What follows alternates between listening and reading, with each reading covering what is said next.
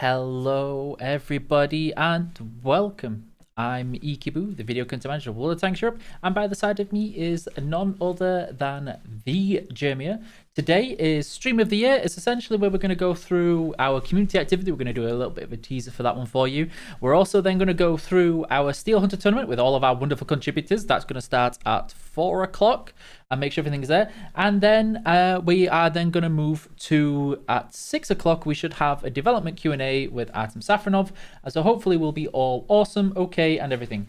Please be aware, there is a lot of things going on right now, so my PC will have horrible FPS. I will try and keep up with all chats. I have a laptop here doing some things, my PC doing other things, and I'm on like 4 different voice channel calls going on right now. And Jermia is there, bless her, having to listen to me waddle on to people that don't exist in Jermia's ear. So hello, Jermia. Would you like to let everybody know what's happening and why you're in such a festive get-up today?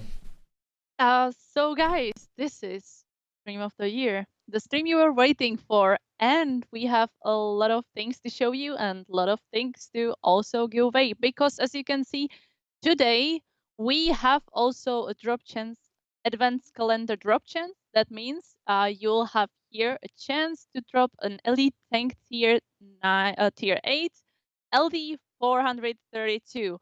So if you're gonna watch for a long enough time, you'll have chance for this.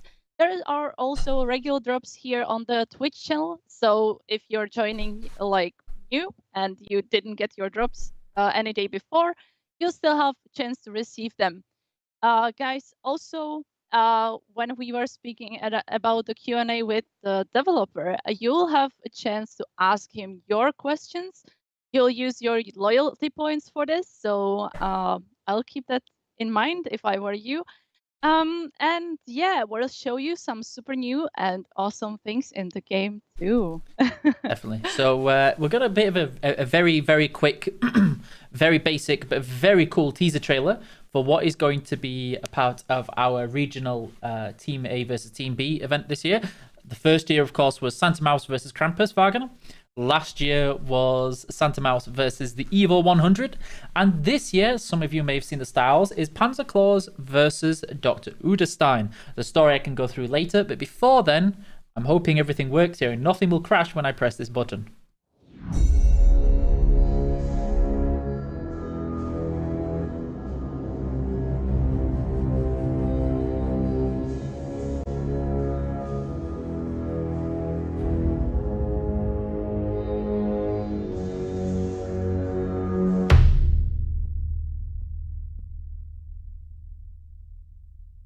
Dun, dun, dun. So yeah, those are essentially is going to be part of the Panzer Claus versus Dr. Uderstein. On Monday it will start, and part of that is going to involve the Chuck Norris missions, which you can do every day, or maybe you want to wait until towards the end of it, and then you can do all the missions at once. So you don't have to do them every single day. You don't have to do them consecutively. You can save them up and go that way. And speaking of Chuck Norris, we have a nice little message from Chuck here to you all for this festive period. And I'm going to press this button. Hopefully it doesn't break either.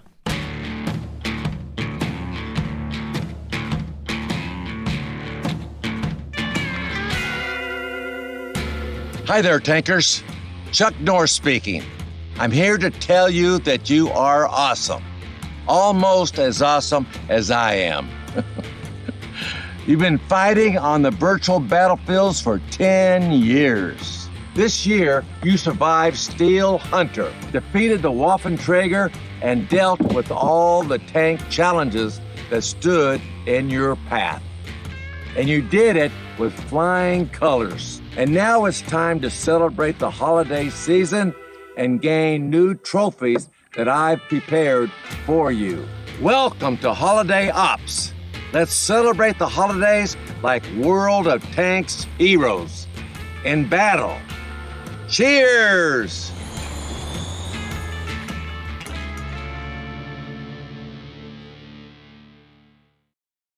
So there's everything. Please be aware there is a 3-minute delay with what's going on because it's going to be part of the Steel Hunter tournament that's going on. But before that, I have a very fancy pants style to show you. And then if I press this button, it's going to be a quick quick tease, and I need to know from chat, which I will know in 3 minutes time, which is your favorite style. So yeah, we're going to choose between the Udes and the Panzer Claws, the Panzer 7. So here's the Panzer 7 style, which I love. I absolutely adore this style with the presents. This is Panzer Claws, Santa Mouse's brother. Here you can see in here, look at how amazing and fancy and wonderful it looks and very shiny. Of course, Jeremia, being biased completely 100%, is a much bigger fan of Udestein. Got the Udestein style here. It's a very cool style, don't get me wrong. This is fantastic. I think absolutely like amazing. It's the best style ever, guys. I think this looks absolutely fantastic from this one. But I don't think it's as good as this one. Hopefully in 3 minutes we'll be able to put up a poll in chat and then figure it out. I'm going to request the mods to do that because we're 3 minutes in the future from you all. But before then, so I'll be the gentleman and I'll play the Udestein first for Jeremia. Ooh. And we'll show off we'll show off how it looks in the game. And then we'll switch to Jeremia's gameplay first while she starts going around one-shotting everybody again. Oh yeah, can't wait for this. I want to see it. Oh, it looks amazing. Oh my gosh. The glowing orbs of doom. That is the best skin ever produced. Dun, dun, dun. It's very cool. Let's see what you can do with this skin. It's not as glowy in this map because it's very bright, but I'm waiting until we load it in because my PC's having a minor moment today, so it's very much stressed right now, my poor PC. Actually, I've just realized what it may be that's doing it. Here I am just like, you know what? My PC doesn't need any fans up on full or even moderate. No. Half the fans can be off. It's fine. You can sit at all this temperature and you can manage just okay.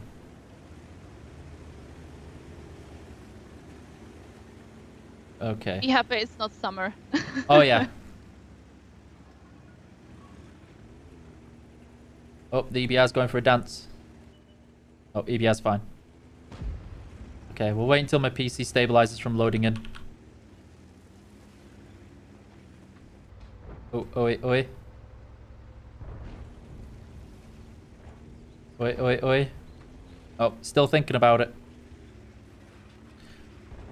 Okay, so I need to be a little bit safe. How is it going over there for you? I'm shooting people and I'm getting shot. So as usual. So you're getting bullied for trying to bully? Yes. Okay, could my fans please hurry up and load? Thank you. But it's okay. I'm doing a lot of damage and I'm loving it.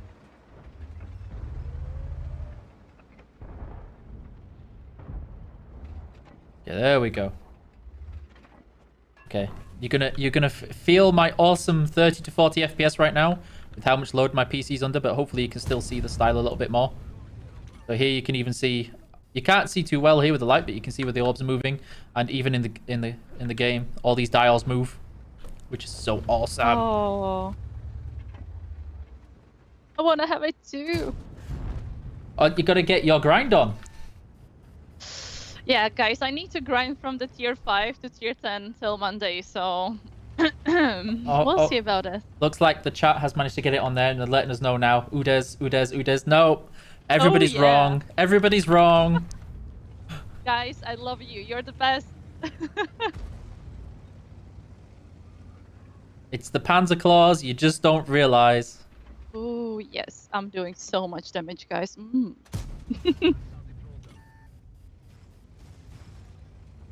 I'm against Udes by a million miles. I can see it. No, it's the Panzer.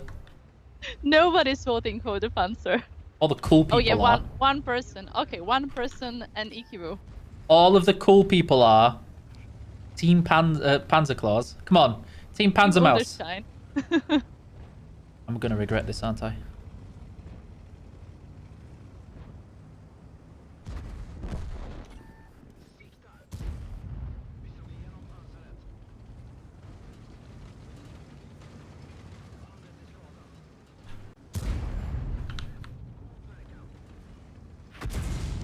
Oof. Oh, don't get dropped.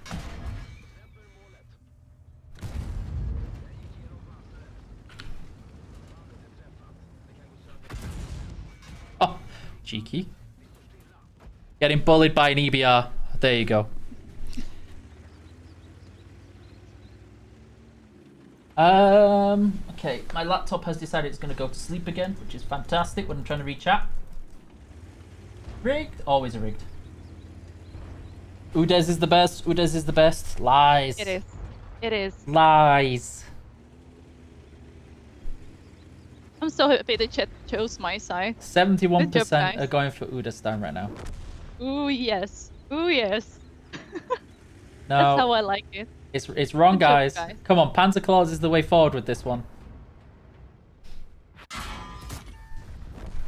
Oh, no.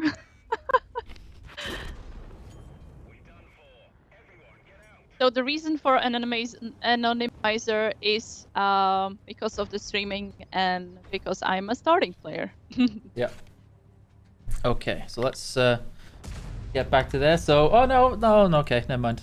We're 30% into Panzer Claus right now. Come on, guys, Panzer Claus needs to win. I think 30% is still a lot. It's the wrong way around. That's the problem. It should be 70% for Panzer Claus, 30% for Udez. Okay, so your tier 10 is stuck in game, so now we get to play one of your lower tier vehicles that you're still yes, grinding. please. We need to grind up the line for Udes. Yes. So let's do this. And which tier is it that you're on? Tier 5? Yes. So for Jeremia, being able to show off some of the holiday ups things, you will notice that Jeremia's garage now looks very different to how it did the other day. Yes, I needed to redecorate this because can you see all the beautiful fishes right here? The carp and all the red inside of my garage. It is just awesome. Can you see the balls on my tree and the cats and everything? It looks amazing. And I just redecorated it is for you. And take a look on my mighty dragon. Oh, that is so cool. I can't even. So you're happy with that one? So I did mine as well. Mine looks more pink and blue. Again? Yes. Mine's all pink and blue. You didn't redecorate them too much. Oh, I did. It looks very different to how it did originally. Okay, so where's my... Oh, no, you wanted GTA 5. Beep, beep, Yes, beep, please. beep. Do I have a German tier 5 to stop me having to mess around too much? Yeah, I do. Let's go. Not got Come on, any paint. you can do this. I can. My PC can't. My PC is very unhappy right now. You and your PC together can do this. Come on, PC. Like, you know when you set up the lights where it's like, make it go red if it's too warm, and it's just been stuck on red this whole time. Aww. And my red starts at 70 degrees, so it's a little bit of leeway, but it's been red this whole time, and I'm like, gonna get warm in this room. 70 to 73% for Udestein. Yes. Chat's letting me Yes, down. yes. Chat is letting me down. No, chat, this is how you do it. Good No, job. ruined it. Ruining Christmas or Tankmas. Let's see what we can do in this game. So for those that... The reason I'm asking for that, guys, is that you will be able to do the missions that you can earn that style. There will be missions and the teams will race to see which style it is that people get. So it's good to know that I need to nerf the Udes tank in the next like 3 days. I need to give it 100% ammo rack whenever it gets shot at. That's what's needed. I believe in the Okay. Panzer Claus style. It needs to win. I think you've already lost from what I can see. No, I will not lose. More than 1,400 votes. That doesn't look so good for you. No, this is rigged. You rigged it. They're just there for the pretty hat and pretty lady. That's what it is. They're going for you because of your nice dress. You tried to cheat first. You were the one who dressed up nicely today. I was like, in my shirt just coming to the stream, and then I saw how Eek was looking, and I was like, okay, I really need to dress up for this one. No, that's not true. I look okay. You look so fancy. Where did you go? I wanted to go to the other side of the map, and then I saw I was all alone, so I had a little bit of a better look, and then decided to run away. All right. 72% are winners. Yes, we did it, guys. That's You're it. Amazing. No drops for anyone. Nobody gets drops now. Just remember, Udestein is here to steal all of your festive goodies. Remember that. You know what you did? So many confused people yesterday. Do we really type in the chat every 4 minutes to get a draw? Yes, exactly that. Yes. So yeah, no. With the problem I had in that last game, the reason I got bullied by the EBR and the 279 is I should have just kept running away. But I wanted to help my teammate who was getting bullied by the EBR and the 279. If I'd have run away, I'd have probably helped with that game, but yeah. I just wanted to make it obvious that if you put that style on, you instantly get bad luck. That's what it was. It was all underhand tactics.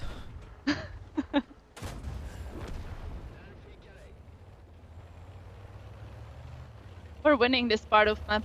You should have joined. It's getting busy here. My teammate is now in the way. Awesome. I'm gonna return to you then. Gonna help you. It might be okay for a while. I maybe don't not. think so. Less okay. It's getting less okay. Getting much less okay. Yes.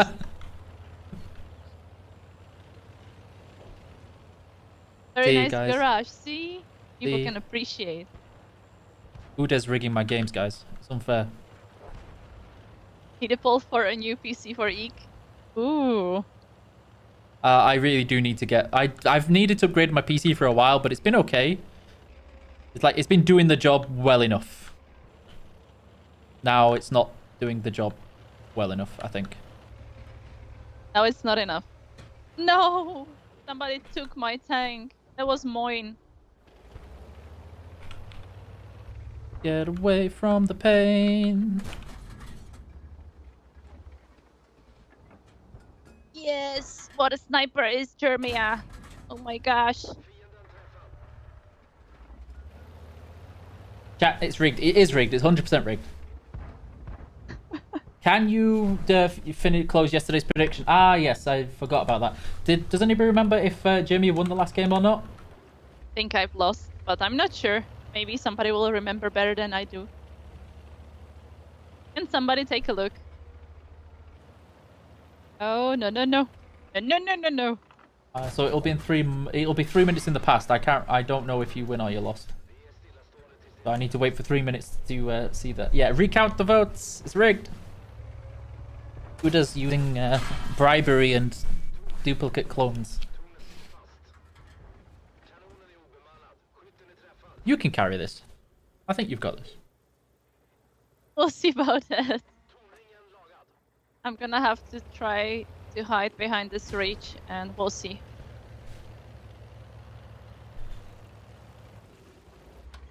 My teammates are gonna do this, not me. So please bear in mind YouTube and Twitch chat. The reason we're not engaging as much with chat today is because bear in mind, we are 3 minutes in the future. We don't get to read the chat and react as well as we would normally. I believe in you. You got this. I'm confused where to shoot first. Drew all of them in the ammo rack. Which is the better option, I would say. Come on, turn!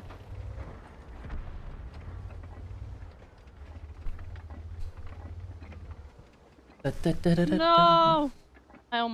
I thought I would die, actually. No, you got this. Come on, but I'm not going to do Okay. 200 damage to him. It is a tier 7 game, and I think we're out of tier 7s. Wow! No. No. No. What did you no? In the back. Ah, okay. That is not fair. Alright. Let's show them the Panzer styles, and maybe they'll decide to join your side, but The best I wouldn't style. switch. The best style. Okay. You know what? You can dream. I still can't unhear that noise. Every time I load into the garage, that's all I hear. Woo! No, don't focus on this. Woo! Woo! It is a good sound. Don't worry. It will just melt with the others. Just don't focus No, on it. that's all. I don't hear anything else now. Like, not the cheering, no nothing else. I just hear everybody going woo when I come back into the garage. Like, yeah, you died. Woo! You know what style would be awesome? If the mouse was like dressed as a mouse with all the ears and the tail and the fur. That would be amazing. Oh my god, that would be so cute. I'm hoping chat should caught up now and let me know if you won or not, but nobody's saying that you did. I didn't though. Are you sure I you don't didn't? think I did. No, I'm not sure. That's the thing. Okay, I'm relying on chat to tell me, and nobody in chat's telling me. Chat, we need ya. You lost? Lost. Hey all. Number so. one. She She lost. She lost. Okay, yeah, there we go. We're gonna trust you. Okay, there you go. Points are done. And now I get to show off this amazing, wonderful, amazing style. Look at it. It's amazing. You see the lights even change color and everything. Oh, I love it. I love it. I like it so much. It is cool, but it is nothing in comparison to the Udestein. It's even got the suitcase here for you to pack your bags. There is a German inscription. This is a... No, I am a suitcase. Ich bin ein Koffer. Fear my mighty FPS. Fear it.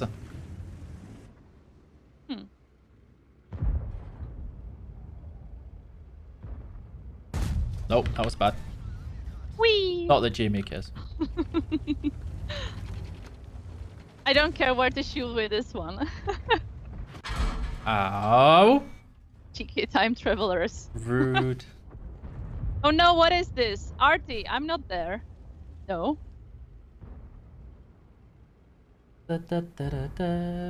How will you chat with Q&A with 3 minutes delay? You won't. The Q&A, we've already got all the questions from Discord earlier this week and through the weekend, and then we will be removing the delay later. We have the delay on right now because of what is going to be the Steel Hunter tournament, where there is real money on the line. There are 10,000 euros in prize money. 10,000 euros. 10,000. Oh my god. From PaySafe card. Is that even real? The prize breakdown will depend on the positions. You can see it in the article. So yeah, that's why there's a delay, because there's real monies on the line for people taking part. It will combine all of our contributors who won the last Brawl Club. There are 20 of them. And that's why we ran it during the Steel Hunter campaign. Okay, I'm going to risk moving forward and getting bullied now. Gonna get bullied. Na na na na na na. I'm gonna get bullied. Na na na na na na. Actually, everybody's moving forward, from what I can see. I really need to get a better CPU. Oh, I got 60 FPS. I'm staying here. I'm not moving anymore. Woo! I don't need to move no more. There's a delay between the audio and Jamie's gameplay. Yes, I know. There's little I can do about it because it's coming through umpteen restreams. It's coming through my restream, and then I'm sending that on, and then that's going out to somebody else, who is then sending out to somebody else. We can do this even with the delay, don't we, guys? Otherwise, there will be no Germia. I'm gonna get crossfired like a bully. You want me to help you? I just need to stop running forward into the enemy. That'll essentially fix all of my problems right now. But I can help you.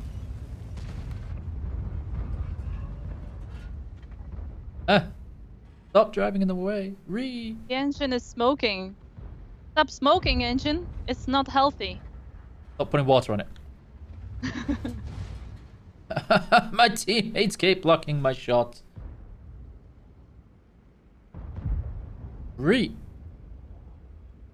You're just gonna keep. Yep. You just keep that barrel there. That's fine. I wanna shoot somebody. Threading the shell through the eye of the needle. Be careful on your right. There are many and there are lots. Oh no! Aww. I'm gonna get it. 27 FPS, really? Oh yes. Oh yes.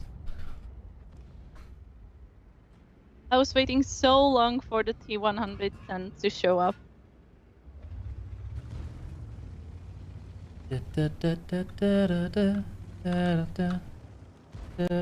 Oh, fella. Are you... Okay, so the T-57 Heavy is still peeking through that window. Oh, T-57 Heavy's changed his mind. Can't even see them.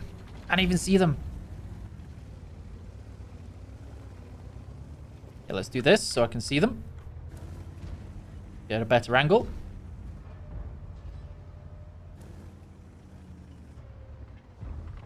Okay, can I now put my butt towards them and try and flank them? Let's go. You can This do skin that. looks like a Christmas pudding taste. Terrible. Get out, sir. You are a... No. Okay, No. now I understand. No. No. Now I understand why you Simply like it. unacceptable. Only English people like it. That's it. That's all it is. So rude. Okay, I'm done. Yeah, there was a chieftain camping in the back of their base, unfortunately, so...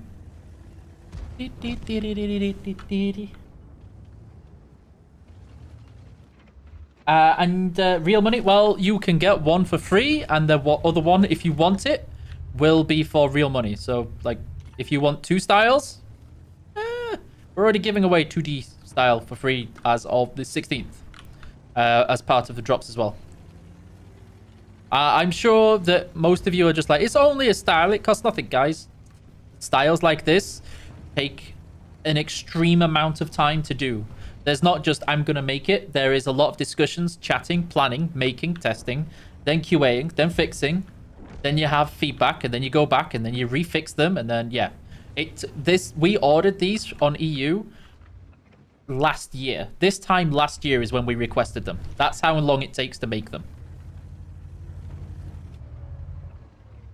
And we got them about a week ago in the patch. If I go, that chieftain's going to farm me, so I need to be careful. So, maybe a motivation for the Panzerklaus skin. You can see that Uzestein is much more liked.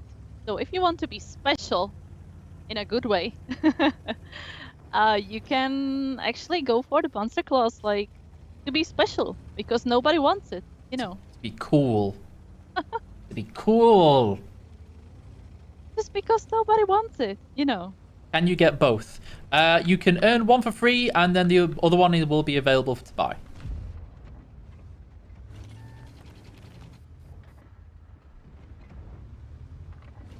But it really looks good in the dark. When you're in the shade, all the string lights are shining different colors, and it really looks amazing. I'm really hoping my teammates now take advantage of me just sacrificing all their hit points. Nope, he's not. Okay, I'm done. I'm now gonna sit back and farm. Nope, I'm gonna get farmed.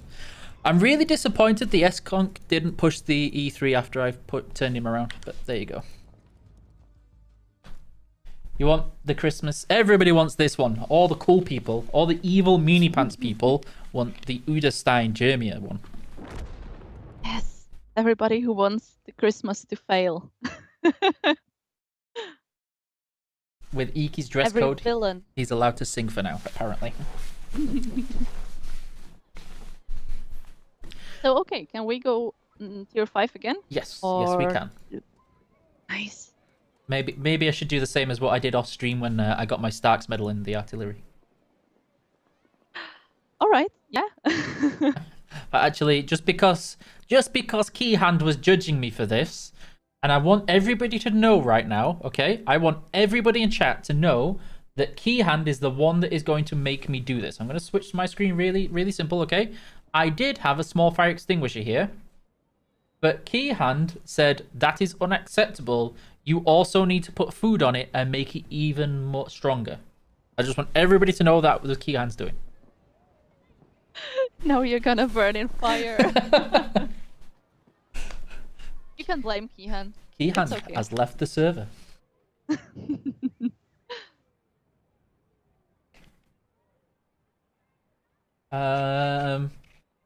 So I'm sorry we're not really fulfilling your request today. It is pretty busy today, and we need to play those things to show, first of all, the skins, the new skins, and also to help me grind up to the next tier and eventually to Udas. So that's what we are doing today. Where to go with this one? Mountain? You can actually. It's a tier 6 game. Don't get caught out with the tank destroyers. There is an artillery, but actually they haven't got a KV2 or anything, so you might be okay. There is the artillery. Then I'm done. I'm finished. I know it. There is a target on my back. No, he'll probably be trying to bully me. Okay. Okay. So again, for those that don't know, we are 3 minutes in the future to you, which means that we can't really engage with chat or kind of like react as well as we would normally to people and have the usual discussions.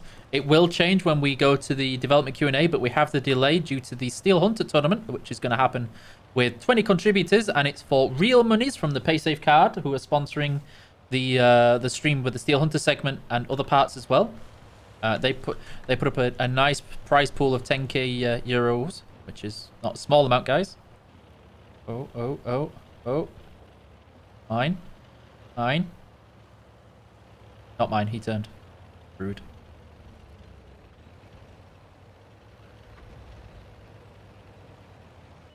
Go.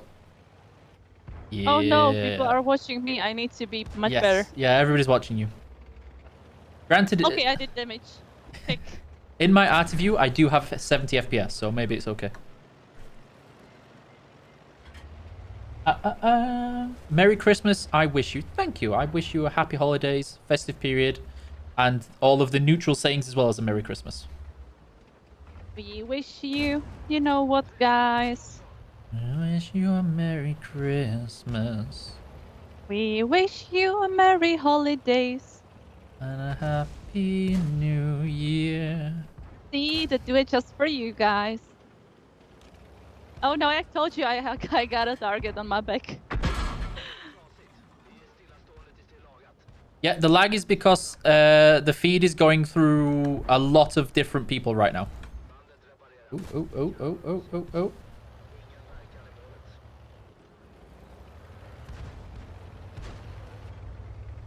I should wait for it. Wait for it. Wait for it. Too late. Q&A should hopefully happen around 6 o'clock tonight, but it depends on how long the Steel Hunter tournament goes on.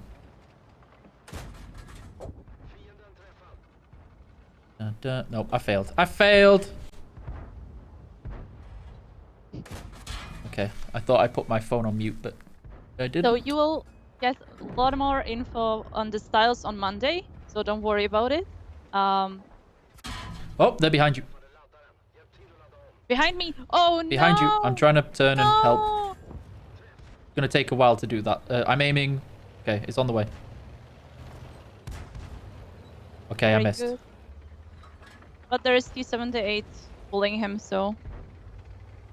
Da-da-da-da. There we go. There's 2 of them. Okay. That is not cool. Okay, I can't help with those anymore. They're out of the way. I'm gonna have to be careful. I assume you're okay with those guys. Critical damage. Alright.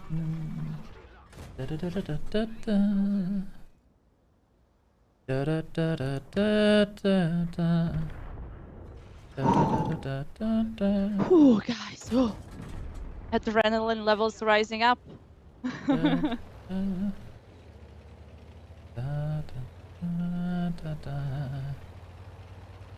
Maybe. Nope. Maybe. Nope. Maybe.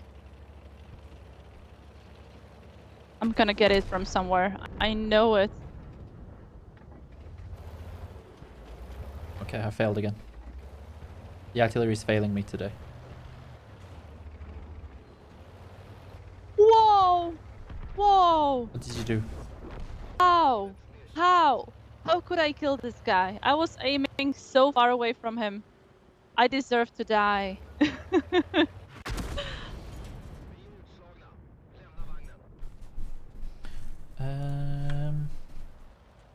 Alright. Okay. You have to save the whole country. All hopes are on you right now.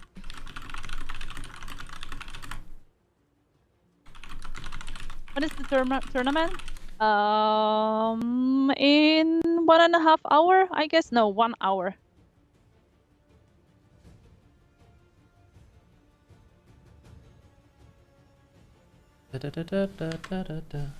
Sorry, I'm having to help fix things for the Steel Hunter segment later. I'm hearing a conversation about it, so that's why I'm having to multitask. I'll just like look at other people play. Yeah, track damage. Okay. So let's see, we are advancing. This guy, 1945. T-3485 is going for it. Can he do a difference? Can he make a difference in this match? There is no difference to be made, but we'll see. We'll see about him. He's nearing to the enemy. Will he shoot? Will he shoot? No, he's going the different way, actually. Will he get a shot on this Nashorn? We'll see about it. I don't 3, think I 2, can do 1, anything else this game. go! Another one. And another one. Ramming damage.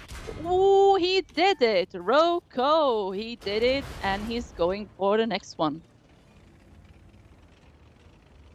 Okay. And it's gone. Da, da, da, da.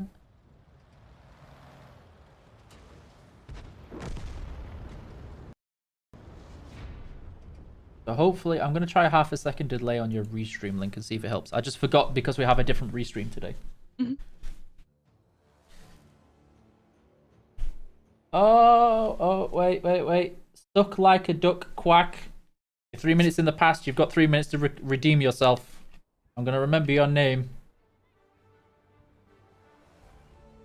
Ooh, Master 2. Will I... Yes, I'm going to get the bonus experience.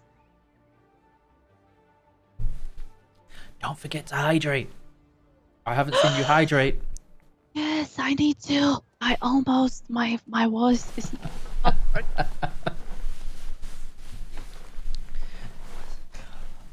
This is Jimmy's first tank miss, and last night was...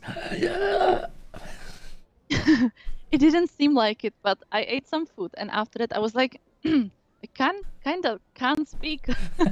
Yep. So yeah, need to make sure Jeremy's voice survives and doesn't do an eek. Okay, what's next, Captain? Udestein. The loser. Prepare your loader. I know you mean it right, but the chat is 3 minutes in the past, so right now I'm seeing it. It is way too late. If you're in the garage, by the time we see loader, Jeremy's tank has much bigger problems.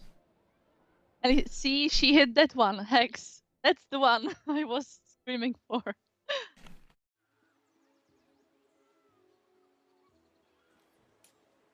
Okay. You should dominate this game. Oh, I will dominate this game. Where should I go? What do you think? Voice is coming fast in the video. Okay, so yeah, I can't delay that anymore then. Where should I go? What do you think?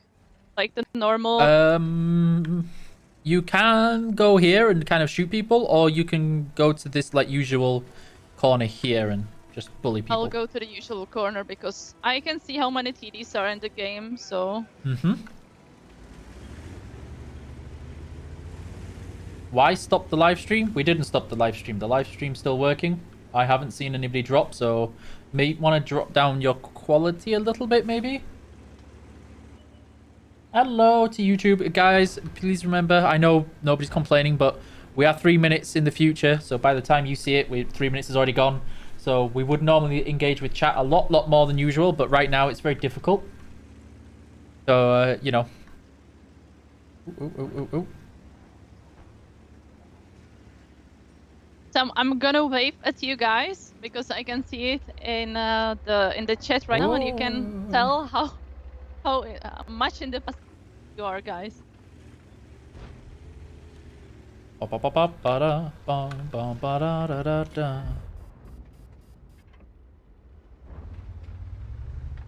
Yeah, I got some spotting damage. That's cool.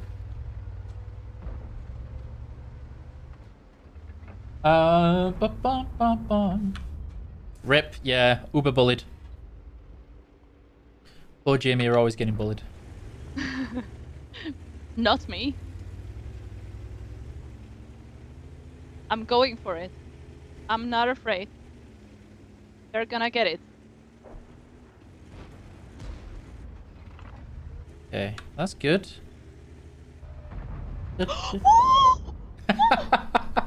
All right. See? All right. I think they should be afraid a little bit.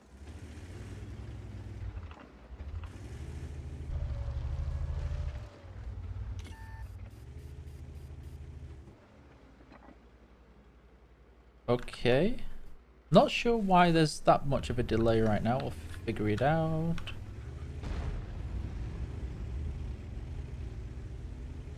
The cup is amazing. The cup is gigantic. That is the smaller one, actually. Oh no. I don't like it when the other tanks are blocking my way. Respect my authority. Okay, they're getting behind us. No, you're okay. That's why they're coming behind me, because you managed to win that side of the map. Da, da, da. There were just 2 or 3 tanks, nothing more.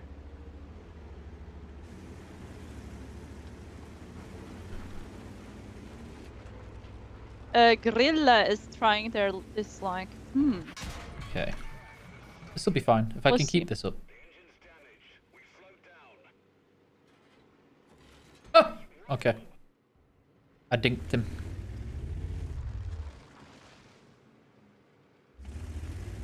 Oh, I missed. I missed. How could you miss? He was 3 feet in front of you. I know. That was a Mulan reference. I don't know if anybody got it. No, I didn't. I watched it with chick dubbing. Okay. It was the part with the mountain. And they're charging with the horses, and she's got the firework. And Mushu's like, how did you miss? You missed! He was 3 feet in front of you.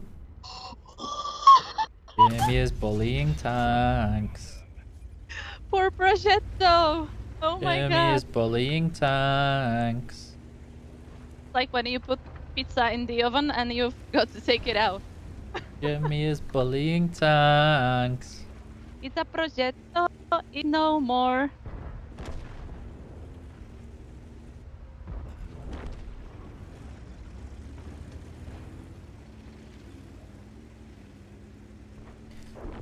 Okay. It's actually been an okay game in the end.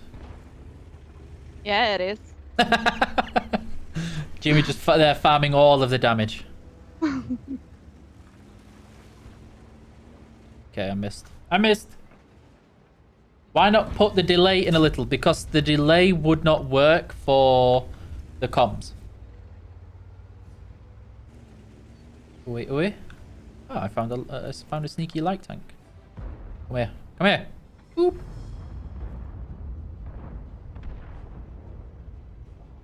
Dun dun dun.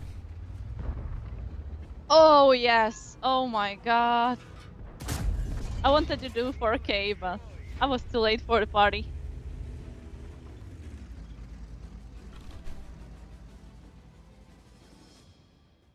When is your best of Eek Sings a collection coming out? The best of Eek. What nobody wanted to hear. I think there are people who want to hear that. A lot of people, actually.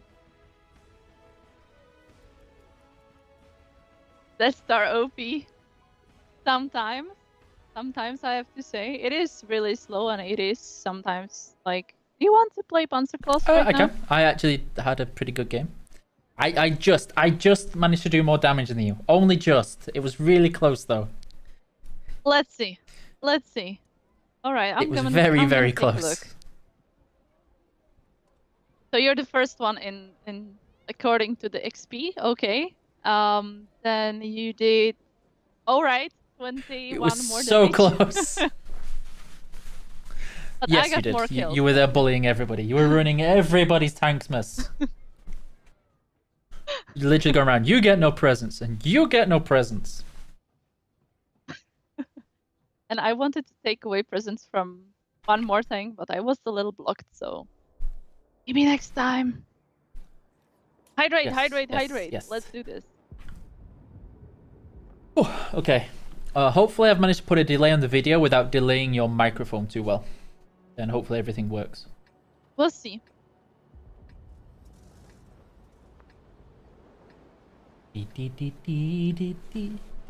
Thank you for the waving. Oh, that long it takes. Okay.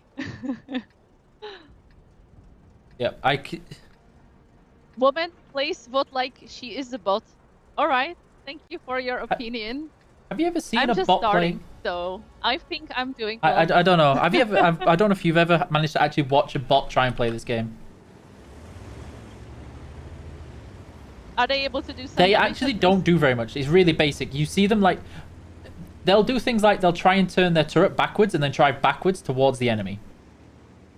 Like yeah, bots actually play much differently than people who are inexperienced. Inexperience is not a bot. Which is one of my pet peeves about this. Like, you play like a bot. Have you actually seen a bot play? Because they're interesting. And I was actually having a lot of like, I was really proud yesterday because I was looking how I was playing yesterday on the stream, and I was pretty happy about my stats, about my VN8. So yeah, Jeremy was a blue. I'm happy. I was blue actually, which is pretty rare for me. And then Ike said, "Oh no, yeah, I my did stats, not. I was playing like big brownie thing," and I was like, "Okay, let's check it." And he was dark purple. Purple. I actually said it's because you were like, I'm improving. I was like, of course, yeah, it was really good.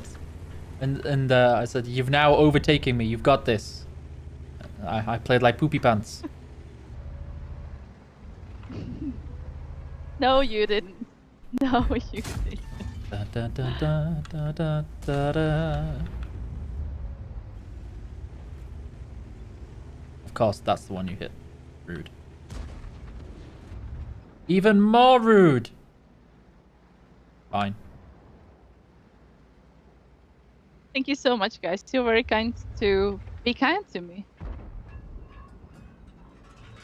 Oh, wasting so much money. Yeah, but you've got how much gold that you can convert now? It's not a problem. Not enough. So I know we've got a couple of more games left before we have to skip to the next segment of the Steel Hunter bit. I know it was really short for Jermia today. But would you like to... Yes, Jeremy will still be hanging around in chat and taking care of you all while I neglect you. And by taking care, I'm gonna give away some timeouts and bans to people who can behave. No, I'm gonna be kind to you guys. Don't worry. Oh, I'm gonna regret this choice so much. Whoa, what are you doing? No, I'm not. Are you sure? I'm doing it anyway, though. Okay. No, I got tracked. Luck. Oh, yes! Yes! It's fine. You want I got me to help you? I didn't realize the Foch was there, and by the time right. I repaired my track just as he retracked me again. This is not looking good, to be honest.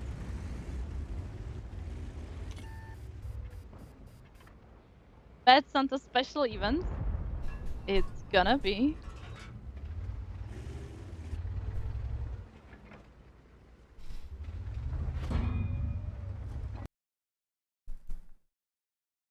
I'm gonna punish the E100 for his cheekiness.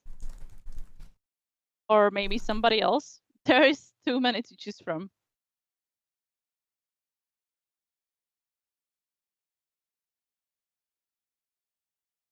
Oh my god, I'm so good. Ah, this is the best thing ever, guys.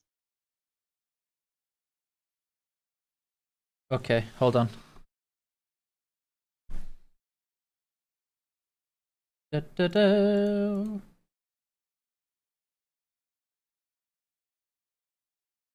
How many small mugs like that one do you have? I got like 5 big mugs that I use often. And I got a few smaller ones, and by smaller I mean half a liter and less. I just need to check something because apparently the feed from your game has died. Oh no, I'm There doing we so go. fine. It's fine. So There we go. I fine. fixed it. Oh no, I was doing so good.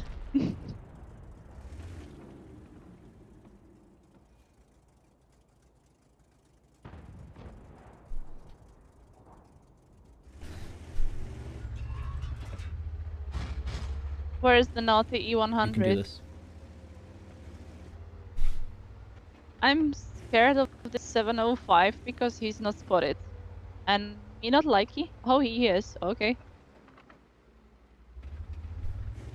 I'm just seeing it now. For people who want drops on YouTube, you need to be watching on Twitch for drops. YouTube does not have drops, I'm sorry to say.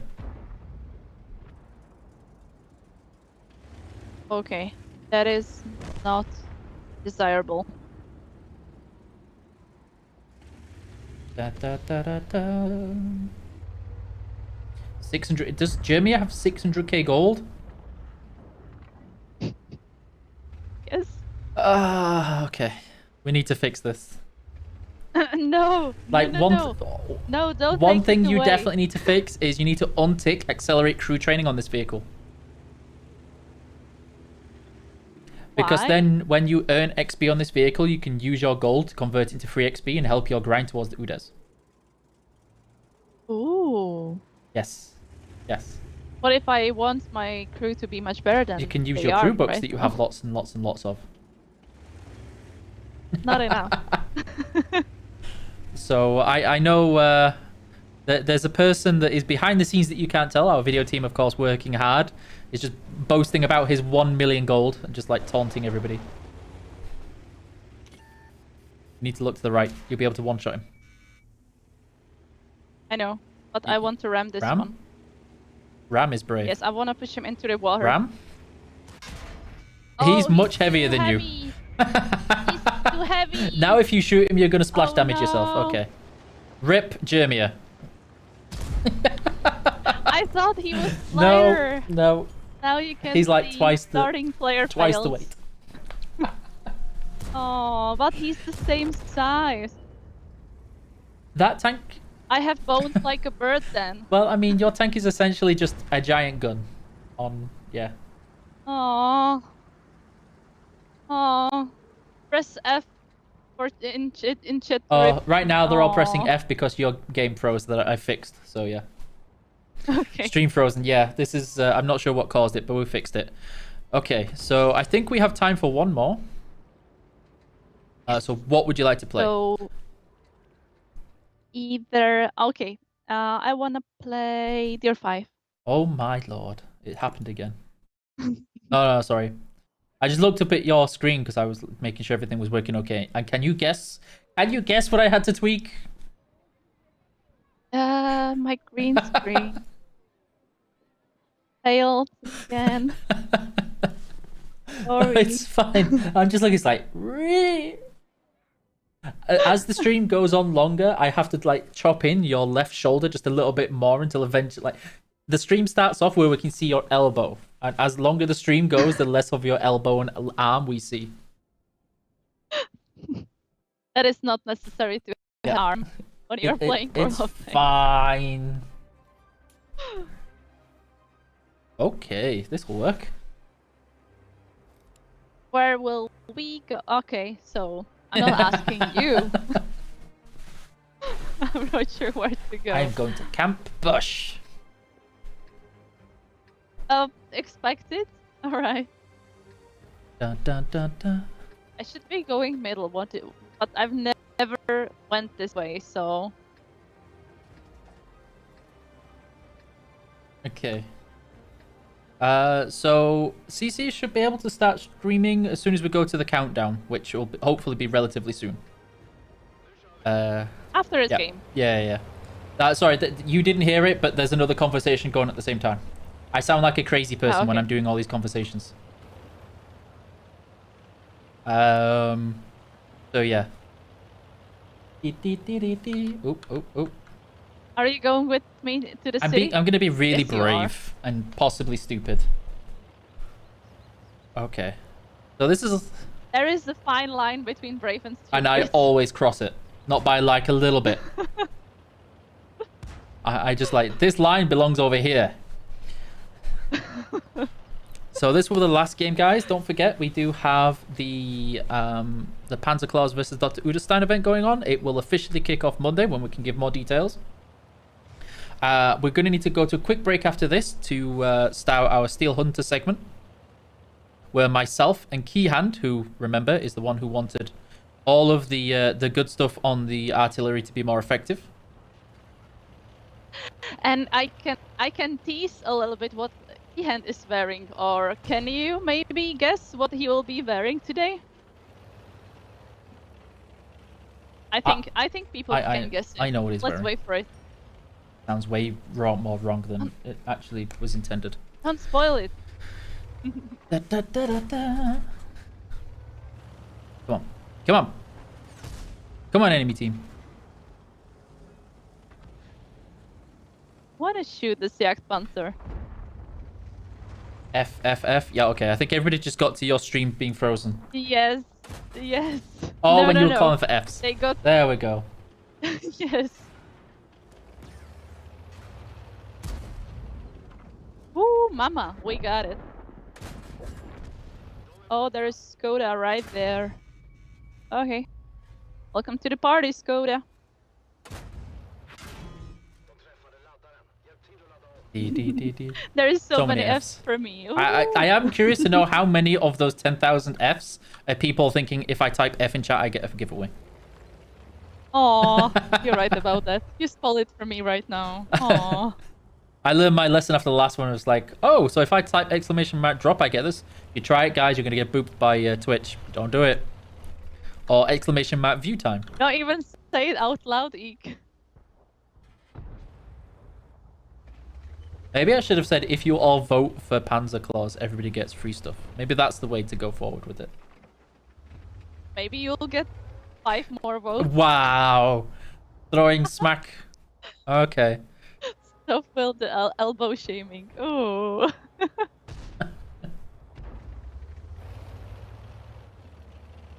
Yeah, this is fine. This is fine. Here you are. Okay, my reloading is very slow and I need to fix it. No, come back. Come back. Come back. No! I died. Let's see how Eek's doing. Eek's having quality gameplay as always. He's trying to bend a shell around a rock. Okay. I'm gonna get blown up if I stay here. Run away. I can't believe how much it looks like a duck, really. More than the AMS. Yeah, I always think this too. Because there is also the eye in there. Yep. Yeah. It's such a quacking. Running away much faster than I'm doing. I am curious to see who's going to think which CC people are going to vote to win the tournament. You're right about that. I really look forward to the tournament. And those It's gonna be legendary. Those that don't know, there is a giveaway for €500 PaySafe vouchers. 3 of them will be given away to people in the chat as long as they're from an eligible country. All you need to do, follow the instructions on the Gleam link that will be dropped in chat like every 5 minutes, I think it is. So yeah, guys, have you heard right? 500 euros. Just think 500. how many boxes you can buy with that. Just think. It is insane. Wait, wait. Wait, wait. Keyhand is here. Shh. Shh.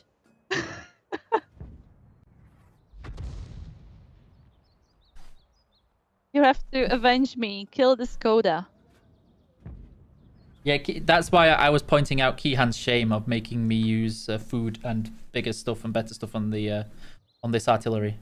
Just remember, I was nerfing it, and Keyhand wanted it to be stronger.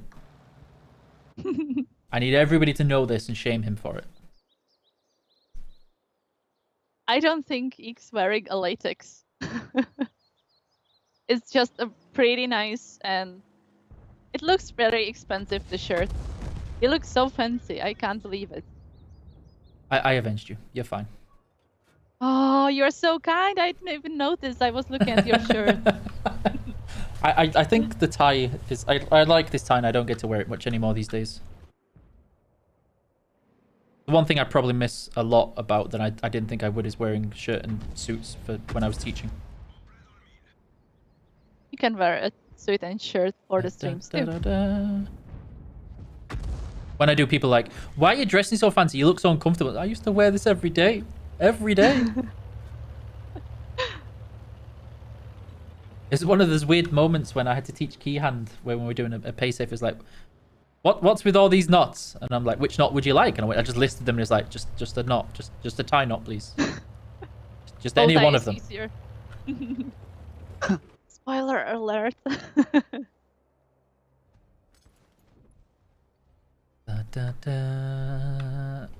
See, you launched it. Fs are in the chat. What is the F for? Should I write it too? Yes. Everybody should write an F. Okay. This is fine. I can thread this shell. Okay, I lied.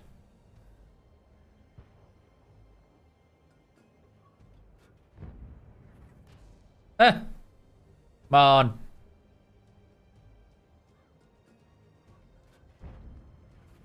See, Magic There have we noticed go. your fancy look. 10.8k viewers. Yeah. Very nice of you guys. Sorry, we I really didn't know that appreciate I was you on here. mute, Thank you so much. And I was like coughing and all the time. Sorry, guys. You have a mark on Lefa. People are astonished by your marking. I don't play it enough to pay attention if I... Oh yeah, I do. There we go. I was playing it off stream with Jamie to get grinding, and I got myself a Starks medal. Oh, I won the medal too. Okay, it would appear our team does not want to push up to... Oh, nope, nope.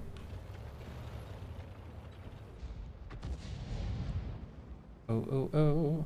Me? Oh. Okay.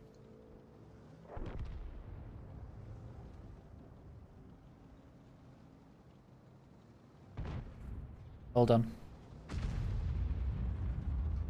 Come on.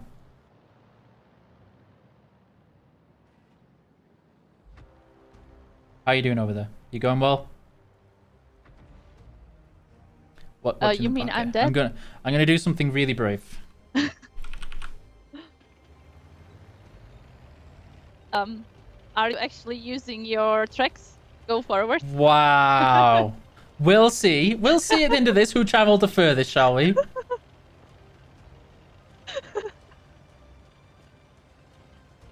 No, I know you're No, it's too late now.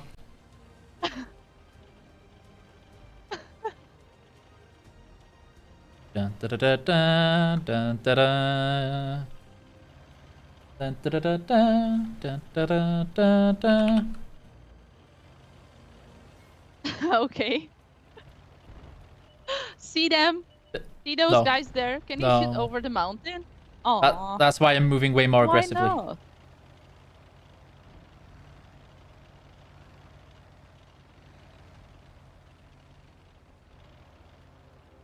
Why do you guys work on holidays? Because we can. No, we want you to have a lot of fun before Christmas, and we wanted to make the stream special. Oh, the KB2. Oh Okay, yeah. so I need you to run back. How quick's he traveling?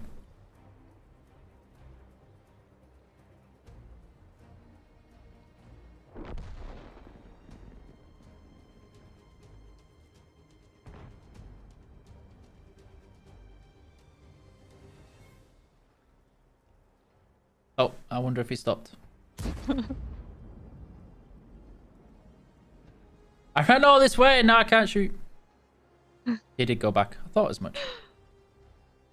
They want you to wear big sweatpants and oversized t-shirt. Any particular reason? Just to be a real Okay. gamer, you know.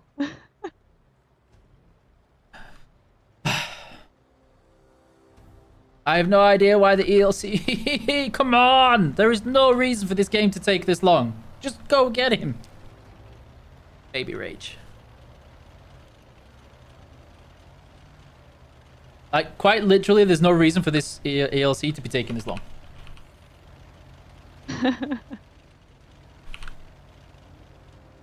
Is this art that I see? People can't believe their eyes. Fine.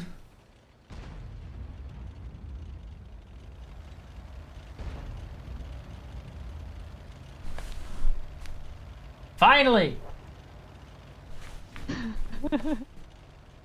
You win the game for me. Thank you, Eek, and thank you for the revenge on the Skoda T40. He deserved it.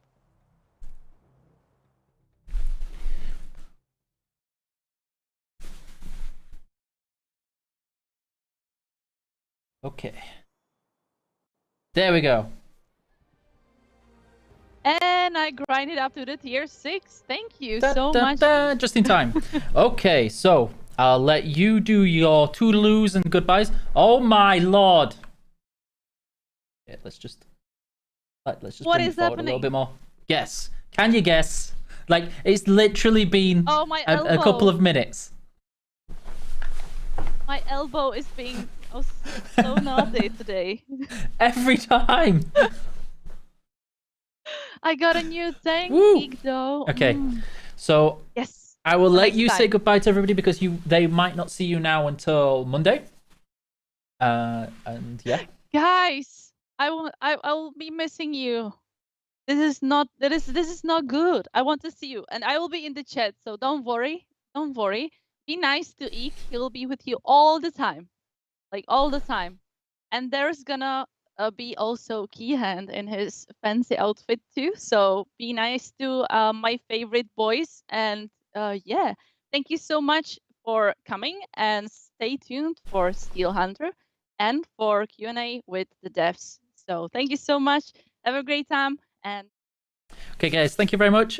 We will be right back after a short delay where we put on some cool videos, and we're going to let people get ready for the Steel Hunter part, make sure all the contributors are ready, and we're going to be going. So don't go anywhere, don't disappear. We will be right back shortly after this break.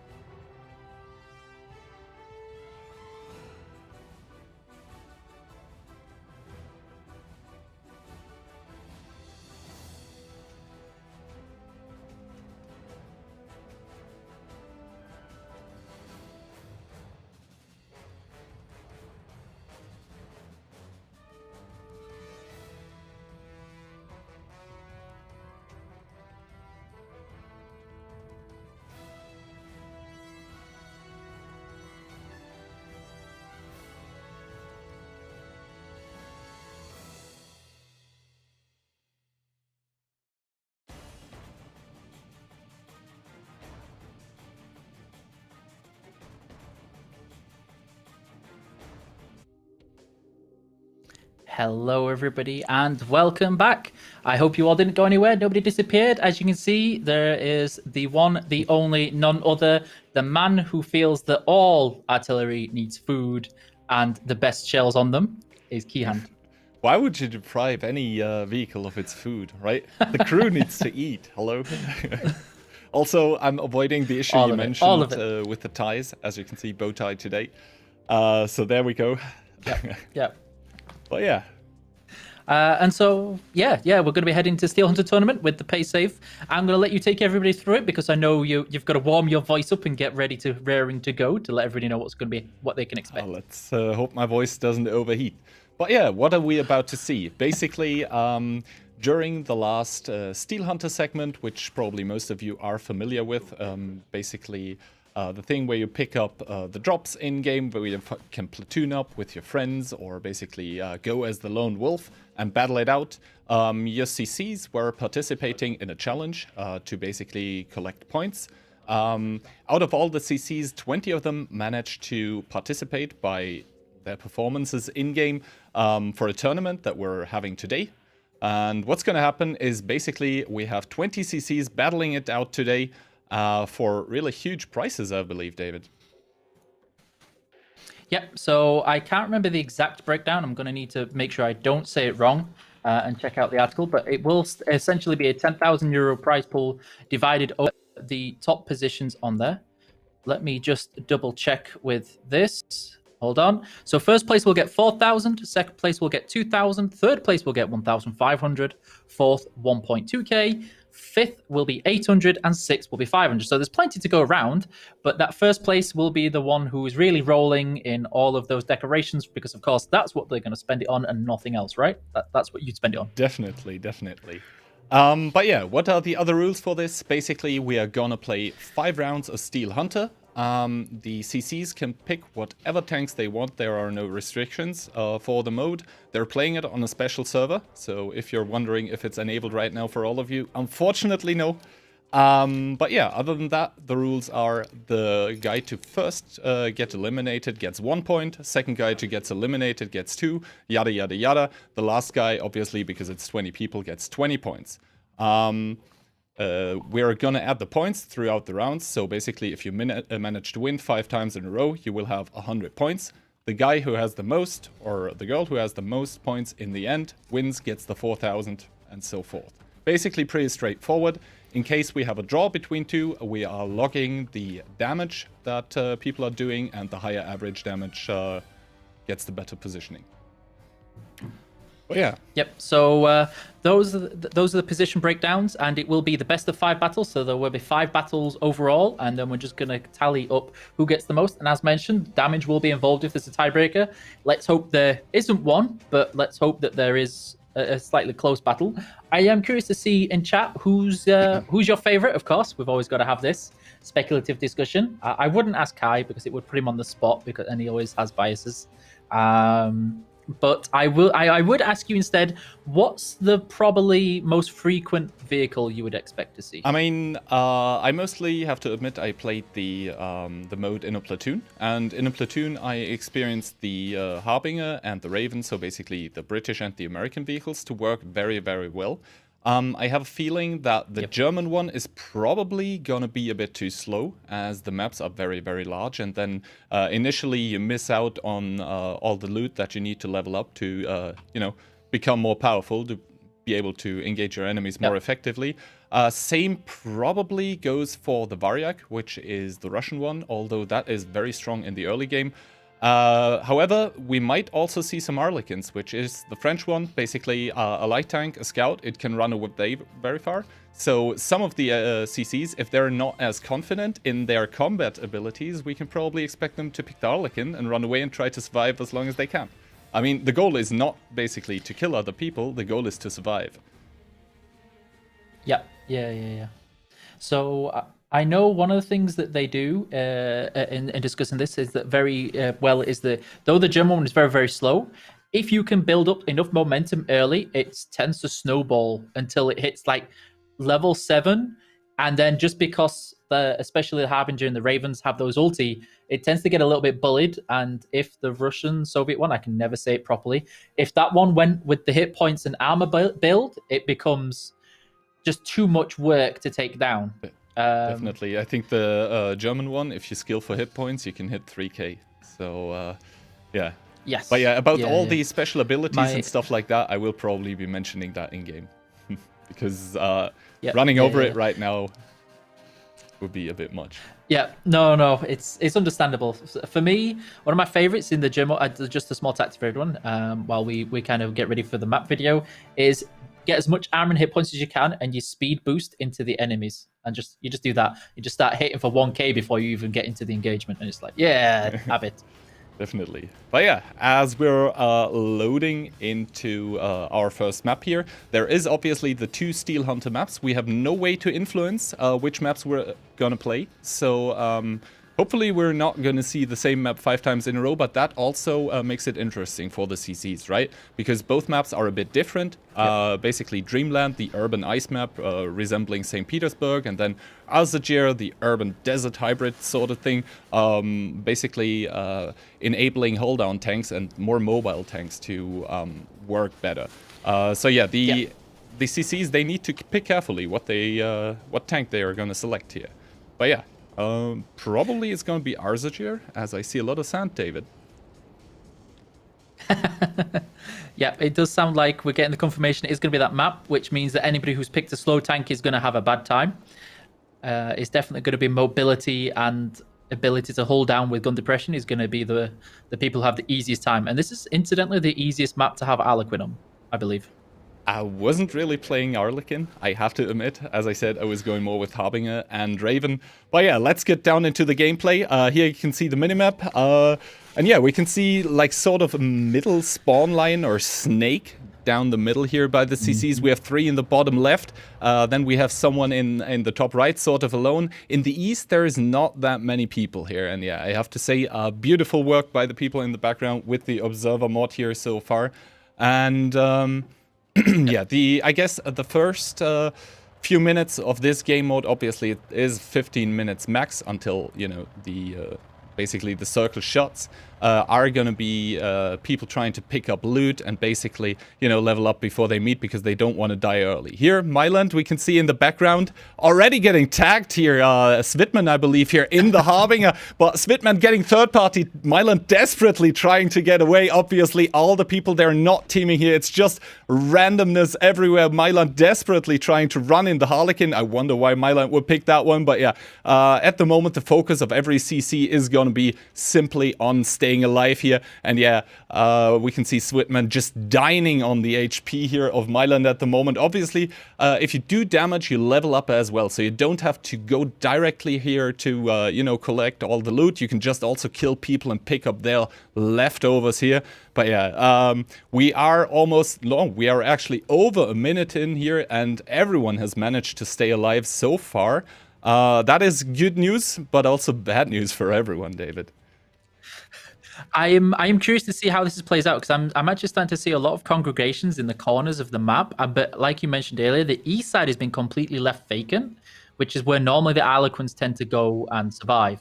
There's been a couple of brawls, as you mentioned, where you're firing, you're getting yourself some leveled up, and I think there's going to be an engagement as somebody chases down. You can see the horizon over there. But he's going to get himself pinned in. I can't see who it is as they're going on the red border, and I'm interested to see what happens there. I'll let you go through this, what might be a pivotal moment with this tech drop.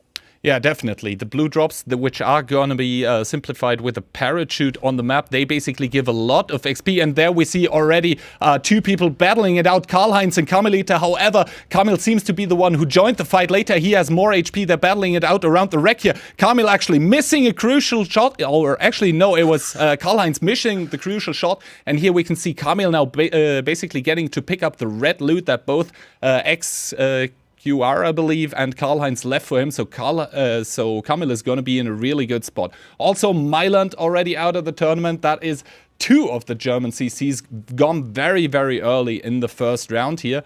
And yeah, we are gonna have to keep Kamil in mind here, as he was able to basically just get so much XP by this. While we are following this Harbinger here right now, yeah, it is Kamil. You can see already the long barrel on the Harbinger, so I guess he went with DPM on his tank at the moment. While we see QB here, 3% HP, that's not a lot left, and Krylo trying to come with his other Harbinger here to pick him up. Krylo actually fluffing his shot, so QB at the moment trying to stay alive here by the nick of an eye, trying to bait Krylo here into not killing him. But yeah, if Krylo plays his cards here well, then he will be able to pick up QB's loot. In the back, we see someone completely oblivious just going past. Krylo fluffing another shot. My goodness. QB getting away yet again. And yeah, Krylo seems to be unable to deal with the plays that QB is doing here so far. And yeah, tactical nuke in the background. The guy with the highest average damage during the qualifications here also going down, and Ship the Nuts is gonna be the one to pick up QB here.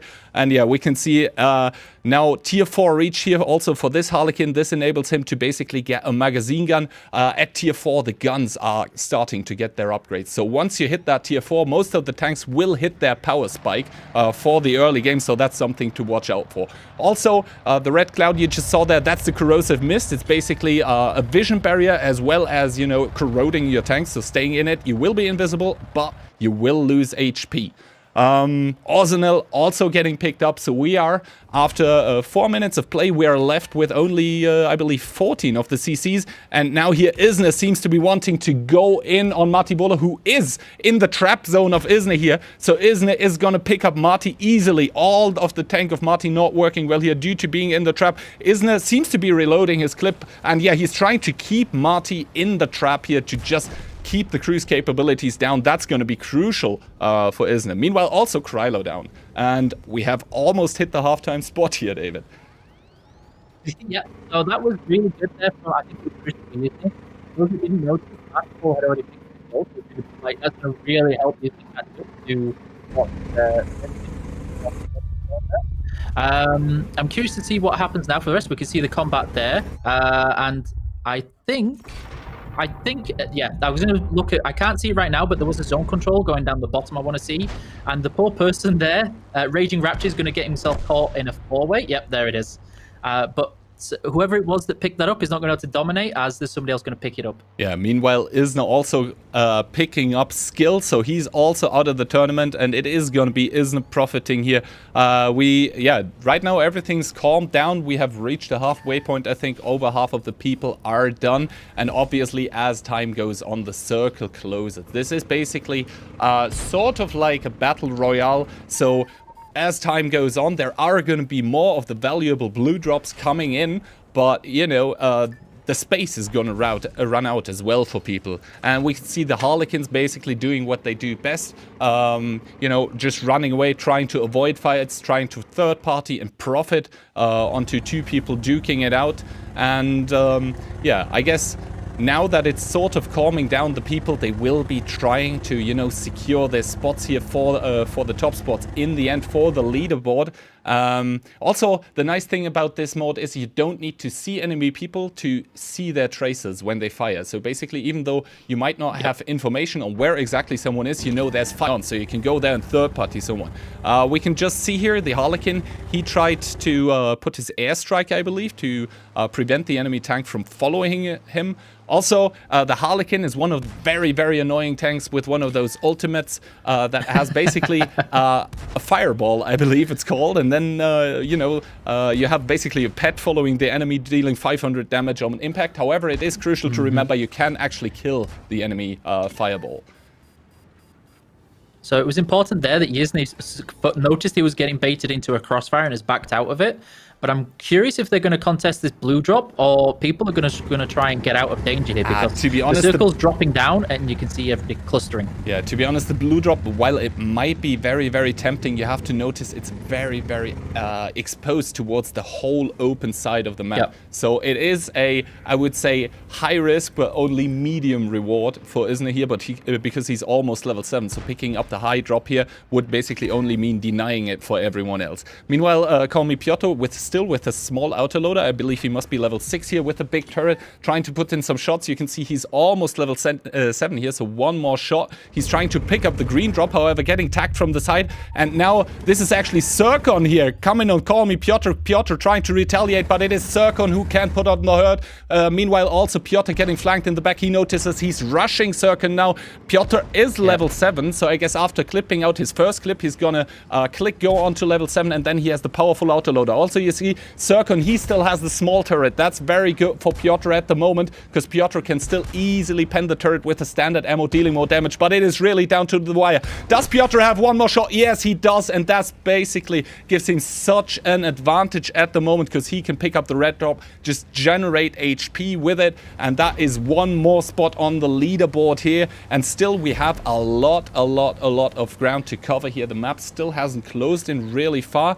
However, there seem to be people battling it out in the west here as we're going more towards the east. Dark is still alive in the middle here, also not really looking for a fight, as I can tell. Also here, Ship the Nuts just, you know, happily driving away, just, you know, happy other people are killing each other at the moment. But yeah, you can see 3 people in the northwest on the minimap. They are right now in the red zone, which in the yellow zone, which is going to close soon. So that will spark a reaction by them.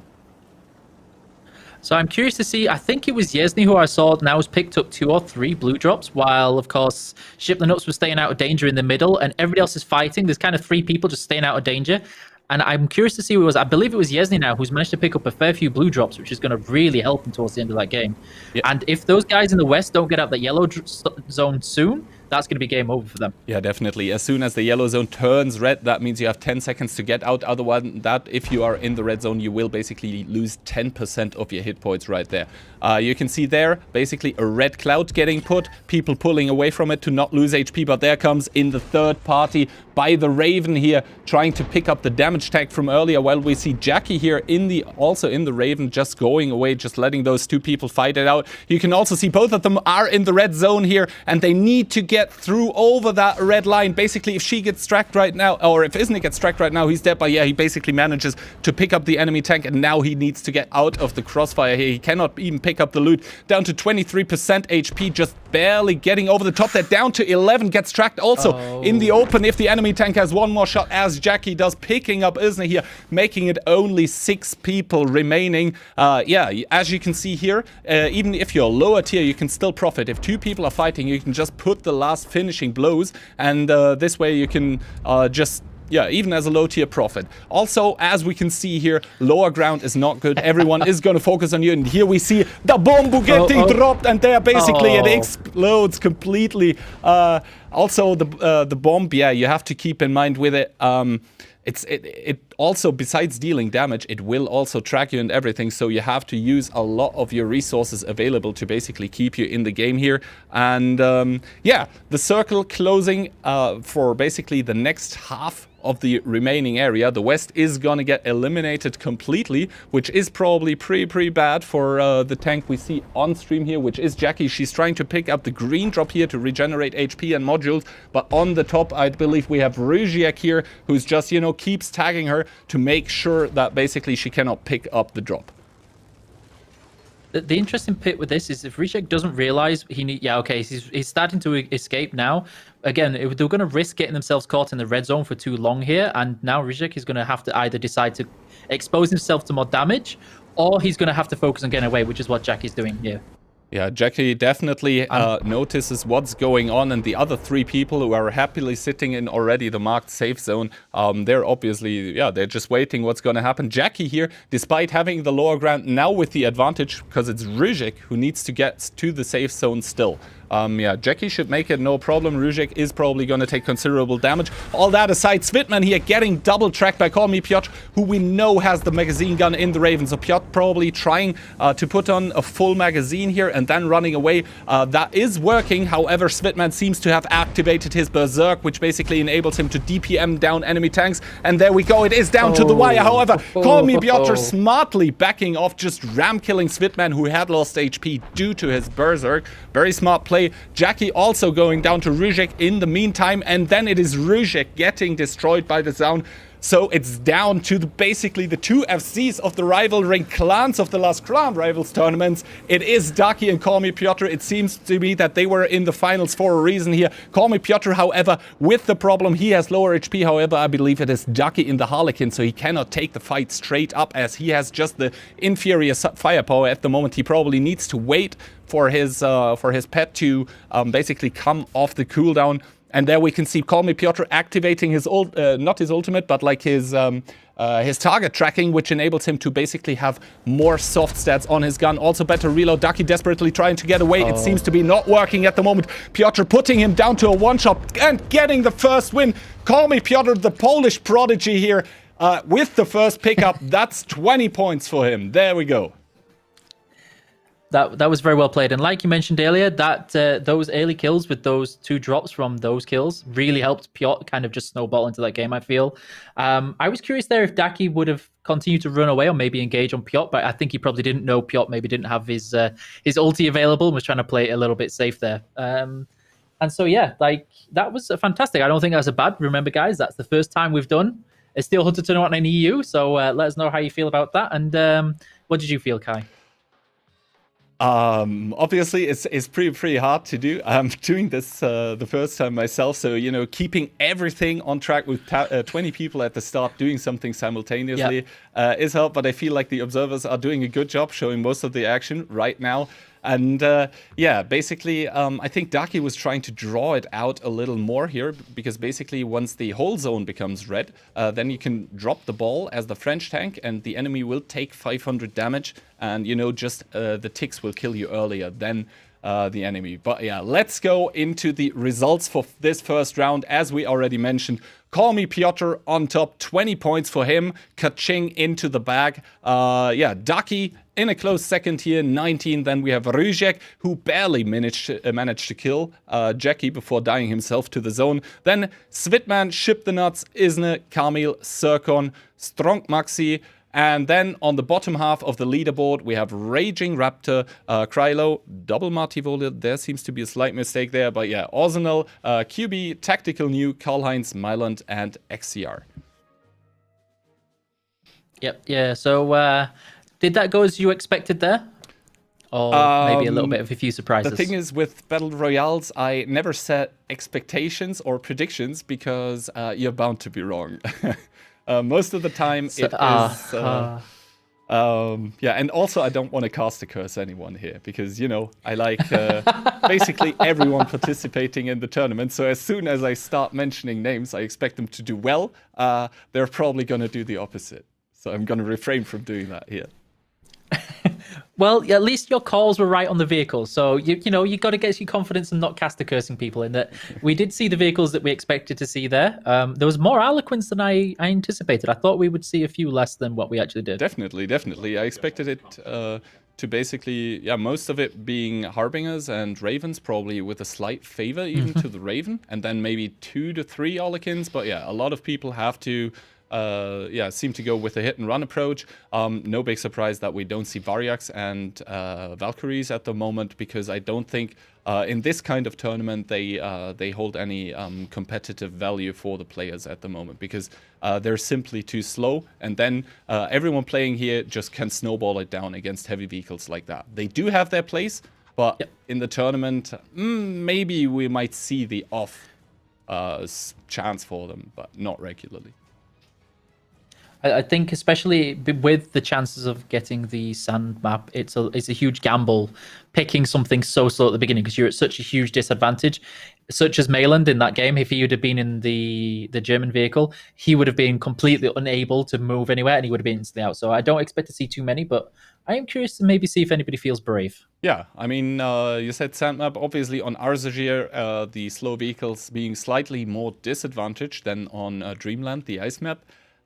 Basically, because on Dreamland you have a lot of more of these houses that you can brawl around. We're probably still not, like, the Valkyrie still there struggles, but the Variak, the Russian one, it tends to do very well there, especially in the initial stages.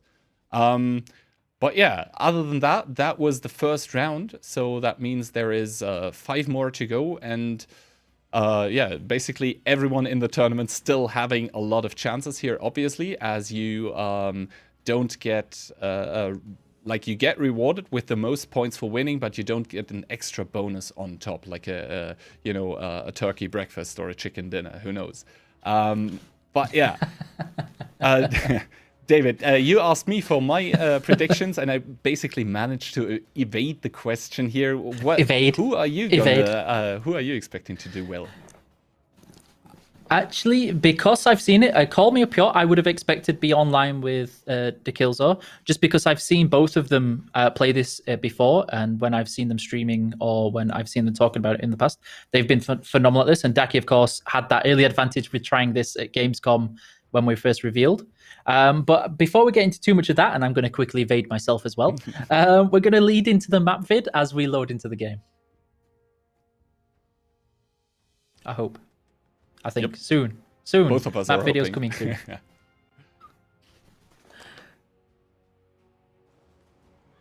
And yeah, here we go. Apparently, the matchmaker going with a 50-50 here. As you can all tell, there mountains with snow in the back, burning houses. It is gonna be Dreamland as our map number 2 here. And basically, if someone's gambling here on picking a heavier vehicle, then he will feel right at home. Also, David, I have to say, I love the map video. The other one was good, but this one, spicy. Yeah. It's although it reminds me of the fountains. I have nightmares of these fountains. Every time these fountains cost me so many of my own games on there.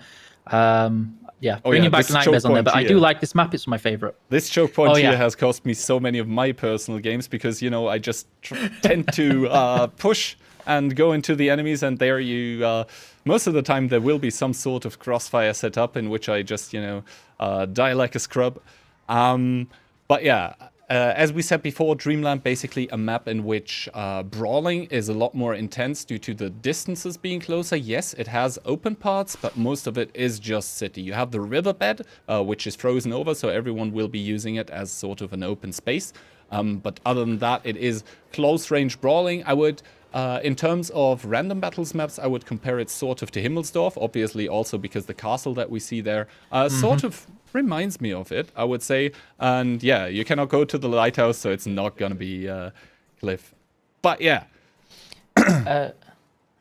Sorry. I'm just helping out fix where we saw Marty Vol mentioned twice. It should have been skill in one of those, which should be fixed soon. But yeah. The distribution here with all of the CCs where we can see the spawns as we hear it ticking down. Sort of even the southwest sort of empty. Other than that, yeah, people have the chance of meeting each other early. But yeah, if someone gets lucky and checks the southwest, he's probably going to have a very, very easy time just picking up drops and then, you know, engaging. Again, we see a lot of Ravens, a lot of Harbingers, and let me count. We have 1, 2... yeah, we have a Valkyrie actually here. Raging Raptor, the Swiss CC going with the German tank on Dreamland here. So yeah, he gambled and he got it right. However, he still needs to bring it home. But yeah, other than that, I see, I believe, 2 Harlequins. And that's basically it. Other than that, Harbingers and Ravens, as already Strong Maxi here with the first pickup on Ship the Nuts. So he's going to go out of it with 1 point here. And other than that, I believe we see Rujek and Karl-Heinz already brawling it out again in the bottom half of the screen. Rujek already with the HP advantage and also in the pickup circle for more ammo should he need it. Karl-Heinz already down to a one-shot, putting in one more low roll here. But Karl-Heinz still on 15 HP and Rujek easy gets one here. He will be able to pick up the ammo here and also pick up the red circle by Karl-Heinz, enabling him to go. Yeah, he just upped his level and also up his HP again. But yeah, other than that, 2 people out already. That's faster than I believe on the first map. And I believe QB in the middle of the map, he might be caught on the lower ground here. Skill already managing to put in some shots. Everyone else seems to be sort of content with not doing anything, and dare I say it, Cast a Curse, Marty and Call Me Piotr, we can also see them shooting at each other. So I did see Orzinel and Sircon were fighting in the north, and they both disengaged relatively well, but I think Orzinel's going to get himself caught in a crossfire soon. XCR is playing safe, I believe, at the south side of the map, just picking up and hoovering up in his Harlequin, I believe it was. And so, yeah, I think everybody's now calming down. They've seen people snowballing a little bit, and Strong Max and Ryzik are going to be definitely the ones to watch out for now with that snowball effect. Yeah, also the thing is, if you see some early kills going down and you haven't met anyone yet, you don't want to meet anyone because it might be those early leveled up people, right? But yeah, just as I said there, Carmelita and Arsenal battling it out. Carmel with the slight HP advantage here, just nullified by the shots they're putting into each other. It's hard to say who's winning right now, but I believe Carmelita, yeah, he's shaking his gun, he's admitting defeat. Arsenal, they're able to pick up Carmel, and that is the fourth guy actually out of this game here. Someone else died in between. I believe it was Tactical Nuke, again the prodigy of the qualification, going out earlier. Just as I say that, basically Marty Wolle here in a dire situation as he's getting flanked by Strong Maxi, I believe, who got one of the kills. That means he's very leveled. Marty Wolle desperately trying to get out, but yeah, there we go. The power of the Raven once again shining. Strong Maxi is gonna probably be able to advance to level 4 here, which is gonna give him the magazine gun. That's very important. Isna also going down, getting picked up by Rujek here. And yeah, as you see, the kills are starting to wrap up on single tanks. This means all of those tanks that have a lot of kills right now, they're going to have the leveling advantage. They're probably going to have the consumables for later on, which is so important. Jackie here with the lower ground in dire problems here against the guy she's fighting against. And yeah, Jackie probably going down soon as the guy with the upper ground already had the HP advantage. And in those early stages, that is crucial because everyone's a single shooter. And yeah, there we go. We can see the engage by XCR onto Jackie. Jackie going down because of this. XCR is going to be full HP easily again with this and probably able to level up. Strong Maxi also going down to call me Piotr, so watch out because Strong Maxi was leveled a lot. And yeah, we can see skill now in the 1v1 against the German tank with Raging Raptor. He has a very, very long reload, though he needs to be careful. And yeah, Skill for LTU smartly backing out of this because I think he recognizes he cannot win this. Skill for LTU, though, getting tracked. And you saw how his heal was interrupted here. So basically, he needs to keep running at the moment. Because also Raging Raptor has the alpha advantage here, as we can see Skill and Raging battling it out in the one-on-one. 37% against 36% HP. Skill for LTU desperately trying to get to the side of Raging to be able to pen him. Raging also putting in one more, but now I think he has decided to back off because he's afraid of getting third-partied, and righteously so. Who's around the corner? It is the Belgian guy. It is Dakilso, who has probably heard the shots here. First shot doesn't connect though by Ducky. Very, very unusual by him. But yeah, David, maybe you think the palms are sweaty on his part? I definitely feel so. You could tell there with Daki, and I can't tell who it is. You could tell they were using their radio because they've seen two people together on the map, and everybody's sorted to gravitate towards them and gone, I'm going to pick whoever's on the lowest hit points there. So I'm going to be curious to see if Daki keeps this engagement or he's activated his radar and he's going to disengage quickly and not get caught in the same trap. Yeah, definitely. Also, knees weak, arms are heavy here for Raging as he fluffs one into Daki. But yeah, Daki now on the hunt, onto Skill for LTU. Skill for LTU down to 133 HP, and Daki probably on the reload. But it is Arsenal somewhere from the backlines picking up Krylo first. But yeah, Daki now in the juicy spot here to pick up the red loot, which gives HP. Now he can fire against Raging, who was trying to chase. But yeah, we all know what's going to happen as soon as, yeah, basically a Valkyrie tries to chase a French tank. But yeah, Svitman here again. Again with the Berserk, and again not getting against Piotr. Again, it is the same story as last game. Piotr just surviving by the nick of an eye, and then can take the spoils of war here, can take whatever Switman brought to him with that express delivery. Also, Myland here at the top. He was super low HP going down, and that was not very well done by him. He shouldn't have taken the battle against Rujek, I guess, who is still comfortably now again on full HP. And while I keep talking and talking and talking, we're down to 7 people, David.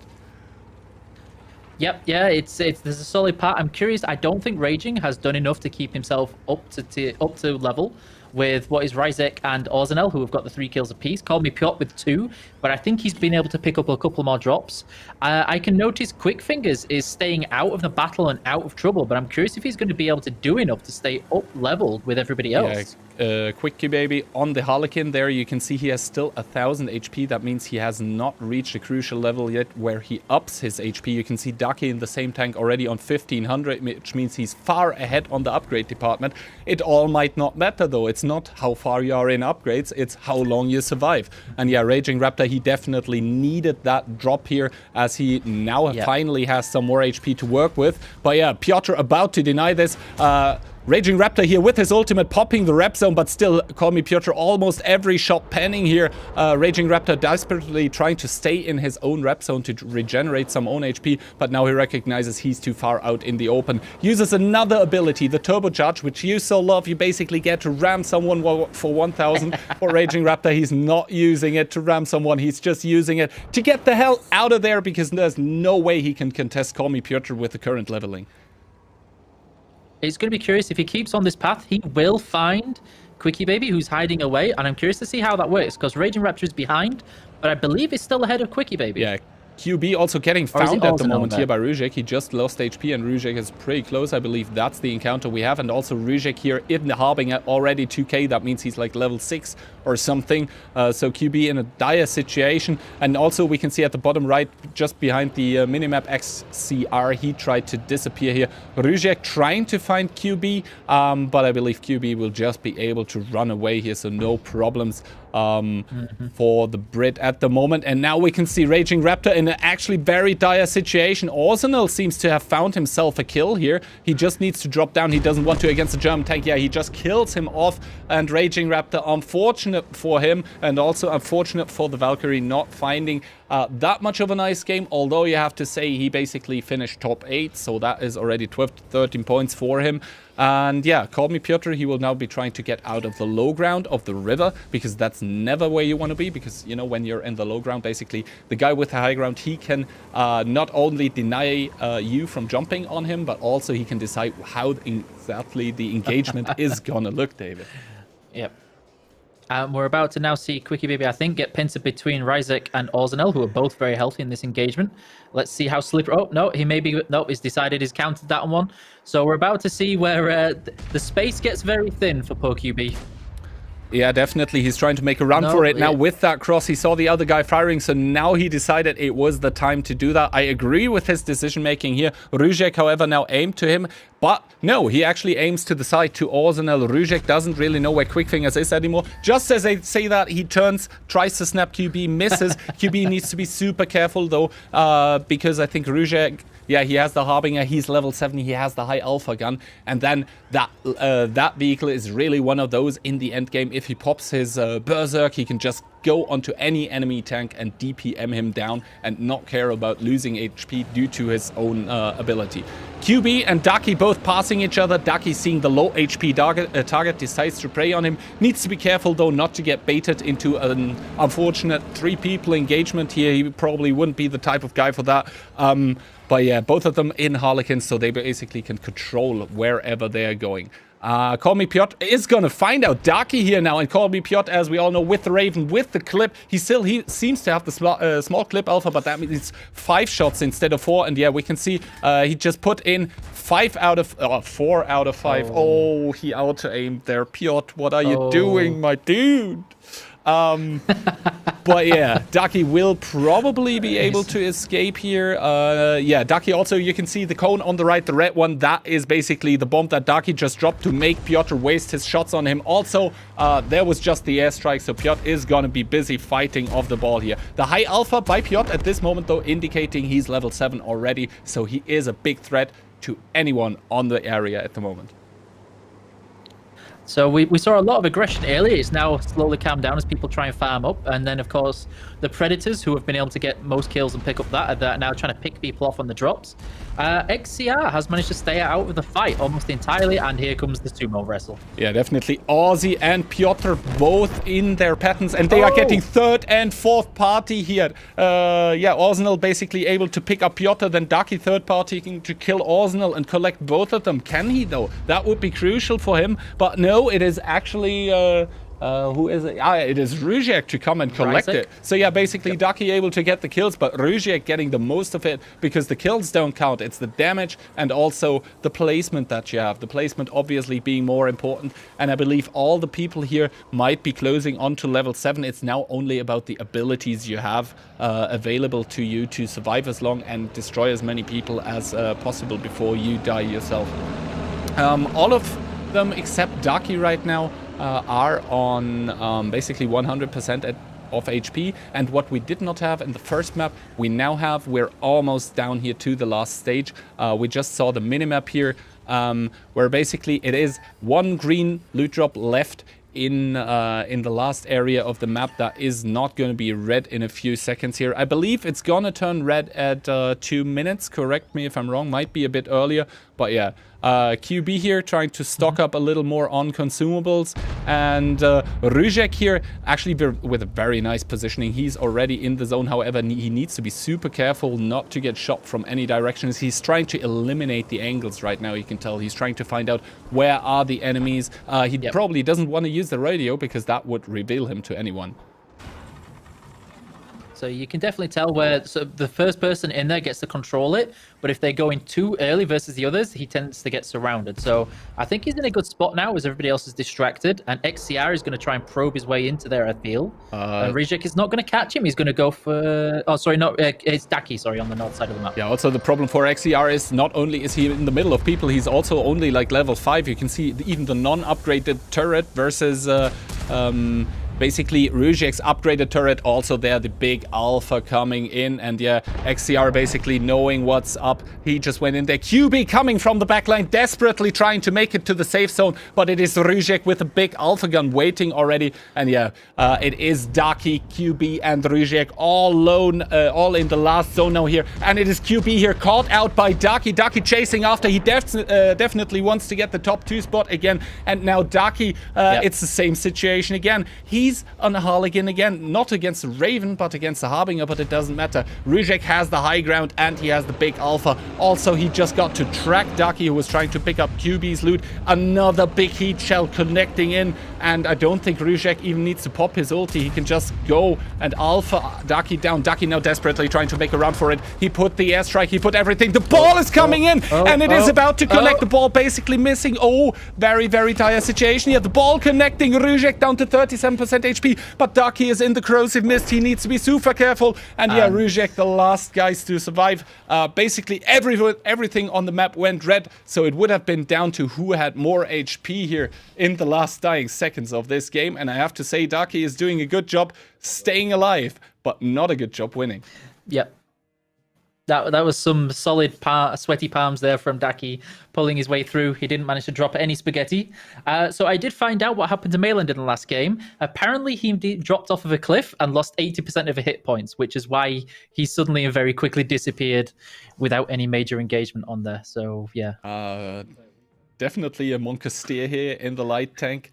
But yeah, I believe we are ready to have a replay to be shown this time. So yeah, let's just see here in the last dying seconds. Let's reanalyze what happened here. Basically, XCR in the underleveled tank. He cannot fight his fellow Harbinger on the upper ground, and yeah, Rujek just basically able to pick it up. Meanwhile, you can see QB, he's already getting tagged by the zone, trying to make a run from it. Sees Rujek here, notices, oh crap, I need to get away, even takes one shot for it, and then Daki from the lower ground, you know, just coming in here with the fully loaded auto clip here. I believe that one has 10 shots in it and like 1 second between shots. So that is just brutal. And then Daki notices, oh crap, I haven't won yet, and there's one guy with the higher ground. And yeah, we all know how that ended here. Rujek just playing it perfectly here to the end, you have to say.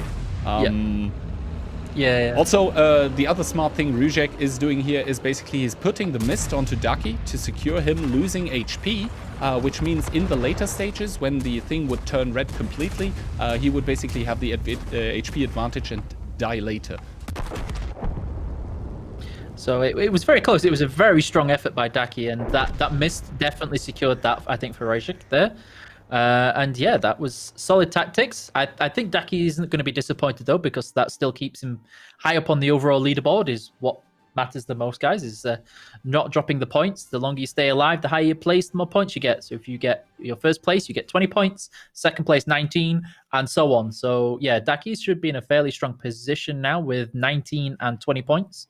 I can't remember where Call Me Piotr dropped. Do you, by any chance? I believe he was like in the last third, but yeah, Daki with getting top 2 in both of the games should be fairly high up at the moment. As we're ready to hop into the leaderboard, The game results, excuse me, so- of this game. This time, no 2 times Marty Vola, but yeah, Rizek on top here, 20 points. That's a victory for him.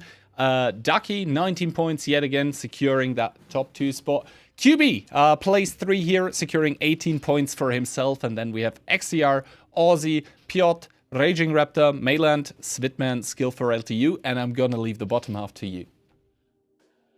And then in 11th, we have Kralo, 12th, Circon, 13th, Strunk Maxi, 14th, Jackie, 15th, Yizny, 16th, Martivol, 17th, Carmelita, 18th, Tactical Nuke, 19th, Carl Hines, 99, and 20, Des Games, also known as Ship the Nuts.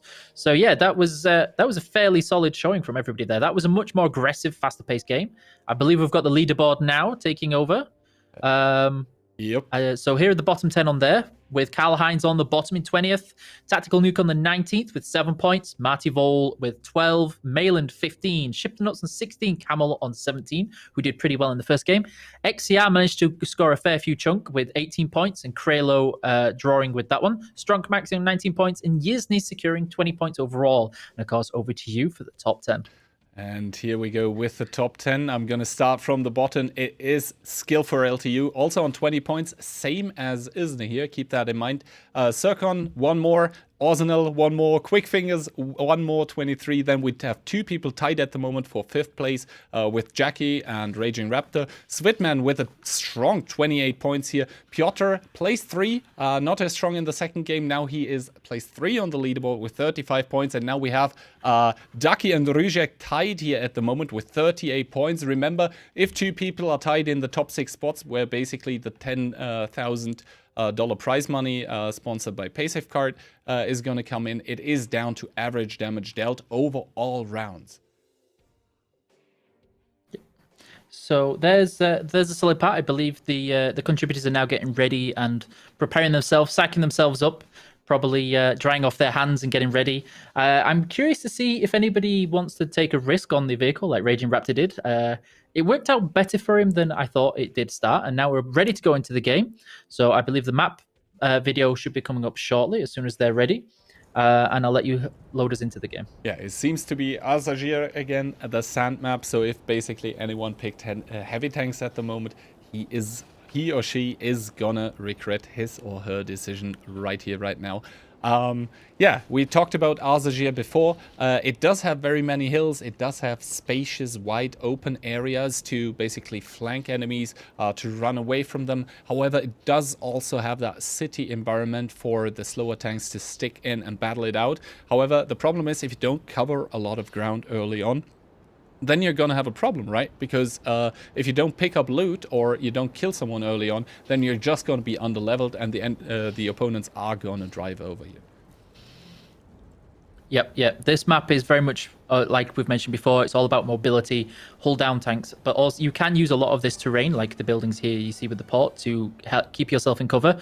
But as you mentioned, the loot, the drops, those are the most important things, and being opportunistic, making sure you pick off those low hit points things. We say this all the time in random ones, but if you see 2 people fighting, you don't shoot the guy on the lowest health first, you shoot the guy on the highest health first, and then you focus on whoever's left. Definitely, as we hop so let's into have a see who's loading game in. number 3. And basically it seems to me like all of the guys are fairly spread out yet again. No one really battling it out at the moment. Someone in the back already haven't taken 1 shot of damage, but remember, if you spawn in, you basically get 1 heal for yourself. So if you take 1 shot that early on, doesn't really matter. You can just, just run away and pop the heal, and then you're Gucci. Yeah. So I know one of the tactics a lot of people use is firing those 2 shots, run away, pick up something, and hopefully try and get your first level. But I'm curious to see how this goes, because there is a much bigger spread out this time, like you mentioned. Marty Vol getting himself into a slight crossfire with Spitman, I think it is. Yeah, there's a trade going on there. And the north side of the map with Orzenel and Karl Heinz, I think it is. Yeah, Marty Vola and Svitman, both the Czech CC, apparently having a disagreement over who gets to do more damage here. But yeah, We can see Ducky yet again with the Harlequin, and you can see already with the consumables he has. He not only, like, he seems to have picked something up already. Not only does he have the heal already, he also has the airstrike here. But that doesn't really matter here as he gets tracked in the open and also hammered to pieces. But yeah, talking about getting hammered to pieces here, Marty and Vola, and I believe it is. Who is it? It is Tactical Nuke. Tactical Nuke. Battling it out. And yeah, Tactical Nuke, he didn't do well the first 2 games. It just continues on. This best of 5 so far, the start, the second game, and also the third. All of them just train wrecks for him as he gets picked up as the first guy here in this match. And yeah, Mate Volo obviously profiting level, HP, consumables, ammo, everything he could ever want. And yeah, this sends basically a message to everyone else on the field. Yes, there's one guy less, but Marty Vola is gonna be pretty well leveled. Remember, he also was shooting at Svitman before that. And now we have Jackie here in a dire situation. She's getting shot in the back, but there's also skill in front of her. And this basically seems to be an agreement in between the Raven in the back and also skill to, you know, just farm Jackie first and deal with it later. Yeah, it is actually Aussie and skill here just feasting on the female CC, and yeah, now Jackie has managed to run away. She popped her heal, and Aussie and skill, they're just saying, okay, we don't really need to, you know, get crazy here at the moment. Marty, though, in the meantime, getting his second kill here onto XCR. Also, Ducky now down. I didn't even notice it. I believe it was Svitman picking him up. That's going to be bad news for Daki, bless him. And we can see here that I can't see who it is exactly. Sorry, the screen's a little bit blurry. Is that the Jackie? I think it is not getting. No, yeah, Jackie is not being allowed to get away too far, too fast. And so yeah, I think it's mostly in groups of 2s and 3s we're seeing with the west side and the north side of the map with some brawls. Oh no, it's about to get a whole lot interesting around here with Jackie and skill. Definitely skill for LTU with the HP advantage now pushing onto Jackie here. You can see both of those tanks just DPMing each other, but obviously if you go into the fight with more HP, you're gonna win it, as skill beautifully demonstrates here. Doesn't have time to celebrate really though, because he's getting shot in the back already. Manages to pick up the loot, stay safe behind the wreck of Jackie, and yeah, Arsenal in the meantime able to pick up QB, and now it is Raging Raptor here getting chased by Svitman, who already took out Ducky out of the equation here. If Svitman is very high leveled here, as he is with a DPM gun, he can just DPM Raging Raptor down.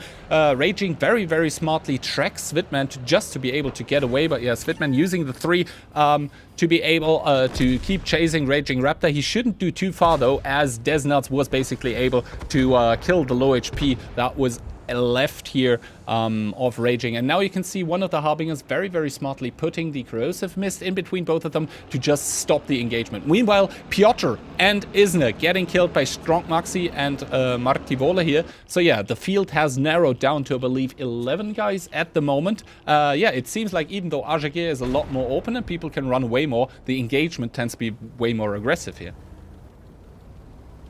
Yeah. So I think now everybody's going to take. I say that, and they prove me wrong. Everybody wants to take a little bit of a breather, try and get some items up, because those that aren't level 6 right now are going to be at a disadvantage at this stage in the game, I feel. And you can see here, Rizek is going down for the kill, and Orzenel is not going to decline the invitation, I feel. Yeah, definitely. Both of them seem to be willing to battle it out here. And now it is Ruzek here with the DPM gun on his Harbinger going in, also activating the Rampage. This means he has more DPM, but he's paying dearly in HP for it. And now, yeah, Arsenal, he tried to pop his heal. He didn't quite get away, and now it is Ruzek here who is in a dire situation. I mean, yes, he just killed someone, but he is still paying HP for that. That's why he's picking it up already. But yeah, the Berserk, although it basically makes you win a one-on-one instantly if you weren't starting with a third of your HP, say, yeah, it makes you very vulnerable to other people who might be coming later. So always be aware of when to use that. And yeah, Ruzek in the bottom right, in the top right, sorry, excuse me, you can actually see he's paying the price for it. He has to run away from a full HP tank right now, while he can upgrade his tank. He even has to go into the lower ground, and this might spell very dire times for him here, as he's, yeah, in the dried out riverbed. Yeah. Now he's on the low ground. You can see there on the map, he's surrounded by a lot of enemy vehicles. There are people who are feasting, and I can see here, sorry, I can't see the name. Is it Rejek again, or?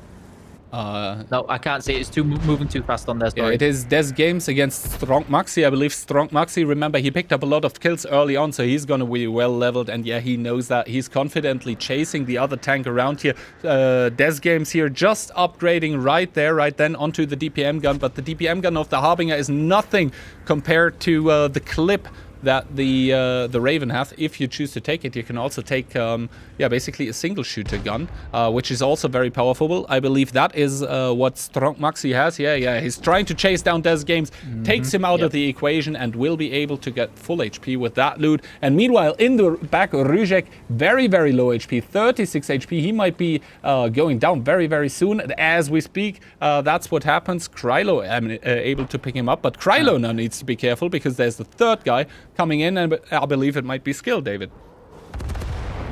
Yep. Skill's going to try and take advantage of this just post-engagement. I think he's hoping that most of the cooldowns are off in his low health. I think Skill should have this, although, yeah, he's pretty much got this secured with that corrosive mist and everything else going on. And then we can see in the north side of the map, there's a three-way going on there as well. Skill is about to also have the same done to him as somebody arrives on the scene while Skill is in the mist. Yeah, Carmelita here, 20 HP, trying to get away. Skill for LTU desperately healing up in the meantime. Krylo going down, so it is all over the place at the moment, as we don't even have all CCs on the screen right now. But yeah, Carmelita, he tried to get away. Marty Wohler able to prevent that, and now Skill, getting full HP again. That's very good for him. Also, he should be able to probably level up very soon to get that juicy better turret here. And we're down to 6 contenders: Zircon, Strong Maxi, Svitman, Myland, Marty Wohler, and Skill for LTU. But as you can see, Zircon and Myland, they don't have any kills yet, so they're probably not going to be as leveled as someone as Marty, who's sitting comfortably on 4 and probably has a lot of loot to go with it. You can see now where Skill decided, instead of chasing, he's going to pick up this essentially free blue drop while other people start chasing each other down. So I think it's going to be a big one for him after picking up that kill on there as well. Zircon running away from Svitman, who I think smells blood going on here. But Svitman is casually... Svitman's disengaged on it, and Skill is not going to get the both of them fighting on there. Yeah, definitely. I guess he would love to fight Svitman, Svitman would love to fight right now, but he recognizes it's all about winning the juicy prize pool. So instead, he's opting with the stay alive here option, as is Myland doing, and Zircon too. You can see all of them. They're just trying to disengage here.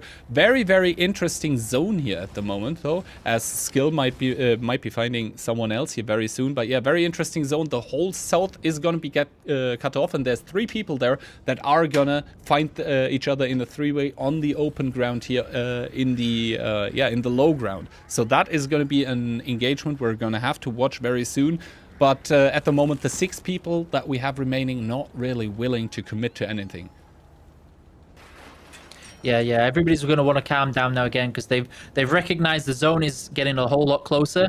People will probably be going around hunting for their, especially heals. Those will be the big ones. Ammo at this stage is usually not a problem unless you've been disengaging a lot. And here you can see again, Skill noticing green zone is probably going to try and pick up that heal where everybody fights across the west side of the map. I can't see who is in the top left, but it looks like they're about to get cornered by somebody. Guys, please bear in mind, with names are very small this far away. Strong Max is staying out of trouble. Mayland, I think, is there, who may catch Skill soon. And then, in the northwest, I still can't see who it is. Well, the possibilities are not endless, as there's not many people remaining here. But yeah, we just follow Skill for LTU through the yellow zone at the moment. While it seems like Marty, I believe, is going to blick.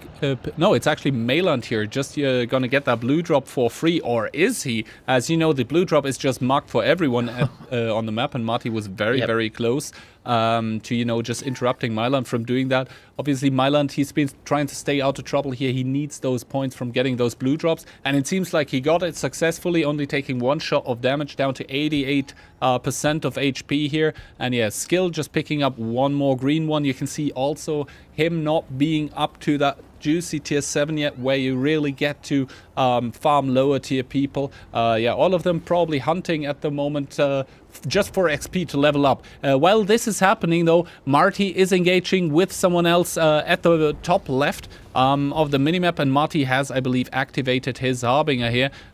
He should be able to win that fight, but he's very vulnerable after, as I believe Strong Maxi. Yeah, he's down to super low HP, but somehow he was able to get out alive until now. Zircon picks it up from the backline, confirms it for himself. But yeah, there we can see one of the balls getting dropped. It starts to follow Zircon, so probably not his own doggy following him around. But yeah, also as a Harlequin, you can put that ball just to distract other people. And now, yeah, out of confusion, it hurt itself. I believe the ball just tracked itself. But yeah, Svitman with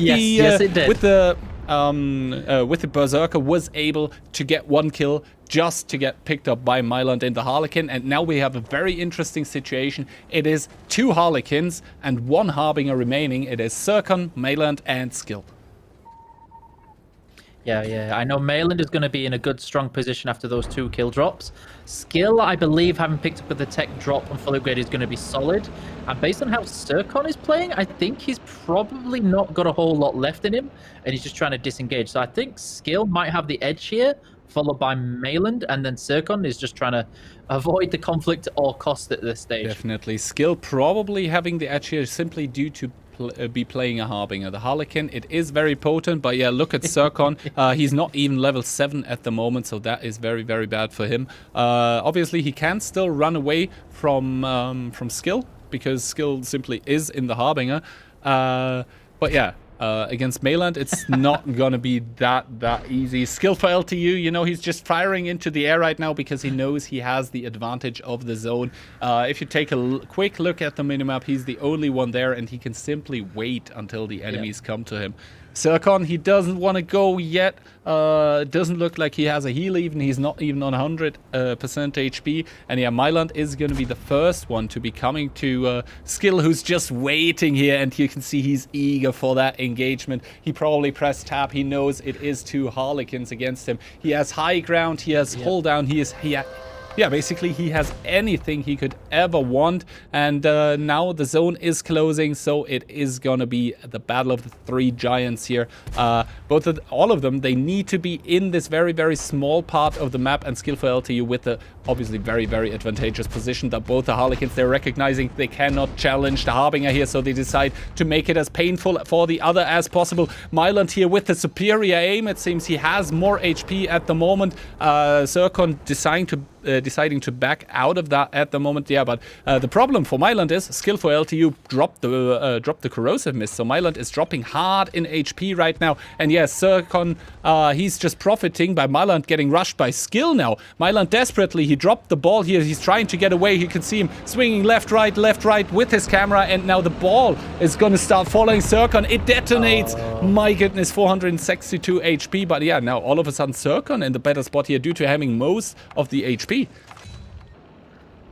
Yep, it looks like Skill's Greed might have got the best of him there, unless he's got the heal, which he did. He activated it in just enough time, and I think, unless there's a quick engagement here and the Harlequins build up, Skill should have the advantage here from what we can see. I know Mayland was just 2 little hit points, but he might pull this out if this engagement goes wrong for either one or the other. Well, basically, it's all about the hit point percentages at the moment, and Skill for LTU getting the last shot in and then getting destroyed by the zone. If Skill hadn't gotten that shot in, my goodness, then he would have only been second. So yeah, Skill making his name, basically proud. He just...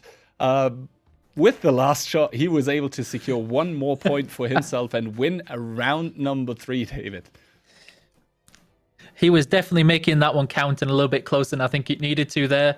I'm sure he was mostly just roaring for his zone control rather than getting a little bit greedy on Mayland there, who played that fantastically to survive as well as he did, and Zircon just staying out of trouble. We will have the ladders come up shortly there, but with that round as it was, the leaderboard should now completely turn around a fair bit. Yeah, I believe we're gonna see some things shuffled a bit, as both Daki and Piotr probably not doing too well here. Also, I didn't see QB in the later stages, and those basically were our top 3 leaderboard. Instead, it was Skill for LTU finally showing up on the battlefield, Mayland finally showing up, and also Zircon not doing too shabby. So yeah, that's a good thing about basically a game mode like this, where, you know, everything is super random and you can dislike it, but yeah, I personally love it at the moment because everything's so unpredictable. That being said, I believe we're ready to hop into a small replay. I think it's the last stage where we saw there with the interesting approach with Mayland just running and dropping the meatball for Skill to try and hoover up, which he did gratefully. And of course, Zircon trying to stay out of trouble with the corrosive mist going on there. I was curious to see if the Harlequins would have maybe kind of doubled up on poor Skill, but they didn't. And then we can kind of see again just where the zone turns red, and then it spells disaster for poor Mayland, and he was probably hoping. And we can see then, of course, Zircon and Skill for LTU. Skill nearly dropping it, but that superior shell finally landing with just the sheer amount of firepower versus what was available to Zircon on the Harlequin. And so, yeah, again, Zircon, of course, dropping that hill just as he did. And here's the very, very close couple of seconds with a clutch moment. So we've got a couple more seconds left on the replay. We're Skill clutching the victory there. We're going to be leading on to the game leaderboard in just a second. And so here you can see here, Skill securing the first place on 20 points, Zircon on second with 19, Mayland on third with 18, Svitman on 17, Marty on 16, Strong Maxi 15, Camille 14, Kralo 13, Ryzek on 12, and Ship the Nuts on 11, finishing up on 10th, all respective positions there. I think it might be Ryzek who might pull out the top spot now. Yeah, Ryzek might be pulling ahead. As we can see in the bottom half, it's Aussie, then Piotr, who was basically shared top spot 1, Isner, Raging, Jackie, QB, Karl-Heinz, XCR, then Ducky, who was only also on top 1, only managing to secure 2 points, so he will have 40 in total. Easy quick maths there. And then Tactical Nuke on 1. But yeah, let's hop into the leaderboard. The bottom half, it is Krylo 31, Raging 31, Jackie 30, Marty Volek, Quickie Baby, Isner all on 28, then it is Des Games on 27, XCR on 21, Karl-Heinz on 9, and Tactical Nuke only on 8. Yep. And then here we get to see the top 10. And yes, as we predicted, Rezek on 50 points, Vitman on 45, Colmer Piotr on 44, not too far behind. Zircon, Daki, and Skill all on 40 in close pursuit. Strong Maxi on 34, Mayland 33, Orzenel on 32, and Camelita on 31. So those top 6 positions are all very, very close on there. Ryzek pulling a nice lead, and I feel like he might be in a little bit of trouble in the next game if everybody recognizes that he's currently leading the charge forward.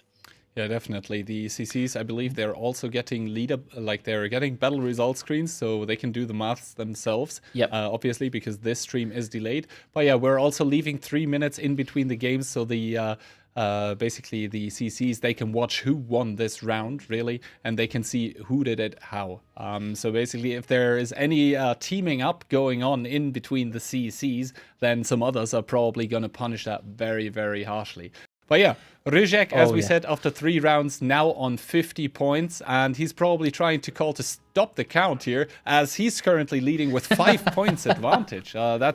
I mean, it sounds maybe substantial, as that's 10% of his total accumulated points at the moment. But then again, we just saw what happened to Ducky. Fall out second, and all of a sudden, it seems like you're out of the race. Yeah. It's here's the map video again. We're coming back on to Dreamland. I am curious to see how this goes, because we saw a lot of aggression the last time we saw this. So I'm curious to see if we're going to see a lot of early fights and aggression and pack fighting again. And it might spell disaster if people recognize who the leaders are this time. Definitely. I mean, the leaderboard here available to the CCs, basically. So yeah, they will know what to do. But once again, David, I cannot get over how beautiful that map video is, also with that lighthouse in the background. Up until recently, I used to play on very, very low graphics. But yeah, once you start to beef it up, you actually you notice, like, holy crap, this game can look amazing if you do it. But yeah, we managed, we said it already, it's basically with this map, it has a lot more houses than the one we just saw, Dreamland being very, very, very brawly. However, it also leaves, with all of the houses, it leaves a lot of spots for people to hide, to run away, to just, jiggle, wiggle around, try to get away if you're a fast tank, avoid the engagement. And sometimes, as a slow tank, it is not very, very likely, or it's not very easy for you to force the engagement. As we see the minimap now, it is very, very important to note that basically the entire lower half of the city, we have 9 CCs, and the southeast not even anyone, and on the top half it's going to be 11 then. So yeah, people who are spawning like sort of to the southeast, they will have a very, very easy time collecting loot without having to worry about fighting early on. Yeah, you can definitely tell the south side of the map going a little bit quieter here, where everybody's spawning in the northeast. There should be a fair few people. Yep, as you can see already. I think that one is distracting, isn't it? And I can see the third party is all having to go straight away so early. And yeah, Raging Raptor here in the midst of something he didn't want to commit into. It is Jackie now third-partying, and you can see Jackie doing the right thing, basically shooting on Isne because he's the higher HP. Raging Raptor down to 5 HP. He goes down as the first guy here, and now it is Jackie just getting the spoils of war. She's probably not going to commit to chasing, and Isne, it was such a good start for him, basically catching out Raging Raptor there, and then Jackie just, you know, able to get it almost for free by being able to chase off Isne. So very good start here for Jackie. While in the top part, I believe Tactical Nuke is battling it out with Des Games here. Very, very low HP on both of them. We will probably soon know by the kill feed who won that engagement. As we can see, Strong Maxi putting himself to full HP again.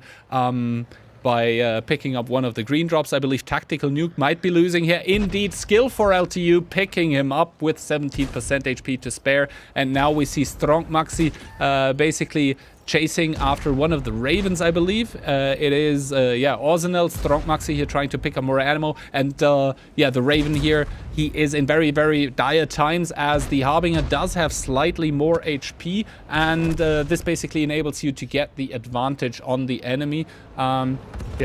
We see Strong Maxi now putting the Corrosive Mist because he's still on level 1 gun and everything, but he has level 4 XP. He just put the mist to be able to get away here and to stop anyone from basically follow him. Very, very smart movement here and smart consumable usage by Maxi as XCR picks up car lines. If he is going to get caught out here from and Jackie, who I'm curious to see what's going on here because my microphone is okay on OBS, so I'm not sure what's going on elsewhere. Yeah, Myland here also in a dire situation. Myland again with the Harlequin here and getting rammed to death by Shipnadots by Des Games, who in turn needs to be careful though. Darky up there in the other Harlequin, but he is able to pick up one of the red drops. Now Call Me Piotr here in the 1v1 against Marty Bolo. Call Me Piotr with the HP advantage there picks up Marty in the Harbinger. Very, very well played. Now able to reap the rewards and get the HP back here. However, in the backlines there is Jackal here coming in, putting in one into Call Me Piotr. Piotr down to 353, while also Krylo and Svitman are out of the game, and Jackie just following here. Call Me Piotr down to 184, pulling his medkit there, pulling everything that he has to get back onto HP, but Jackie having none of it, picking up Piotr. He's not going to be happy with that one rather. And now Jackie here in a very good spot as the only one alive with 2 kills. Everyone else that has kills only 1. And Serkan, Darky, and Kamil, no kills whatsoever right now as XCR and JQLX, my goodness, the nicknames there, are meeting. But yeah, Jackie, she knows obviously that she has had a very good game so far with being able to pick up Piotr, so she's going to keep chasing. QB here, he has a lot of consumables yet. Also, we can see his ball is on cooldown, so he used his ulti once already, but doesn't have any more of that at the moment. But yeah. XCR and Jackie basically still in the one-on-one, or like more in the chase for it, while it is Skill for LTU who has activated his Berserk here, is just DPMing Rujek down. Rujek at the moment, he tries to defend his good spots in the leaderboard, but he's probably not going to be able to as the Berserk simply too much here. Skill for LTU able to shut out Rujek pretty early out of this game as we are left with 9 contenders in round number 4, David. Yep, so Skill definitely recognizing there. I think he saw, yep, that's my key to getting some more points to get myself higher up on the leaderboard there. So he popped the Berserker probably at that point just to secure it. You see here, Strong Maxi engaging with QB, and I would have thought QB would have accepted this fight here based on Strong Maxi's hit points, but he's trying to circle. Yep, there you go. Maybe it was on reload. So QB taking a vital destruction there, and I think it is Des Games who's going to find QB proverbially with his pants down here, so we're curious to see how this is going to go, unless QB can wriggle his way out of this one. And yes, this is going to be interesting to see what happens here because Dez is in a strong position, but here comes the meatball to probably try and even this fight. QB taking a risk by going into yellow zone, and the meatball, of course, flipping itself and now trying to orientate itself again. So Dez Games getting a little bit of a break there. Yeah, definitely. QB here mentally so far ahead of Des Games. It's not even funny. Des Games just, basically having to back off here now as, he's not able to chase the Harlequin anywhere. And, QB also now avoiding any engagement for the time being as he has all his abilities on reload. Some of the viewers might have seen the airstrike that went down here. There we see the next Berserk basically going off by XCR here against Jackie, so the two have finally found each other, but the corrosive mist dividing the two, and I'm not sure if popping that Berserk was worth it here for Jackie. She's not going to be able to engage further, and she's not going to be able to shoot, so this basically means she's losing HP for free at the moment, and also yeah, she has her ulti on cooldown, so that's not going to help in further engagement. But yeah, as we keep talking about this, the field has narrowed down to 8 people here at the moment. XCR in a very bad spot. He has the low ground. He's very low HP down in the riverbed. Jackie, pretty low HP. QB behind her. And other than that, all of the other CCs are sort of, avoiding engagements. I guess no one is very, very high up in the leveling up department. Otherwise, people would be searching for fights actively. And yeah, we can see Zircon here, 1000 HP, so he's not past level 4 at the moment. But yeah, the map is narrowing down at the moment, so this means we're in for another treat of a longer game here, I believe. Yep, definitely. You can see here with Zircon trying to stay out of the fight, but he's trying to find just those valuable drops right now, which I think he's been deprived of quite heavily with the layout on the map. Jackie being able to pick up a green drop with the looks of it, but I think it's Daki and Skill are going to end up finding each other right in the very corner of the map. Skill is getting closer and closer. Looks on that he's used his radar to find Daki. I can't see who's behind him, so yeah, Skill has smelled blood and is going for it.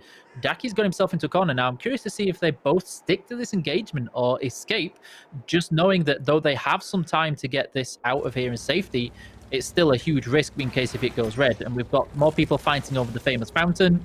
The Harlequin here, I can't see who it is because we've got so zoomed in, but some zoom camera mode going on there, which might have gone to 3-way very soon with people zooming in and getting closer onto that with, I think it is Zircon, QB, and Jackie. Skill couldn't secure Daki in the corner, and Daki's managed to escape, getting himself a little bit of cover there. And Skill getting caught in the yellow zone with Des Games probably maybe going to find himself. He can't work out who is going for the blue drop. If they can secure that, it's going to be huge for them on their hit points. I believe it might be QB here, outminding everyone. But yeah, the problem is the blue drop is in the at the moment in the lower part here. So basically, if you pick it up, you make yourself very, very vulnerable. Not like this though. Zircon trying to go for the blue drop, also getting caught out here by Des Games, who's just putting shot after shot to try to damage Zircon here. Zircon though in the only 1000 HP Harlequin, so not very far leveled here. Managing to escape easily. We can see everyone at the moment is very, very unconfident, very, very careful here because no one is at that level 7 yet and has all consumables at his disposal. So no one is really trying to force it onto the enemies and who might get baited into someone else. We can see Jackie in the corner of the map. She needs to be also super careful. She basically has 300 HP left and no HP HP consumable anymore. So at this point she's down to hoping that someone else dies before her. That seems to be her game plan for the time being. As we can see, Des Games, he is level 6. It is the big turret yet. Yes, but it is not the big gun yet. He's just firing into the air. It seems like he tries to attract enemies just like Skill last round. But yeah, I believe all of the CCs might be waiting right now as to where the circle is going to go. Just as I say that, QB catches out Skill, takes one in return, and yeah, after that, both of them are happily parting their ways, it seems. Yeah, so you see now where people have noticed that things are getting a little bit closer than they may need to feel something because this size of the map is not great.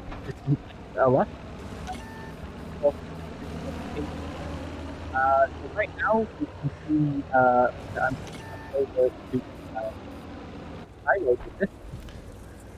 Yep, definitely, as we can see, one more of the drops going into the riverbed. And again, that's not a situation you want to be in when picking up a drop, simply because you're so spread out. As we can see here now, QB chasing after Zircon, trying to basically chase the tank that is lower tier than him. However, QB with a driving mistake, running into one of the houses, and Zircon thus able to escape out of there narrowly, down to half of his HP. He's just gonna keep running here if he wants to try to stay alive, because QB can probably pull the reload in the meantime. As you can see also on the minimap, there is two couples of tanks here just pulling out the love on each other. There is XCR dropping now to skill for LTU, and I believe in the top left there also was, oh, actually the complete top, there was two tanks fighting here. But yeah, Zircon here, he managed to get away from QB. He picked up one more drop. He's getting out. As I say that, he takes another shot. Kamil, they're very smartly positioned with his own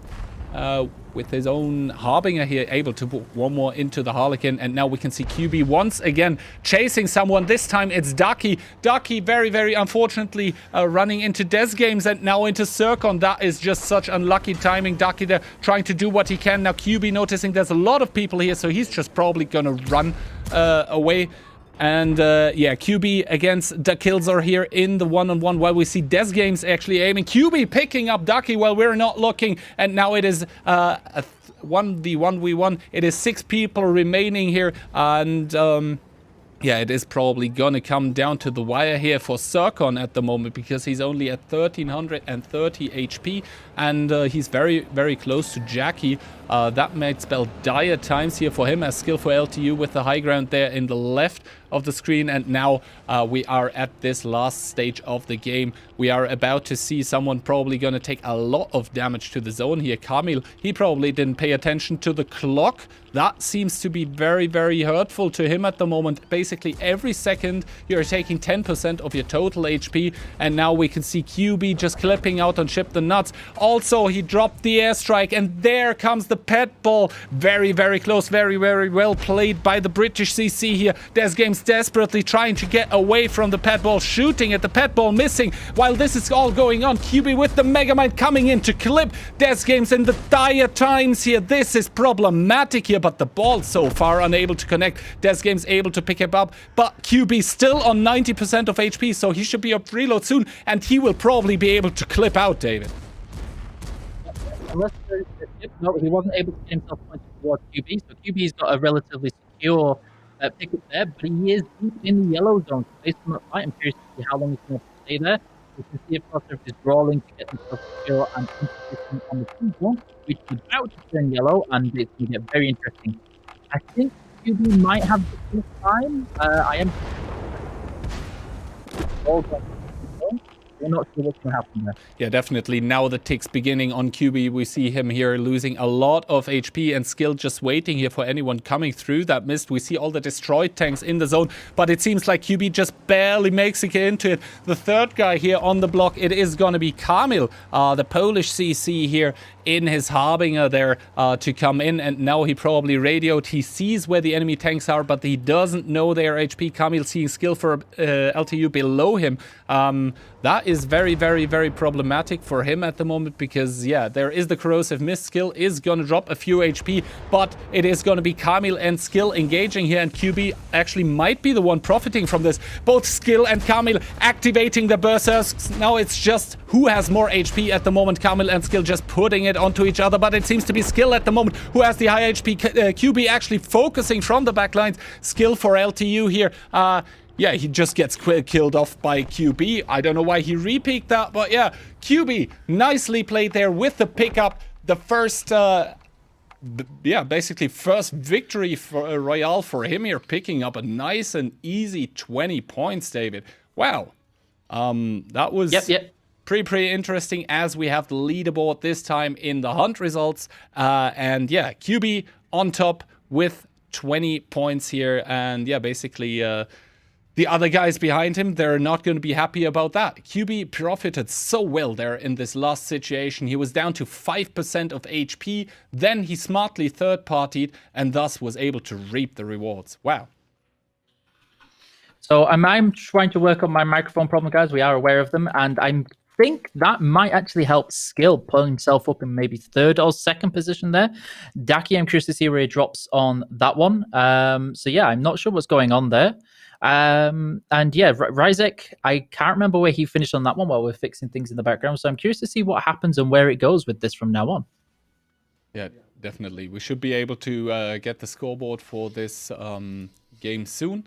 But yeah, definitely very exciting here in the end, and also a very nice demonstration of why you should never give up and never back down, right? Because even if it seems lost, even though, you know, place 3 wouldn't be a loss here for QB at that moment in time, he just kept fighting, he just kept playing smart, and this way he was able to just, you know, secure 2 more points for himself. So well played to him.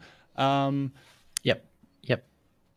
It was a very definite crucial combat there on Des Games. I feel it was that he managed to get that the meatball that got lost for a little bit, that managed to find its way back to it and then finish up on that drop and put him into good position. But I think it actually was in his favor that he ended up getting so late to the square that everybody kind of forgot about him a little bit and Definitely. was so focused on what was in front of him. Also, the thing he did well there was, you know, not letting the other people know how low HP he actually was. Like, they could see him probably through radio, but they weren't able to proxy him or anything. So they didn't know they had such an easy pickup to score 1 more point. But yeah, I believe we're able with the leaderboard for this game soon. Or rather with the battle results for this game, so we can actually have a look on how the past battle that we just witnessed impacts the leaderboard and obviously impacts those juicy top positions here. Yep. So let's see how this looks on here, leading into the fifth and the final game for this tournament here. And you can see Quickie Fingers, Quickie BB on the first place, Skill second, Camille to third, Jackie on fourth, Cirque on fifth, Des Games 6th, Daki on 7th. We have XCR on 8th, Strunk Max in 9th, and Rezek on 10th. I can go through the rest and let you do the overall leaderboard with Call Me Piotr on 11th, Spitman on 12th, Krelo 13th, Mativol 14th, Mayland 15th, Yizny on 16th, Karl Heinz 17th, Orzenal 18th, Tactical 19th, and Raging Raptor coming in last place. So here you can see the points breakdown there. So I believe Camelita and Skills should be fairly high up on the leaderboard right now. Daki managed to redeem some of the points lost in the last one, I think, with that one, and Call Me Piotr might be in probably like 4th or 5th. Yeah, I'm curious to see how this looks out now. Definitely the mystery is going to be solved here, as the leaderboard after game 4 is going to come up on stream now. First of all, we're going to show you the bottom half tactical nuke, an unfortunate last place up until now at the moment with 10 points. Karl Heinz second to last with 13. Then we start getting into the higher point areas. Raging Raptor with 32, Isno on 33, XCR on 34, Orzenal on 35, also Mativolo on 35, Mayland and Krelo both 39, and Des Games on 42. That was the lower half, and now let's get to the more interesting part of it, the upper half. And we're going to start at the bottom. It is Strong Maxi with 46, but you can see it's very close. Jackie 47, QB 48, Kamil 49, and then we have 3 people with the same points. It is Piotr, Daki, and Svit, all of them 54. Then we have now onto the podium, obviously, Circon with 56, Skill for LTU with 59, trying to 3-mark it here, and Ruzek on top with 61, and all of this is super close in front of our last game. This is crazy right now. I didn't expect it to be this close, David. Yeah.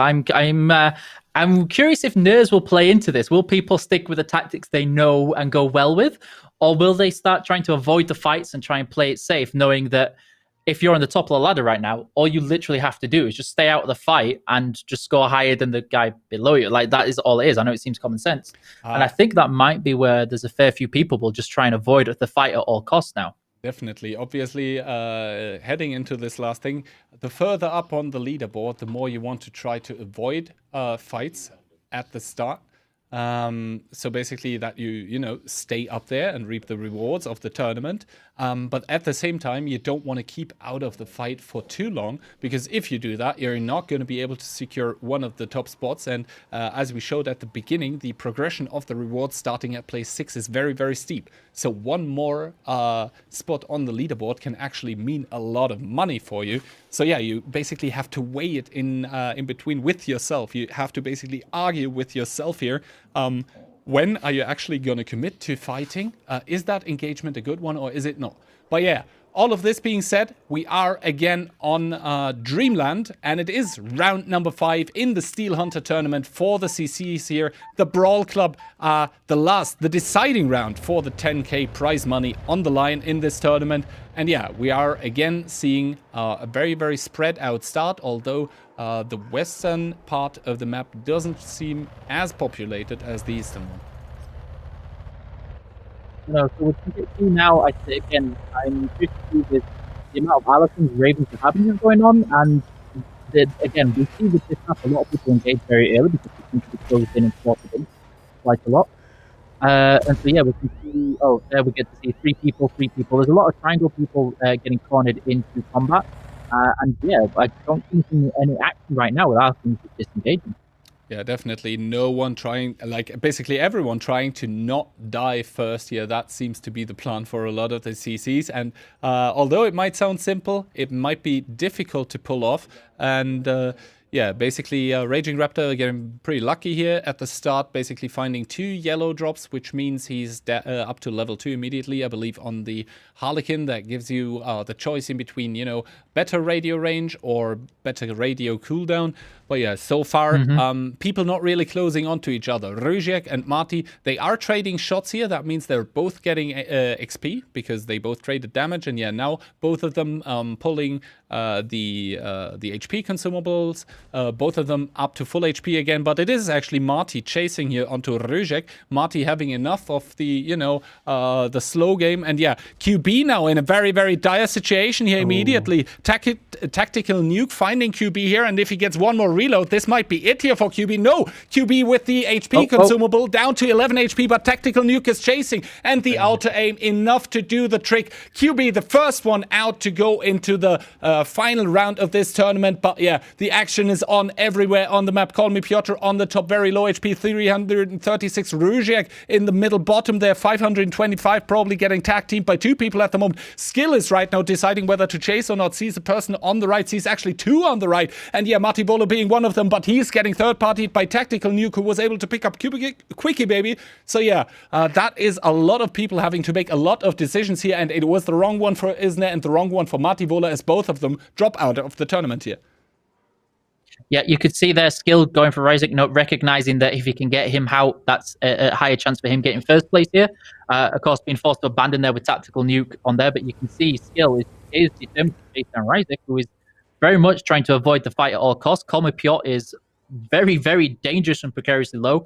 Svitman picking some loot, and then I can't see who is in the very top right-hand corner, who is very much staying out of all of the trouble. Yep. As we kept talking here, Kamil, I believe, the next one to go down, so he's not going to have a say either in what's going to keep happening here. Call me Piotr is still very low, 354. This means he doesn't have an HP module right now, probably, but yeah, it is Rujek right now shooting on for skill to LTU, skill for LTU here, and Tactical Nuke. He just activated his target tracking, which means he has very good gun characteristics, but that doesn't mean he gets to shoot at the enemies as skill for LTU, just stuck with the running away part of Rujek there. I think he got spotted by Tactical Nuke, and yeah, Tactical Nuke is trying to make up for all of the previous games where he didn't perform well. His autoloader is going to come off reload soon, and yeah, Rujek with a driving mistake here, yeah, just gets, I believe, rammed to death by Tactical Nuke, so that's going to spell mistake here for the leader of the leaderboard so far, so we might see a big shuffle here coming up. Jackie also getting taken out in the meantime by Svitman. Yeah, that means she's not going to be part of the top 6 here, and now we're down another guy as Ship the Nuts, Des Games also getting caught out here. Karl-Heinz being able to pick him up, and yeah, now it's also down to the wire for another of our CCs here. Arsenal trying to run away desperately for Skill, who just seems on the hunt here at the moment. Arsenal down to a one-shot here. Skill, if he aims this shot well, as he does, he's picking up Arsenal, so Orsi out of the tournament as well. And now Skill for ALTU easily able to pick up that red loot. I am curious because Skill is about to get a surprise from behind while he picks up there. I'm not sure if he got to pick it up in time. Well, we can see here somebody in the low ground getting picked up by Tactical Nuke. Malin, unfortunately, getting taken out there. Probably leading himself into Svitman, who is waiting around the corner for him. I'm curious to see if Svitman is in a position to take this on.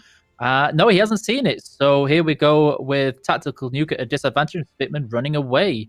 I think Skill ran away from this because he's north side of the map, and Tactical Nuke, it looks like he's going to be too aggressive on this one, while Svitman tries to pick up the drop. Nope, Tactical Nuke is disengaged, and Svitman is going to risk the low ground to pick up all of this with Daki from behind.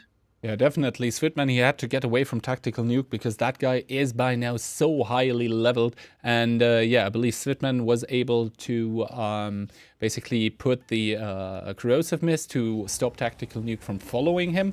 So very smartly played. And also Daki probably didn't see Svitman down there in the low ground. Otherwise, Daki would have tried to... Oh god, what just happened? Krylo, my dude, what are you doing? Krylo just crashed here in the Harbinger, probably desperately trying to get away from somewhere.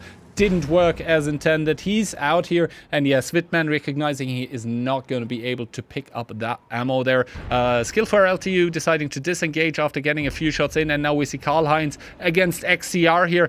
Karl-Heinz with a lot of shots. Karl-Heinz actually with the Variak, I believe that's the first one we see this tournament, and now we can see just the power of the Variak. If you get close to someone, you put the mines, you lock them in place, they're never gonna get out of the stun, and yeah, Karl-Heinz with the easy pickup here is going to be able to secure the victory in the one-on-one against XCR.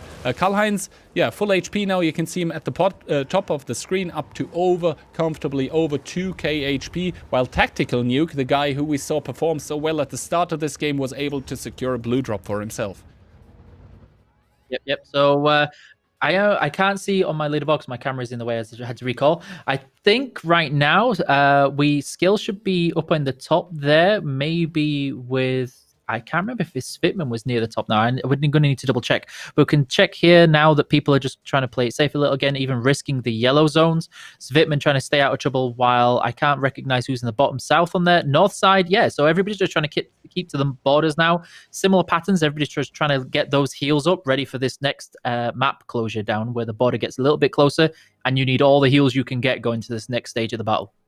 Definitely, as we see Daki and I believe, Zircon very, very close to each other. Daki, I believe, getting the first shot onto Zircon, and now Daki is going to be easily able to collect the green drop, which will put him comfortably onto full HP again. Other than that, the people we need to watch out for right now, besides Daki, are... Oh, now I need to check myself. It is probably going to be... That's going to be a very, very close race at the top here. Also with Skill for LTU still in the game, so keep an eye out for this. So both Daki and Skill probably not wanting to go down quite yet. They want to reap those precious double-digit high points here. But yeah, Zircon needs to be super careful now. Karl-Heinz behind him, but Karl-Heinz cannot chase, obviously, in the Variak. He can just deal damage. Just as I say that, a wonderful snipe by Karl-Heinz 99, the most German name you can imagine, and the German accuracy on the Russian gun, able to shut out Zircon out of this game, and Raging, that we can see here. Finally, he didn't pick a Valkyrie or something. He's now also with the Harlequin approach. So you may be able to outrun Karl-Heinz, but you can't outrun his shell. Here you can see Raging Raptor trying to stick to the edges, and oh, nope, nearly did a flippy boo. And we have two people there on Svitman. I think it is Tactical Nuke, and I can't see who that is. Of course, somebody's in close danger.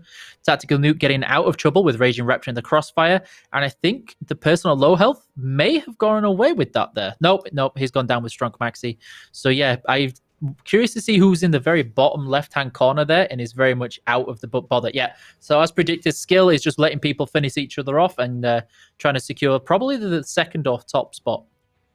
Yeah, definitely. Tactical Nuclear playing it very, very smart against Svitman, who did activate his Berserk, but then Tactical Nuke put the trap, so basically Svit getting deprived of all the positive aspects of his Berserk, just unable to commit onto Tactical Nuke here, who can just pick up the Red Loon now, put himself up to high HP. Raging Raptor is trying to third party. Also, one of the balls connecting with Tactical Nuke, the guy who leveled so well at the start, he's in a very, very dire situation. He's desperately trying to pick up the loot here. And yeah, there we go, up to 1k HP here, so not as desperate anymore. Raging Raptor also recognizing that's Karl-Heinz behind him, so he's trying to run away, and yeah, Tactical Nuke also not wanting to give up quite yet. But yeah, he does run away. He wants to secure himself a higher up spot here. Just as I say that, he does start to engage against Karl-Heinz, but recognizes, oh crap, this is pretty well leveled. Varyak, better, you know, cut the curve, run away.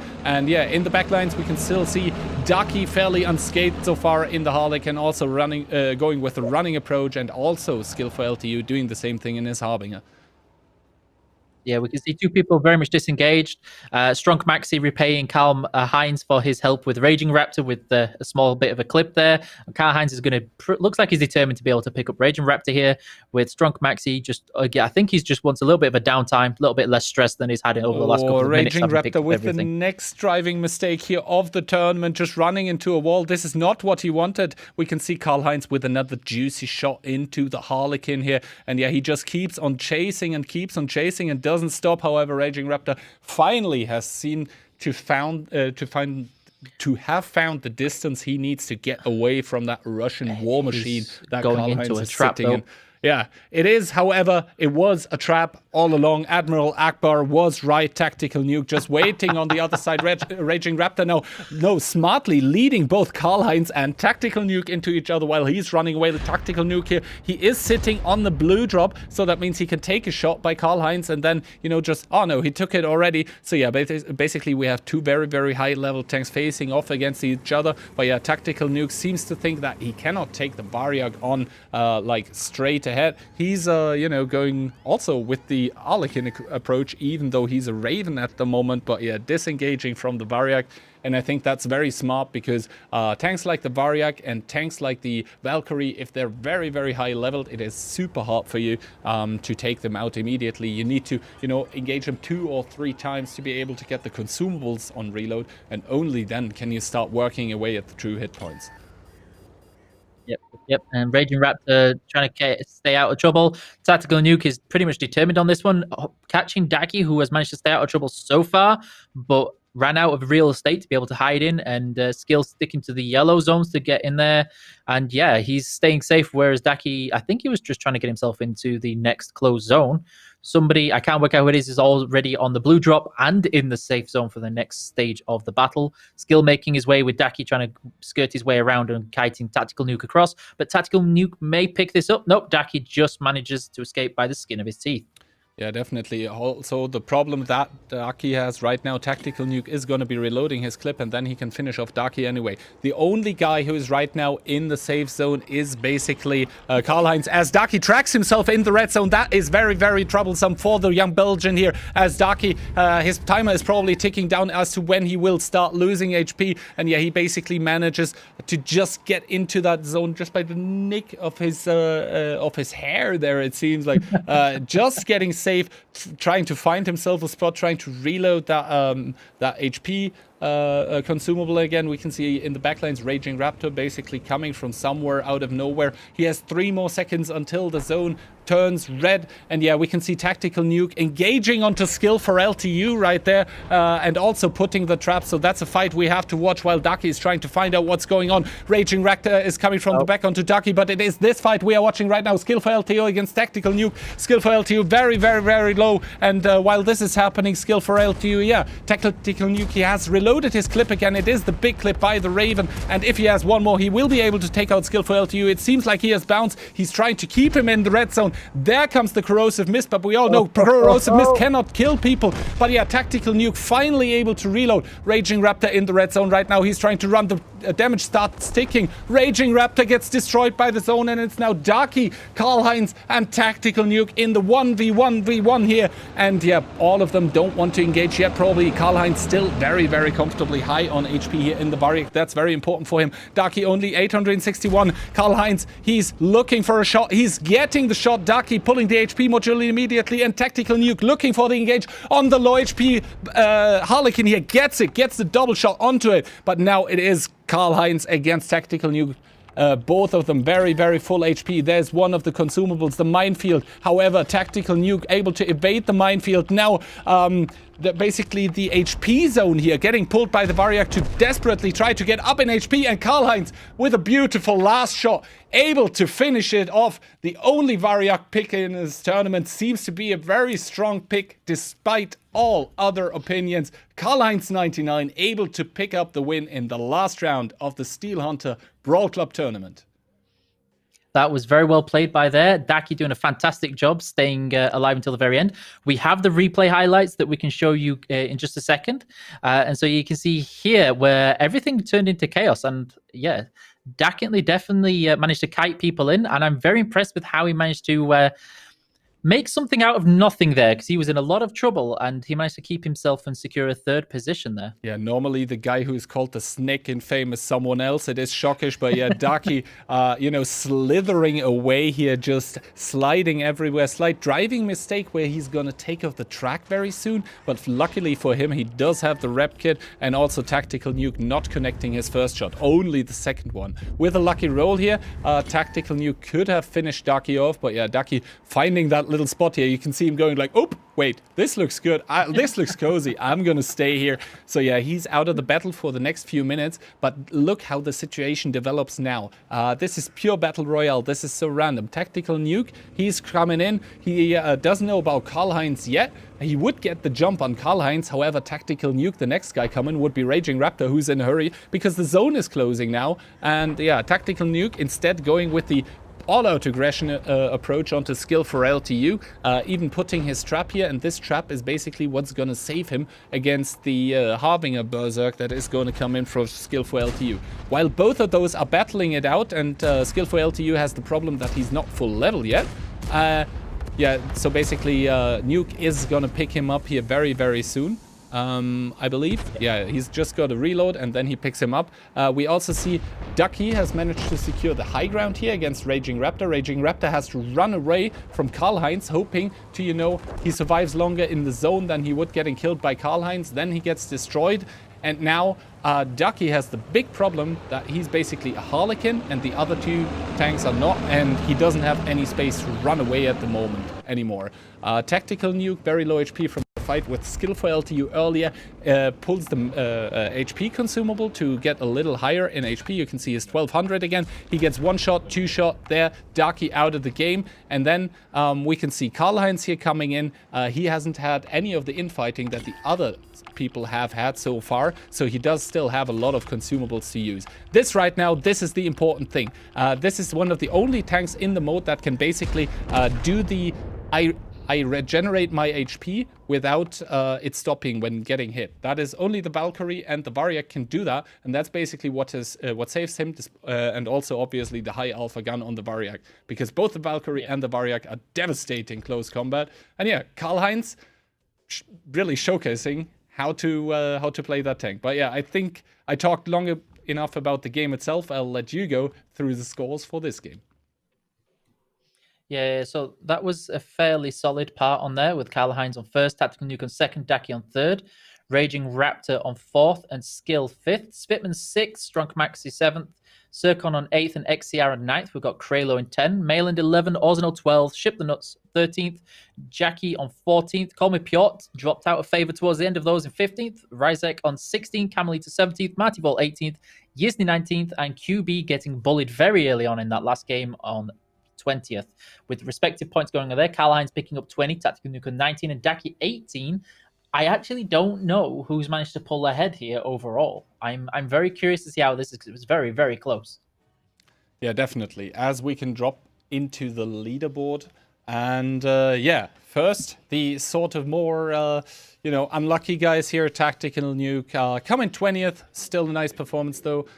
Coming in with 29 points here. Karl-Heinz 33 in the 19th place, but we just saw how amazing he was with the Variag, able to pull off 1 win in 5 games. Still pretty good. Isner coming in on place number 18 with 35 points. Marty Vola 17 with 38. Aussie 16 with 44. XCR 15th with 46. Raging Raptor 14th on 49, sharing his place with QB. And also Myland. Now, I think at the moment, keep this in mind for the upper half of the leaderboard. I believe this is at the moment alphabetically sorted. So basically, we haven't done the evaluation yet with the average damage. So whatever you might see in that upper half of the leaderboards might still change slightly. But yeah, place 11, Ship the Nuts, Des Games, exactly 50 games. And now to the part we've all been waiting for, the upper part of the leaderboard. Ooh, I'm looking forward to this. I'm going to let you do it, but I'm looking forward to it. All right. So, yeah, basically, skill for LTU. Congratulations. 75 points in 5 rounds. Very, very crazy performance by him. Coming in to a rather close second, I would say, is Daki with 72. Also, congratulations from my part. Now, as I said, with place number 3 and 4, Serkon and Svitman, both of them with 69, very nice number here regarding their points. We are going to have to work out who actually has the higher average damage over the 5 games. And, but yeah, while all of this is going, Rujek 66, he's going to be in a secure spot 5, unlike Call Me Piotr, who is sharing 60 points with Strong Maxi. So we are going to have to see, does he stay on place 6 or does he drop down to 7? Because Strong Maxi did more damage than him. Personally, for Call Me Piotr, I think he will stay on 6 because he managed to stay alive so long in the first games. Staying alive longer in the later stages of the game. Tanks have more HP, tanks have more DPM, tanks have more alpha. So it is easier to deal more damage there. But Strong Maxi coming in with a good performance in the later games. So who knows? Then we have Jackie on place 8, 54 points, also very good performance. Camilita, 53 points on place 9, and Krylo also 50 here. So guys, at the moment, behind the scenes, we are working out the average damages because all of this was played on a on a different server. We weren't able to pull the data server side. Yep. But yeah, we do have the average damage already for Serkon. It is 4.4k. So yeah, it is all about, was Svitman able to deliver more or less? And yeah, you can probably put your opinion in chat right now. Put the 1 for the more, the 2 for the less, and then you can see if you were right here. But yeah, there's not much more we can say about the leaderboard right now, as, you know, the calculations are being done and people are probably typing it crazily into Google or their pocket calculators at the moment. Yep, definitely. So I want to say thank you very much to PaySafeCard, who have put up the sponsorship money for these and the prize pool on there that we mentioned before. You can check out on there. The logo is in the bottom. We will also be giving €500 PaySafeCard vouchers to 3 people in chat. Check that out. There are also 2 of those €500 vouchers available on social media if you check out the activities. We will be going to a replay file shortly, and there may be a surprise battle out there for you, but I will need to drop out now as I prepare for the development Q&A segment, and I leave you in the capable hands of Keyhand while I disappear and prepare for the dev segment, so make sure you don't go anywhere. Yeah, so definitely here we go with the replays here in the order of the maps. This is, I believe, the first map played, and now we are in the situation with only Daki and Call Me Piotr left. Call Me Piotr, obviously, I believe in all the games he went with the Raven approach, which scales very well and has a very, very strong end game performance due to having the clip. Against Daki there, both of them, they see each other. You see, Piotr is not even full HP here at the moment, 73%. Versus Daki's 100, but it doesn't really matter because as soon as the Harlequin cannot play anymore to its strength, the mobility, then it's basically deprived of its biggest trump card here. Call Me Piotr, obviously he does know this. He wants to close the distance here, and yeah, he just wants to clip out Daki as he does. 1, 2, 3, 4. How many shells are in Daki's store? It's gonna be 4 of them. Yeah, just taking a nice, easy first victory here. Moving into map number 2, that one was played on Dreamland. and we see Rujek, I believe it was, in the fully upgraded Harbinger here at the top, just able to get an easy pickup onto XCR here, and then we can see QB, I believe it was, coming in with the Harlequin there, dropping down to 32% though, due to a big hit by Rujek, and then Ducky just able to clip out on QB to secure that second place, because he didn't get to do a lot more after this here. Ducky just in a basically unholdable position against a fully upgraded Harbinger, because he can just alpha him down, he can control the engagement. There is no way for Ducky to close the distance without losing all of his HP, and then Rujek just playing beautifully to the end here, just getting a very, very easy pickup on round 2. Ducky's ball there. We saw a lot of balls during this stream. Most of them didn't really connect like this one did, but other than that, Rujek able to clean it up nicely here. So this was map number 2, where Rujek took the chicken dinner. Then we were map 3, it was Agajir yet again, and Myland was in the dire situation here. He dropped down so far, he dropped one of the balls, and basically ran away after to basically stall the other people while he was regenerating HP. The ball did connect here, as we see 462 damage there. And you can see Myland here. He's trying to regenerate his HP there. We see immediately the consumable going on reload. But basically, in the end, Myland wasn't really able to find any more damage onto the enemies. And then by percentages, he was just lower compared to the others. So he died first to the zone. I would have loved for him to peek there. And then this was really crazy here by Skill. Because he was down in HP, but because he got one more shot into Zircon, the tick put him down to 1%, and then he died in the next tick. So it was Zircon taking the crucial game 3 for him. And on we go yet again into map number 4, which was Dreamland. And we're basically down to the 5 last remaining people here. Ducky, Karl-Heinz, Raging, Tactical Nuke, and Skill for LTU. And both, all of them... no, I believe this was already the last game, sorry. They were all trying to stay alive as long as possible. Also, obviously, Ducky and Skill for LTU with the biggest prizes here on the line, as they have been up very far in the leaderboard before that. And, excuse me. Voice is starting to crack up, but Ducky playing it very smart here, trying to find a nice and cozy spot for himself at the moment while he tries to regenerate HP. And I've basically analyzed this situation already. Karl-Heinz there, very, very comfortable in his fully upgraded Variak. He can just sit there and say, "Come at me, bro. It doesn't matter who it is. All the tanks here got nothing on me." And basically everyone is trying to avoid him at the moment. They want to clean up other people first, because the Variak is just such a bunker to crack. Tactical Nuke seeing the engagement there, because I believe Skill was very, very, very underleveled. So Tactical Nuke takes it, he wins it. He does fluff one of his shells, I believe, though. So he will have to take a reload here, so it's going to take a little longer. But in the end, it doesn't matter. Nuke picking up Skill for LTU. And then Raging Raptor, he found Karl-Heinz. Raging Raptor didn't like staying there, so he had to run out of the zone to try to get safe, getting destroyed by it soon after. And now Tactical Nuke, he's just coming out of that engagement with Skill for LTU here, so most of his abilities are still going to be on cooldown here. So he does have to wait. Now his heal pops up. But Ducky very unfortunate to take one shell by the Variak. And that basically enables Tactical Nuke to jump onto Ducky and secure himself second spot, because Karl-Heinz beautifully demonstrating how Variaks can win games here, just, able to stall all the other people out. Then he has all of the abilities to use at his disposal, and then he can just put one shot into Tactical Nuke to finish him off to win the last game of the day. Guys, I found it crazy, crazy fun to watch this, and I hope the calculations are sort of ready. I hear they are nearly there, so then we're gonna be able to find out who has what place on the leaderboard. But yeah, what is the leaderboard for?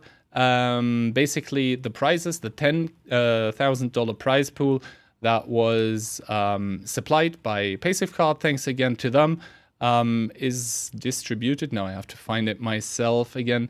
But basically, yeah, the first guy is gonna take 4k euros or dollars, I'm not sure, but yeah, 4k home with him. Yeah, 4,000 euros home with him. Second place is gonna take 2,000 euros. Third place, 1,500. Fourth place, 1,200. Fifth place, 800. And the sixth is still gonna secure 500 euros for themselves. So yeah, price is pretty good for all the participating CCs. From our side, from Wargaming, obviously, thanks a lot to all of them for participating. I hope all of them had as much fun playing it as I did casting. But yeah, as the calculations are being done for the last part of the leaderboard,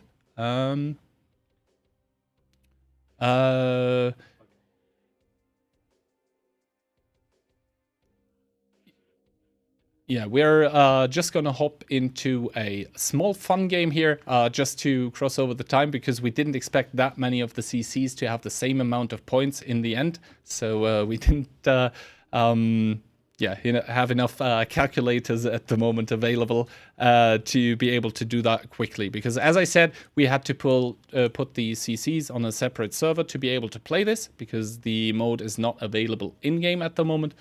But yeah, I hope the fun game should be popping up soon on the screen. Yeah, basically we will have 4 CCs playing another round here, basically, because as I said, yeah, the mode is not available at the moment, but apparently enough of them had a lot of fun playing this, so they're just gonna have a free-for-all here on Arzajir, as we once again watched the beautiful intro video for yeah, for the map. We watched, I believe, 2 out of the 5 previous maps here. And yeah, before the stream started, obviously the CCs, they have a common communications channel, and there all of them basically, you know, they were having a go at each other in a friendly, very, very friendly manner. And during the rehearsals for the CCs, to make sure everything was working right for them, they already decided, hey, let's have some fun rounds with everyone has the same tank, and let's do that. So I don't entirely know what to expect here out of the round we're about to see. We're probably going to soon find out. But yeah, as that map is so big, obviously the countdown is also longer in is going to be longer in your games, as yeah, some of the slower systems take a lot of time to load. So that is what we're accounting for here. But yeah, Arzajir, obviously the map that we're gonna play this little fun game on. It is, as we all said already, the open map, basically. So faster tanks are gonna profit, and also tanks with gun depression, good gun depression angles, are gonna profit in the more open parts. There are a few houses where you can play around in heavier tanks. But yeah, I believe we will be hopping into the game here soon, and then we'll see what the what the CCs have selected. And yeah, one of the things that basically the guys wanted to do here are, yeah, they wanted to do a full Harlequin game, and here we go. So it is just gonna be a big kuddelmuddel, as we say in Germany. It is just gonna be Harlequins everywhere. We have a lot of the guys that were high up in the leaderboard here. Basically, yeah, just a lot of people having fun with this game at the moment. We can see the spawn distribution. Obviously, not everyone here right now wanting to participate. But yeah, the ones that do, they spawned out a lot, very spread out. Obviously, the guy in the top right, he's gonna have a farm fiesta of a game here. No one really close to him, so he's just going to pick up drop after drop after drop. And yeah, just like you should do on Twitch, basically, when you watch this stream. Don't forget, there are Twitch drops online here. It is going to be the normal drops, and also, since this is an official World of Tanks channel, you have the chance for an epic drop, where you can pick up the daily calendar tank for free, if you're lucky. I believe today it is the LT432. And yeah, now we can see one of the top contenders on the leaderboard for the stream, Ruzek here. He directly found someone, decided not to engage. Instead, he took one shot from Tactical Nuke, and then I believe he went away here. And yeah, other than that, obviously a lot of well-known names here in this little fun tournament. Malin still sticking with us, skill for LTU, obviously the undisputed victor of the tournament, also still in there. And yeah, Ship the Nuts Des Games here almost got caught out here in three-way, but yeah, he was able to get away for a second, but then I believe Camilita decided to turn around and finish off the tank due to having higher HP. That higher HP has evaporated though. So far he's only ahead one shot, but yeah, Des Games not able to put in a lot of shot against Camille here at the moment. Des Games really falling to Camille, but Camille needs to be super careful now as Jackie is coming in from the back lines here and also ramming Camille out of the red loot zone here. So that means that it is gonna be Des Games and Camille out of the tournament, just like Krylo and Strong Maxi, who have also dropped in the meantime. Other than that, all of these CCs seem to be pretty confident on their parts of the map. You know, 4 of them already dropped and the other ones don't really seem to be interested in any sort of aggression at the moment. Myland picking up a few more shots of ammo here. Obviously, when you have a fast-firing tank, you will need a lot of ammo to, you know, just basically keep shooting, obviously. Myland also with a very defensive approach here, just, you know, just looting the empty part of the map where not a lot of his competitors are at the moment. Yeah, on the minimap you can see Myland basically the only guy on the eastern side, but just as I see that, I believe it is Zircon who just got picked up by an airstrike here. So he was trying to get basically to higher HP. You can see the green drop basically just beside where he died. But yeah, Ruzek basically had a good eye for that. So Ruzek now driving there, getting the green drop as well as the loot from the dead tank. And while I say that, Tactical Nuke is able to eliminate Svitman out of this round because he got the very nice jump on the check CC here. And now at the top left we can see XCR here in a very troublesome situation, as there is the ball we have all talked about, and I believe this is the first ball kill that we see. Camille with a very nice performance, able to pick up the leftovers of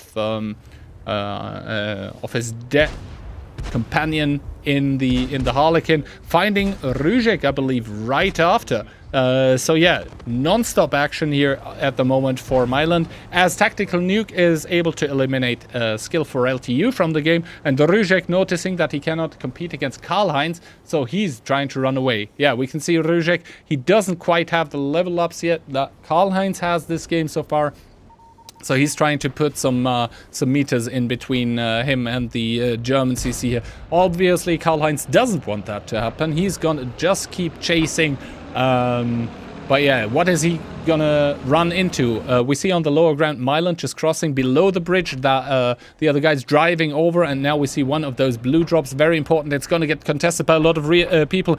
And there we go, Raging Raptor and Karl-Heinz battling it out, both with the autoloaders, but I believe Karl-Heinz might have the advantage due to having more HP here. But yeah, both of them go on reload, and now Karl-Heinz, very unlucky timing for him, but as unlucky as it is for him, as good it is for Tactical Nuke. But is it though? Tactical Nuke immediately getting focused from all sides here now, but manages to pick up both of the loots there, both the blue and the green, so a purple one for him. And yeah, already full HP again due to that pretty lucky situation for him, but he manages to get out. Myland unable to connect from the backlines onto him. Raging Raptor needs to be careful here. 650 HP, 58 HP only on him, and he doesn't seem to be very well leveled as he is only on 1k. But Tactical Nuke, he needs to be careful also now, as there was one of the balls dropped, but yeah, I believe he was able to take it out. But the problem is, as a Harlequin, if you clip out onto the ball,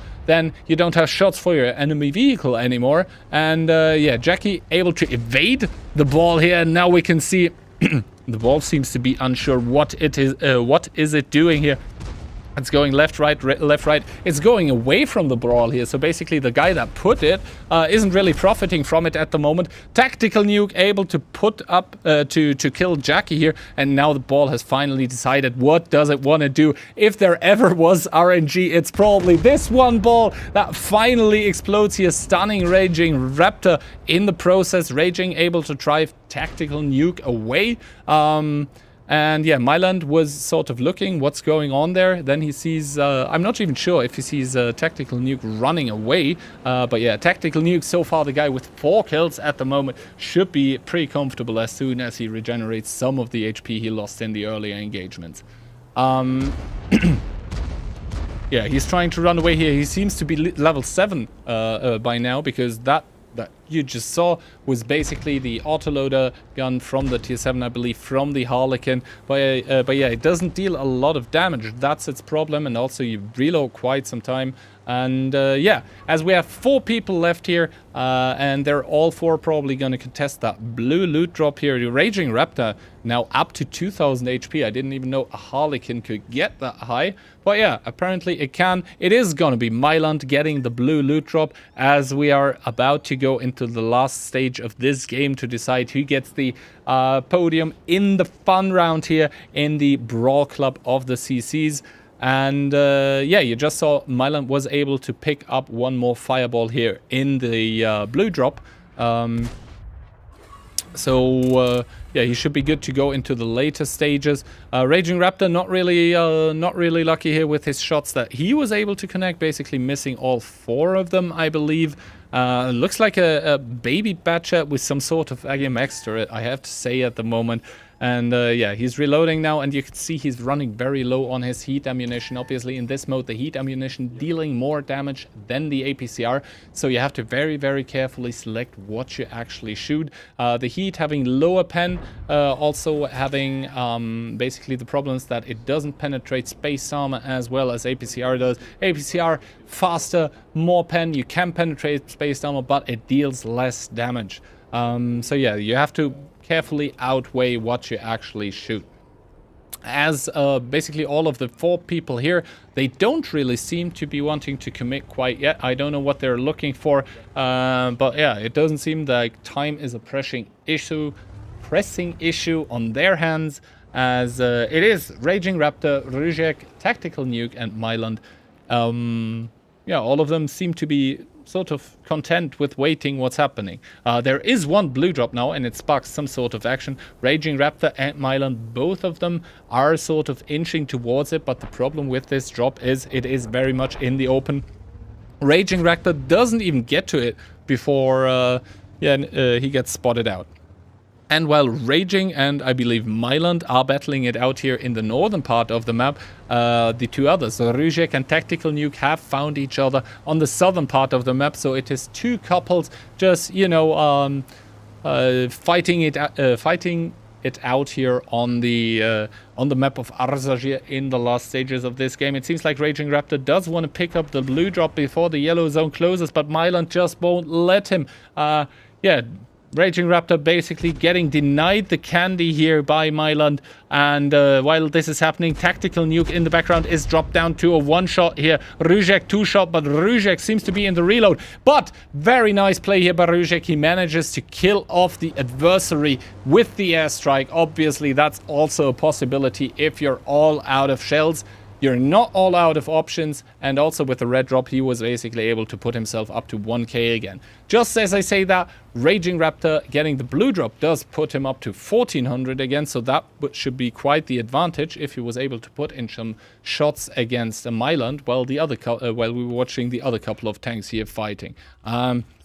We see some shaky aim by Raging Raptor, who also needs to be careful now because the red zone has closed. And now the thing is, what we're going to see in a second is going to be very painful. Every second you stay in this red zone is 10% of your HP. And also Myland working away at Raging Raptor. It seems like Myland has just outpositioned Raging, as he does pick him up there easily. And I believe Myland is now trying to go into the red zone to pick up the red package, as we already see a ball here coming in onto Myland here from, I believe, Rujek. And yeah, Myland notices it, jukes it, and now he has reloaded. 1 shot goes in. The second shot should soon be coming in, I believe. Yeah, there we go. Myland picking it up. The problem is, there comes the HE gun from Rujek, but I believe Myland is responding in fashion here. That was not a very good ball by Myland, I believe. He put it on the lower way. How is his pet ever gonna get up there? It doesn't have a ladder. It's basically stuck down there. Or is this actually Rujek's ball here following Myland? No, the ball is just, yeah. Milan just baited himself by putting the ball, I guess, and Ruzek, he knows he has the advantage. He can just run this down here to the wire. Misses one. Oh no, he connects it with HE. Doesn't connect into Milan though. And now the ball. What is the ball doing? It just gets picked up easily. The ball was just confused because its master wasn't close, I guess.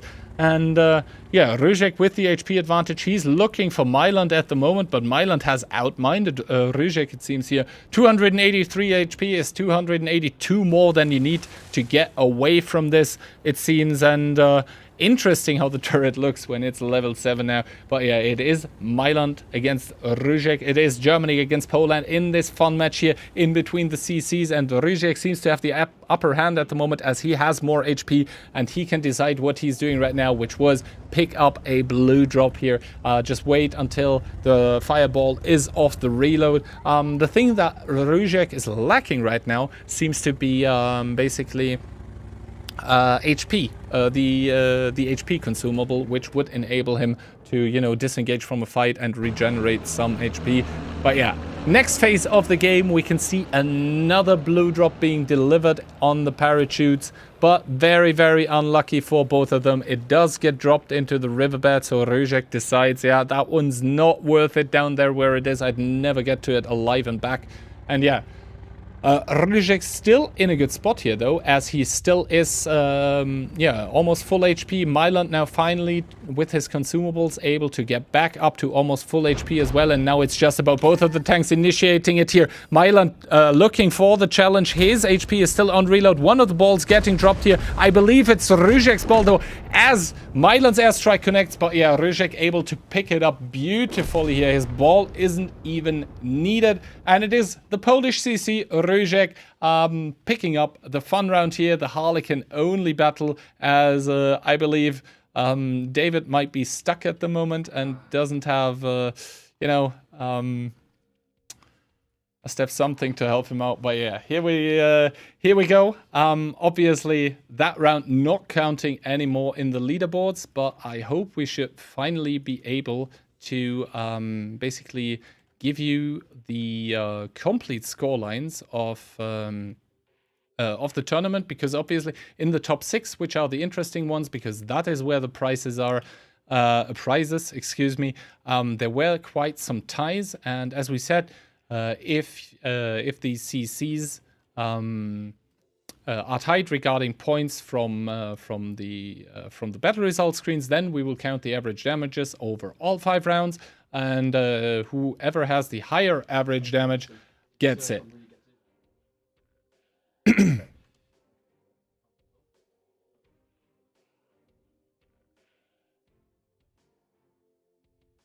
Yeah, so basically here we have the leaderboard now, and yeah, I hope it has been fixed now, because it's still in alphabetical order. Both the people with the first letters of the alphabet, Zircon over Svit, seems to have had the higher average damage with 4.4. And also Call Me Piotr seems to have prevailed against Strong Maxi. But yeah, this is the leaderboard. Once again, thanks to all of the CCs for participating, and congratulations, most of all, to Skill for LTU for winning with an astonishing 75 points. Excuse me. That is a very, very, very hefty amount of points to have collected in just 5 battles. But yeah, as this is all done, we're ready to head to a short break. After this break, there is going to be another very, very interesting thing coming up, which will be the Q&A with one of the Russian devs. Stay tuned.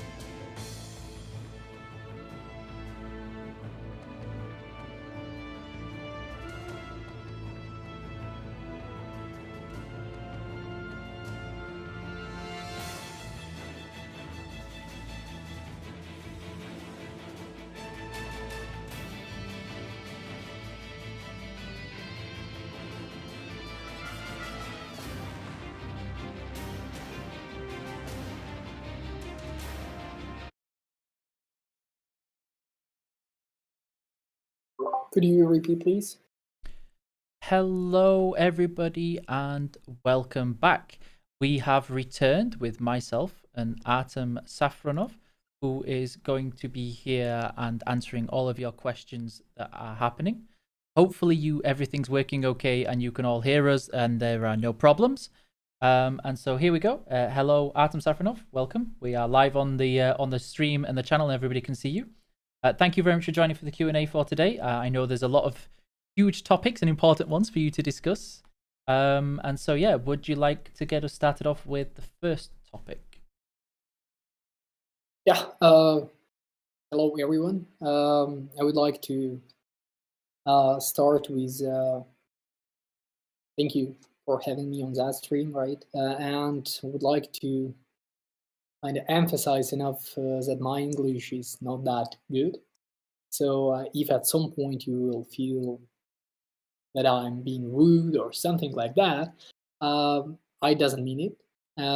It's perhaps my barbarian English there. So, but anyway, let's start. I would like to start to pointing out that for the next year, it will be a year where we plan to change or trying to change some of the things that are quite important, such as in gameplay perspective, RT, HE shells, right, crew system, something that we have for years and that kind of could be perceived as a baseline, and it shouldn't be changed or done change radically, but we have different opinions about that. So in the 2021, we would like to make certain exercise about make gameplay direction a bit better, improve some things. In the past, we had the same initiative, right? But it didn't end up well. So we learn our lessons and we'll try to make some tailoring craft. And we quite confident that there is a new things that we show you throughout the 2021 that wouldn't be perceived bad or good. It's something that you certainly should try, and you will have that possibility on the sandbox. And that's kind of unfolding our closest plans. And we could go to the each topics, right? Yes. Levitan. Yeah.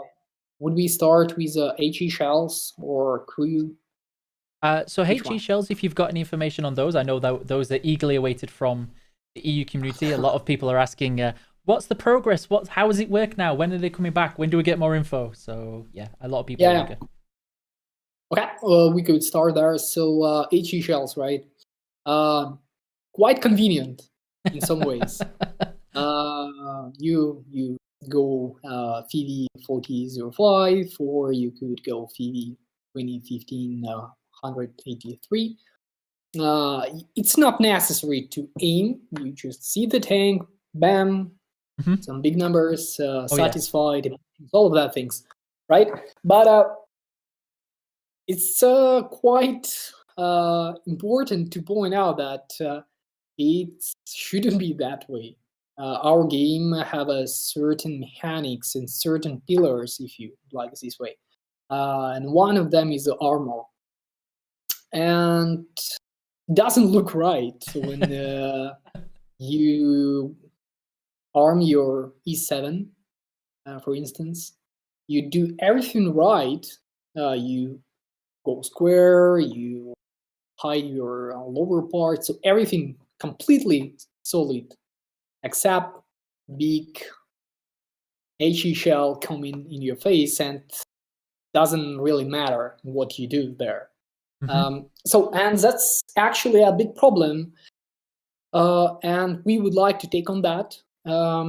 So the first thing that, from my perspective, is the biggest and the main change. During the first test of the HE shells that we did back to the other day, we did a couple of there is a couple of mistakes from our side, and players not really understand what we did change, because they see that big numbers yet, and they come and nothing changed much. So the reason for all of that is how the HE shells works. Previously and right now how the things works, when the HE shells penetrate the armor, there is a dispersion of that shell, and afterwards interaction, HE shells with that dispersion, the damage is looking for the weakest spot of the armor, and that's why it's not a big deal where you aiming, right? And because of that dispersion. So the biggest change that we intend to do is to do that properly. So where the damage will calculate based on the where shell hit exactly to the what armor plate. If it's 15 millimeters, 1 damage. If it's mouse hull, it's a bit different story. And so that's the biggest change. It's as simple as that. And that being said, afterwards, players would have a hard time if you aiming in the wall, such as mouse, and there will be not that big damage. So players, it would be necessary to aim right and know what the armor groups there. That's one thing. But another one, it's not completely change the way how it feels. So if you're playing on the big calibers and, for instance, you see the grill or any other low armored vehicle, it will be quite convenient and you will see the same numbers.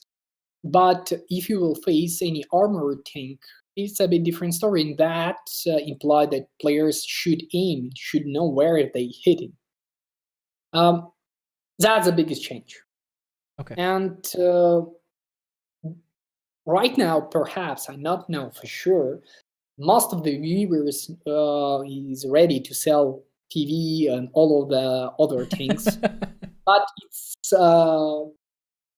it's not necessary, because the way how it will work, it will make, we think it will make the game better, and would reward the players on the armored vehicles for their right decision, right thinking. But if you're playing, for instance, for PV 2015, you have your regular shells, and you could. It's not the right path. Always go with HE shells when you have a regular one, right? So that's the biggest change that we plan to do for HE shells, and it will be presented on the sandbox for different tests, and afterwards we make certain conclusion what exactly we would like to do with the HE shells, what extra changes we should make, or anything like that. That's in terms of the how HE shells works in the nutshell. But there is one more thing to add for the HE shells. I think afterwards we will go to the Q&A and unfold some more information, right? But there is I'm not actually quite sure how it's called in English. So there is the certain things have screens on the sides, And Yeah. yeah, and relatively to the HE shells, that screens could absorb certain penetration. Yep. So that being said, we in the new mechanic, what we will have that if you aiming and shooting to that screens, it's not regularly you could have some damage. Could be no damage because screens will absorb that penetration. Yep. So that things add to the overall idea that with the new Ichi shells, players start think through where to hit, and that's the biggest change to come. Okay. So the impact won't just be the focal point, but also to spaced armor, and where tanks such as the Super Pershing have those big armored plates on the front that currently do a lot of mitigation. Okay. And I know we do have some more questions that we collected from the community earlier this week, guys. So please bear with. We're just going over the main topics that we promised we would present to you that are looking forward to next year. So the first being the HE shell rework that we said we're still working on. You will see some of this on the sandbox. And the second part of this, which I know many people are very, very, very curious about, and that is the SBG reworks as well, the artillery reworks that you have some more info on. Yeah, it's actually the main and the biggest topic, right? So I would, when I will explain that, I will either call it SPG or we'll call it RT. So as for the HE shells, it will be presented on the sandboxes, where we will show what exactly how we see the changes of the RT. But there will be quite many changes for SPG to come, and I will try to go one by one. So we start with the biggest I think. It's the new type of shells that SPG will have. So overall, it will be 3-1. So the first shot type of the shell will have a quite big splash. It will have a certain damage, and will have a stun effect. Okay. And there will be okay, keep it for late. Another one, it's HE shells, and another type of the HE shells will have a bit smaller flash.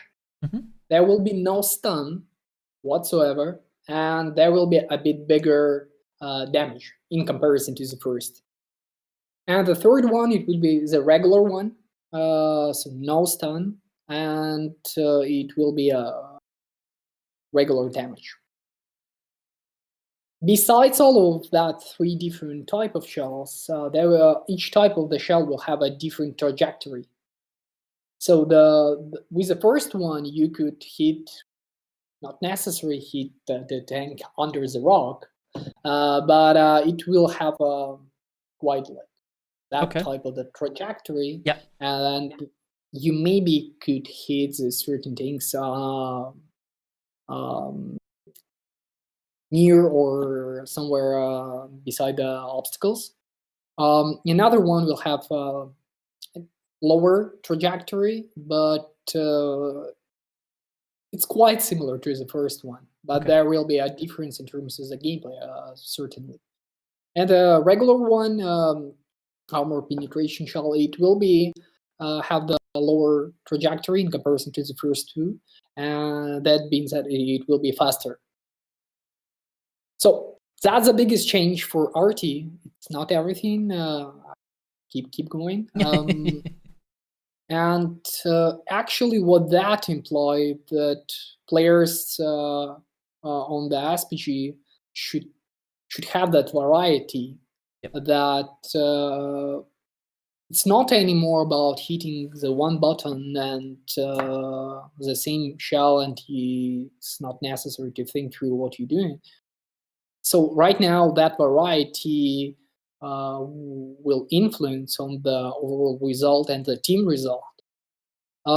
So that's the first thing. Going to the another, so having these three type of the shells imply that players should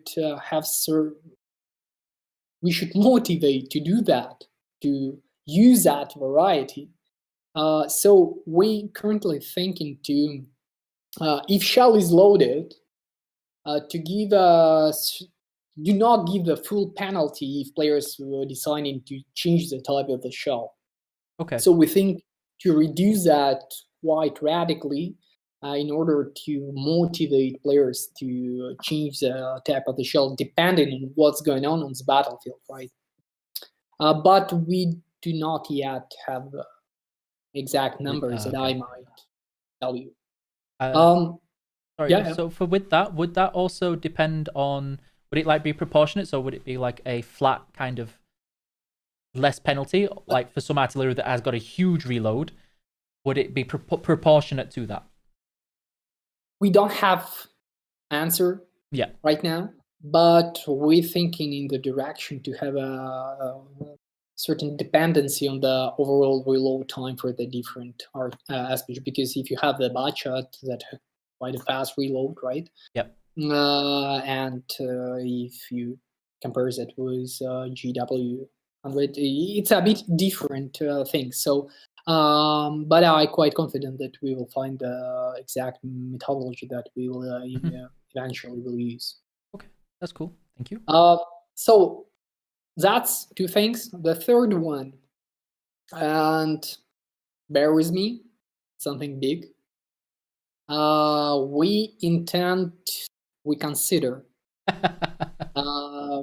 We consider to implement the SPG 6 cents.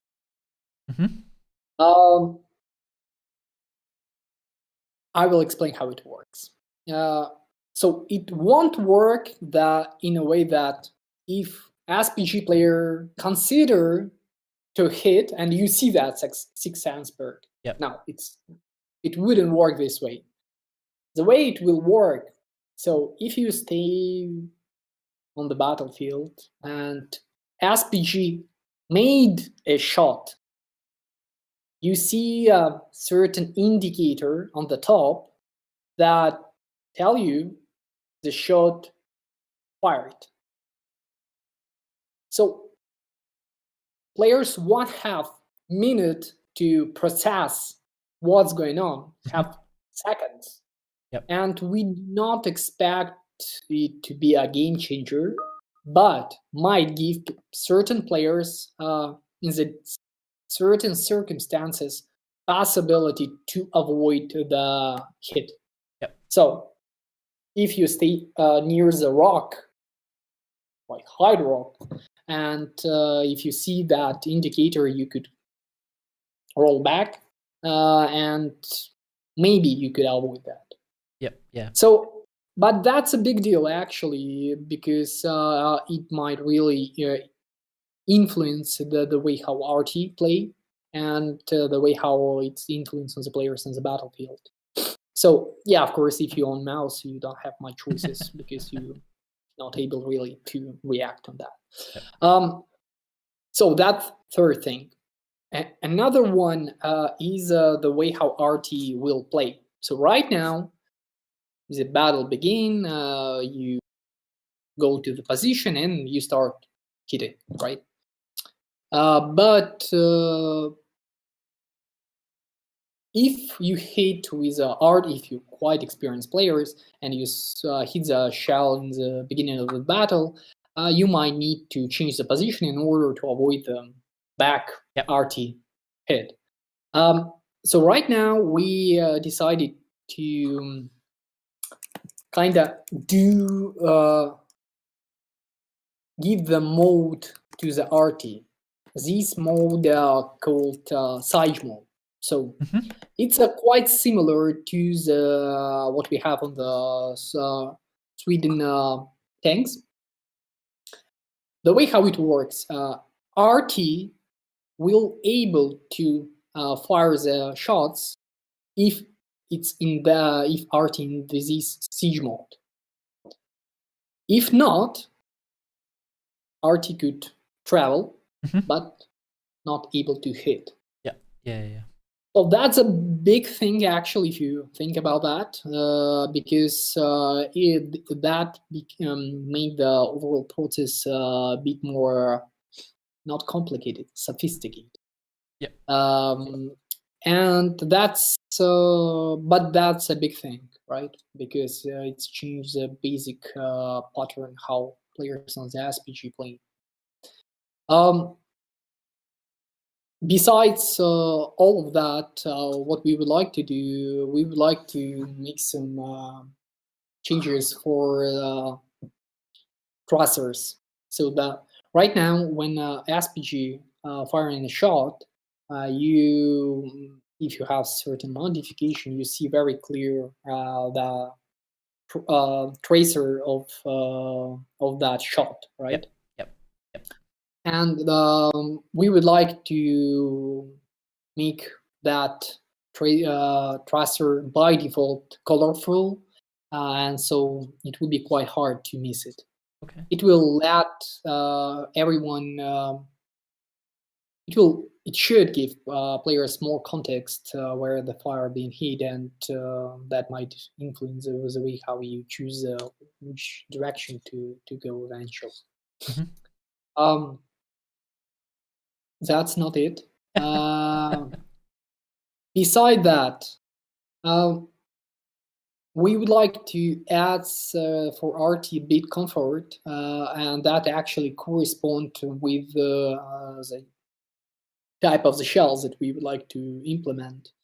So considering that there will be a different area of that splash, we would like to show players playing on the RT if there is a target near the obstacles where that splash might go, and whether you be able to hit that target or not. So we will show that in the crosshair in terms of the color. So and it will be a different for the different type of the shells. Okay. Right?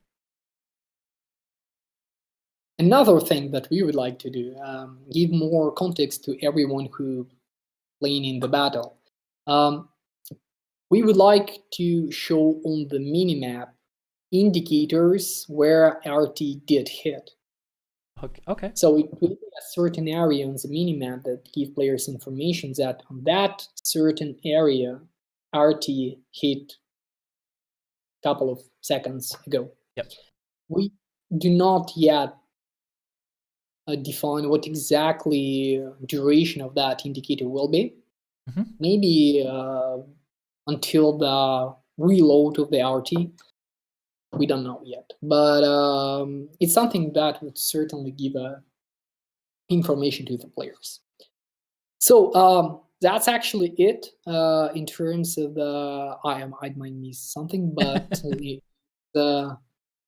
it could give you a taste what exactly what mindset we have towards the RT, and that's intention, right? Yep. Because at the end of the day, it should be on the sandbox, and you will be able to test that and give us feedback.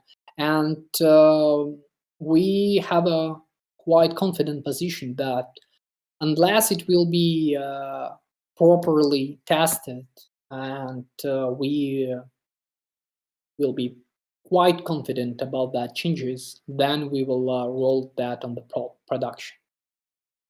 So, until that, it won't happen. So that's why we need you to help us to test that and give us quite many feedback as you can. So I was just going to mention that, like you saw with New Balance 2.0 that we had, it's really important, guys, that you do download, you do play the sandbox server. And I can't stress enough, I always mention this on my normal streams. It's important you play it yourself. Don't rely on other people to tell you the opinions you should have. It's important we get the feedback from everybody who's tried it and also give it a go. Let us know. So for instance, somebody in chat was talking about what's the use of like getting an alert that artillery shells on the way. For me, instantly, I just thought of the idea, if you're in a light tank and you're in a bush and you're thinking, am I safe here? And like, if you know you've got a blind fire shot on the way from an artillery, you already know you can move. That's a couple of very valuable seconds when you're in a light tank that is going to save your game. So these are the reasons you should test it, guys, and give the feedback as much as you can. So I know that was the SPG one. I know there's going to be a lot of feedback of this one that I need to go through from the chat, but the sandbox will be on the way, guys, and that's where the best time and the best place to give it once you've tried it. And the next one, of course, is Crew 2.0, and we have some fancy videos to show off while you explain some of these changes. Yep. Okay. So here's the first video I have with some of the crew art.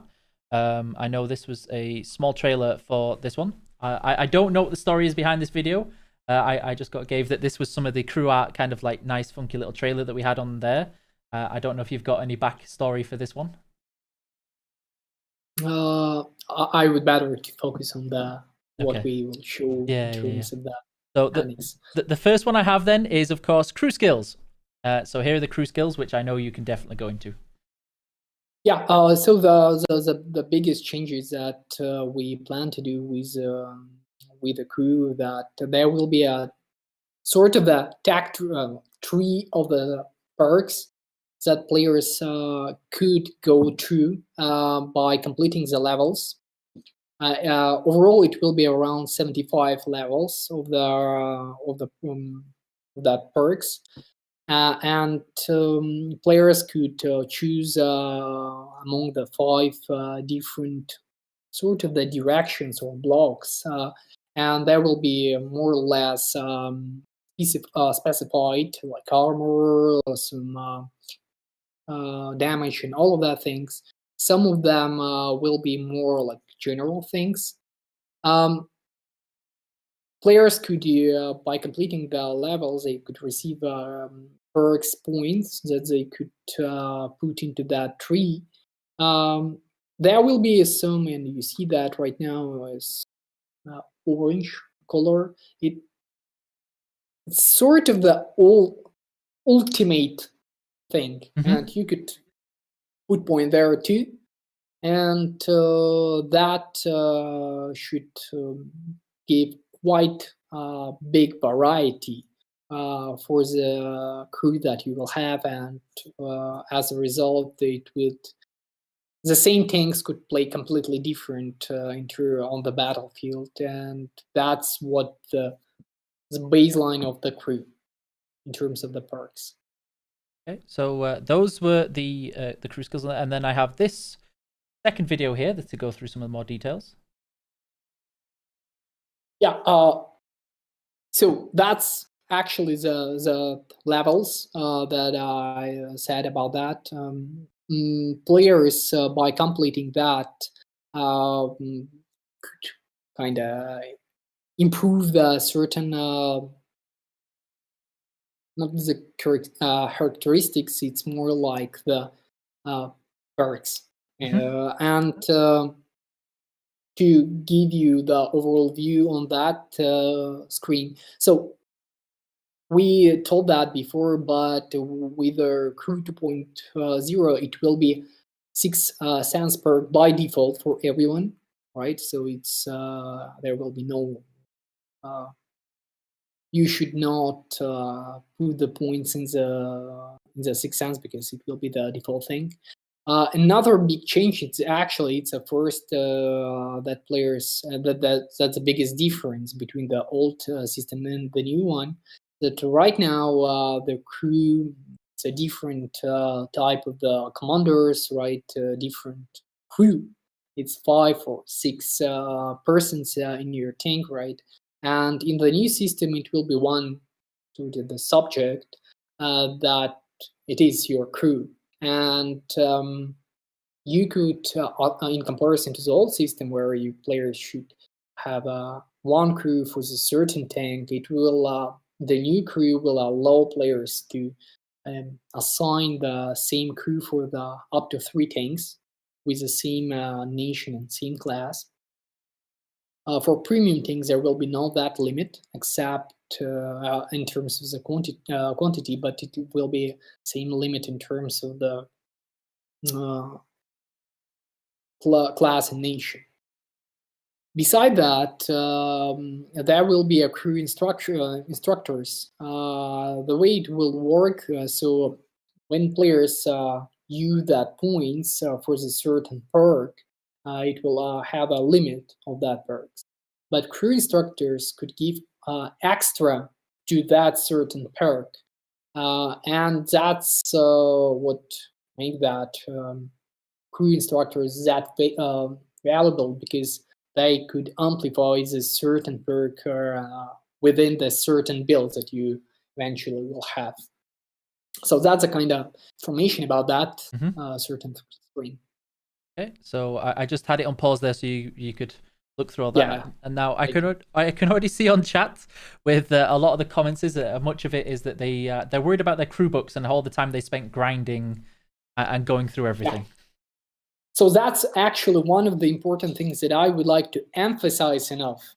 One of our main objective with the Crew 2.0 is to make sure no one lose. So all of your efforts throughout the years, you will keep it as it is. So the part of the conversion from the old system to the new, that's something that we would focus very, very hard. And that conversion system will be created in the way that no one lose anything.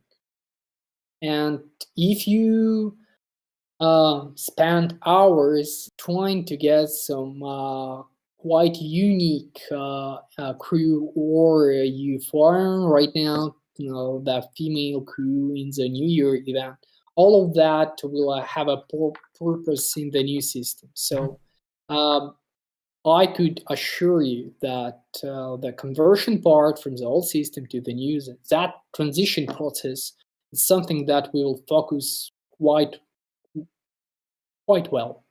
And that being said, most of that things we do that mostly before the release. We explained a lot a couple of weeks before, but taking into the consideration that it's quite delicate part, we will start talk about that conversion with the first appearance on the sandbox. Yep. So it will be quite early, and we will absorb a lot of feedback, no doubt there, and we'll make everything we could to make that as smooth as we can. So I know a lot of people in chat are still very anxious about this, but again, guys, that's why the sandbox is so very important, that you can get all the information and give the feedback. As you saw again with New Balance, feedback is important. It does affect how the changes are then done, if they are done, and whether any more tweaks are required on this one. I can tell you I'm looking forward to it a lot, because I have crew that I am forced to take extended signal range on. I don't care about any radio skills whatsoever. I just have skill points there because I've got nothing else to spend them on. So I'm really looking forward to that. I could tell you that I'm playing mostly on the tier 10, and my favorite thing is object 140. And right now I have 5 per crew. So for me, it's equally important to make sure that it would be all right in the new system. Yeah. So, yeah. Okay, thank you very much. And then the next topic that we have is the new battle pass, or changes to the battle pass, sorry, that you have details to go through. Yeah, so relative to the other topics that we will have, Sorry, it's just a generic video piece of artwork where they talked about the 3 icons that I know is going to be important with this bit. Okay. So relative to the other, so HE shells, RT, and crew, I talk a lot because there is a lot to talk about. But afterwards, I will try to be more or less faster. So So relatively to the battle pass, there will be big changes in terms of the way it play. So instead of the two, I will focus on the main things. So instead of the two directions, right now players will have a 3-1. And it would be a sort of the act. First act, another, third one. It's a separate parts, if you prefer that better. So in the way how it plays, it will remain the same. Players will go from the beginning to the end. There will be options to choose a certain reward when players hit a certain level within the battle pass. And we think that it will add much more variety because players have a different play styles, different amount of the tanks, different preferences. All of that it's not binary, right? And giving that variety of choosing the reward should give more freedom to players how they eventually complete that battle pass. So for us, it's one of the not the biggest change, but it's more or less for convenience of our players. Another thing that we intend to change, so right now players should grind until the end of the battle pass in order to get the style. In the new season of the battle pass, we plan to give the style very early, but it will call progression style. And throughout the battle pass, players depend on the progress. We will reflect that progress in that style. So you start, make that simpler. You start with a basic style that become more sophisticated during your progress. So not the big deal, but it's actually something that could make the overall process more entertaining. In terms of the baseline things like seasons, how many battle passes we will have during the year, it will remain the same. Okay. So we will have the same seasonality, we will have same duration for the one battle pass. So all of the main things remains the same. So same goodies, guys. Essentially, like the same thing you're looking at is just more options, more things to go through, a little bit more consistency. Yeah. One thing to give to point out there, and maybe for some players will be the main changes.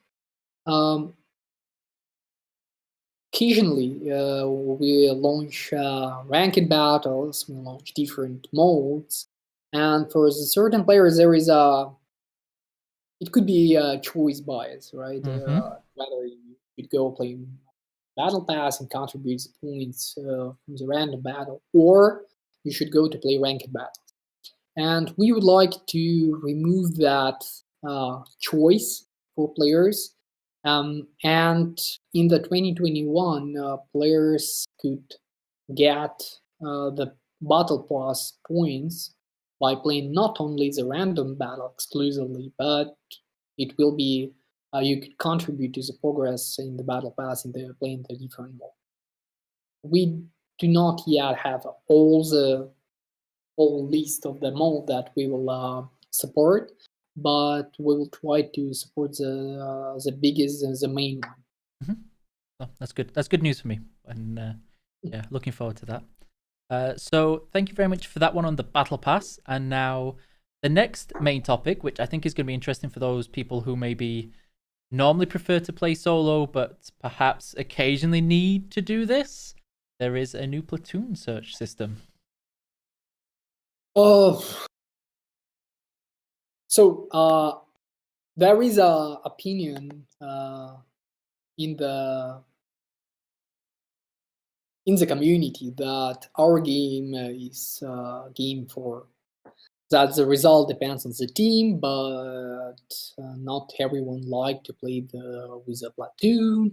Not everyone is a big fans of the socialization, right? Mm-hmm. One way or another, we think that most of that type of the feedback is come because it's quite hard to find platoon with a proper, let's say, teammate, and most of the players who not really who prefer to play solo and don't want to share time with another players think it's quite hard to find the proper mate to play with.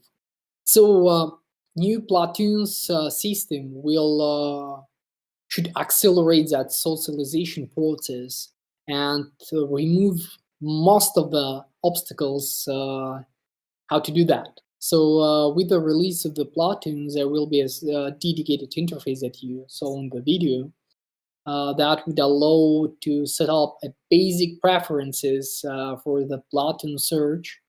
It will be the size of the platoon remains the same. It will be up to the 3%. So to find the platoon members, you should go to the menu. You should press a couple of buttons, preferences like levels and all of that things, and it will launch the queue. And eventually we'll find the closest to that preferences person.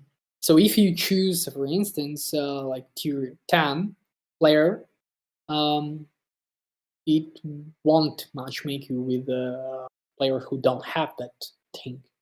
So not much to talk about that because overall it's a system that allow easier that should make the process much more easier for players who not ready to go that deep into the socialization like clans and all of that things, but could make the evening plays more entertaining and with better results because you're playing in the platoon. So you could find the teammates quite easier in that new system. Yep. I know a lot of people who say that they prefer playing this, like, as much as they like playing solo, they say they find it much more fun in platoons. It's just finding those people because people have lives, they have jobs, and at least this way, hopefully, it allows you to maybe make new friends and new people a little bit faster. Yeah, to add about that, in terms how the matchmake process, what is in the background. So you see that the first part is the preferences, the basic preferences like tier, all of that. But in the background, that searching for the teammates process will rely on the WTR rating. It will should consider the tiers that players currently have. So it will be not that super complicated system, but it will be complicated enough in order to make the proper finding. Yeah. Okay. Thank you very much. And then the next part is, I know you may have some details on some of the changes that are coming to this in terms of the mode and everything else, but I will be able to explain a little bit more detail that many people in EU loved Team Clash last year, which is called Battle of the Bloggers on CIS. Many of you loved taking part, and it will be returning.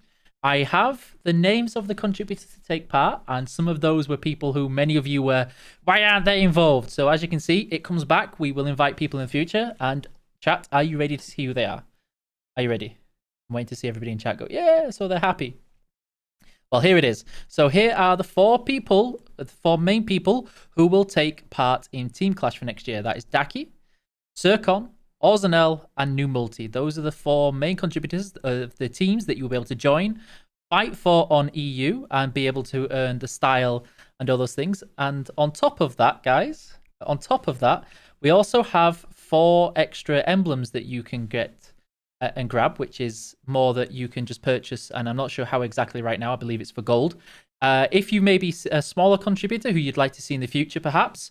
And then we have these 4 people, and some of you may recognize one of these emblems. There was a lot of fun by Mr. Kubrick with the artwork on my face, getting me on one of those far right symbols with my chin, chubby cheeks, and horns, and like the hairdo. So yeah, we will also be involving those as well. So make sure you check out all of that and look forward to the cool things coming forward. So I believe there are some changes to the mode and kind of some of fixing some of the issues and gripes that people had last year. Yeah, so Team Clash is something that we would like to do in the early next year. We decided that we will not completely overhaul the way it works, but we will fix some of the things in terms of the points in that system. It's not like complete overhaul, but it's some fixes, minor in the changes the way the points is calculated. The biggest thing about it's not yet to come in EU. It's actually pairs that we right now testing, plan to test in the CIS region. But relatively to the overall mode itself, we will add some new maps. Tier 10 as a baseline or main. So that's not big things to discuss there. So we like a lot the perception of the players. We like that competition between the different bloggers. That's quite cool and entertaining. So we not ready at this point to make some big changes that might impact that perception, that fun from the game. So I can tell you guys from the EU side, there will be more details coming. We have something I can only tease right now, but it will hopefully involve last year's contestants, guys. So please bear with. We haven't forgotten them. We do remember them. We do love them still. There will be a lot of details coming about this, hopefully later towards the end of January. It is on the way. We do have some plans. We will give you them as soon as we can. Your glorious commanders will have not been forgotten. I can put it that way. And so the next topic that we have, which I feel is something a lot of people have been asking for a long time, is a maps training, which is here. And I think I know a little bit about this, but I know you have all the details on this to go through for everybody. Yeah, so maps training, it's maps training, right? So as you could, perhaps you could understand from the title, it will be, let's call it initiatives that we would like to do, that it's a dedicated place where players, quite similar in some parts to the bootcamp, will be able to train different tactics, different areas of the maps. They could explore it. They could see what type of the gameplay that on the different maps players could implement and do in the battles. There will be different scenarios that should accelerate that learning process. And it's not exclusively for the new players, right? And we think it should be quite beneficial for the current players, because right now, how you could learn on the maps, learn and explore the maps, either from the training room, right? That it's not the easier process, or you could go to the battles and might ruin the team play there. But so that's actually the reason we would like to do that.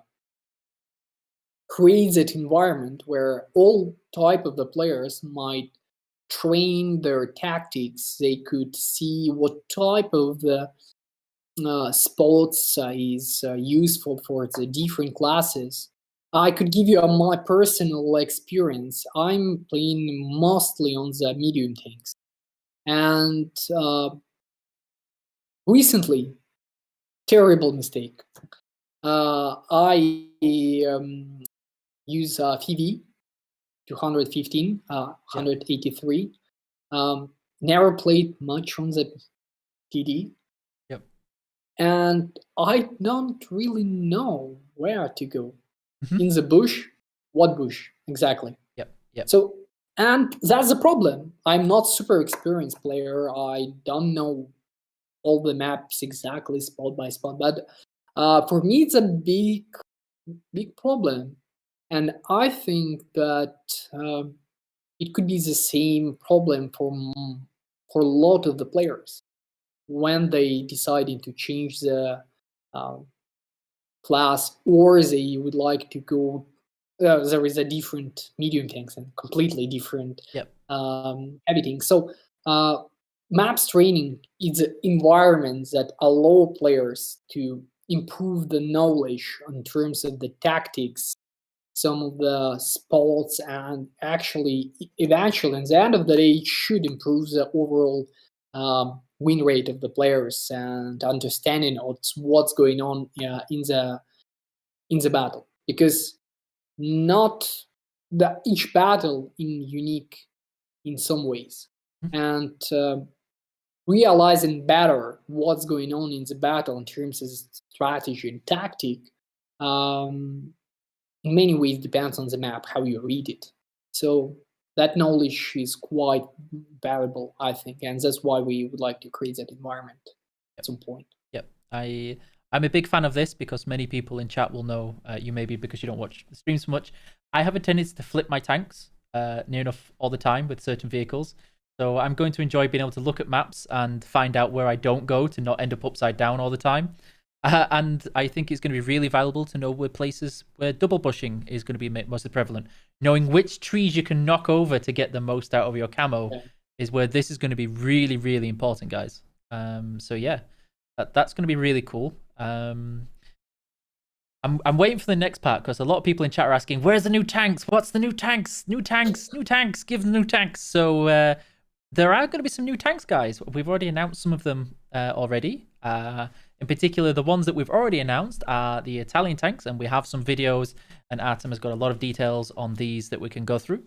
So I can talk to you right now with the Italian tank tech tree as it looks right now.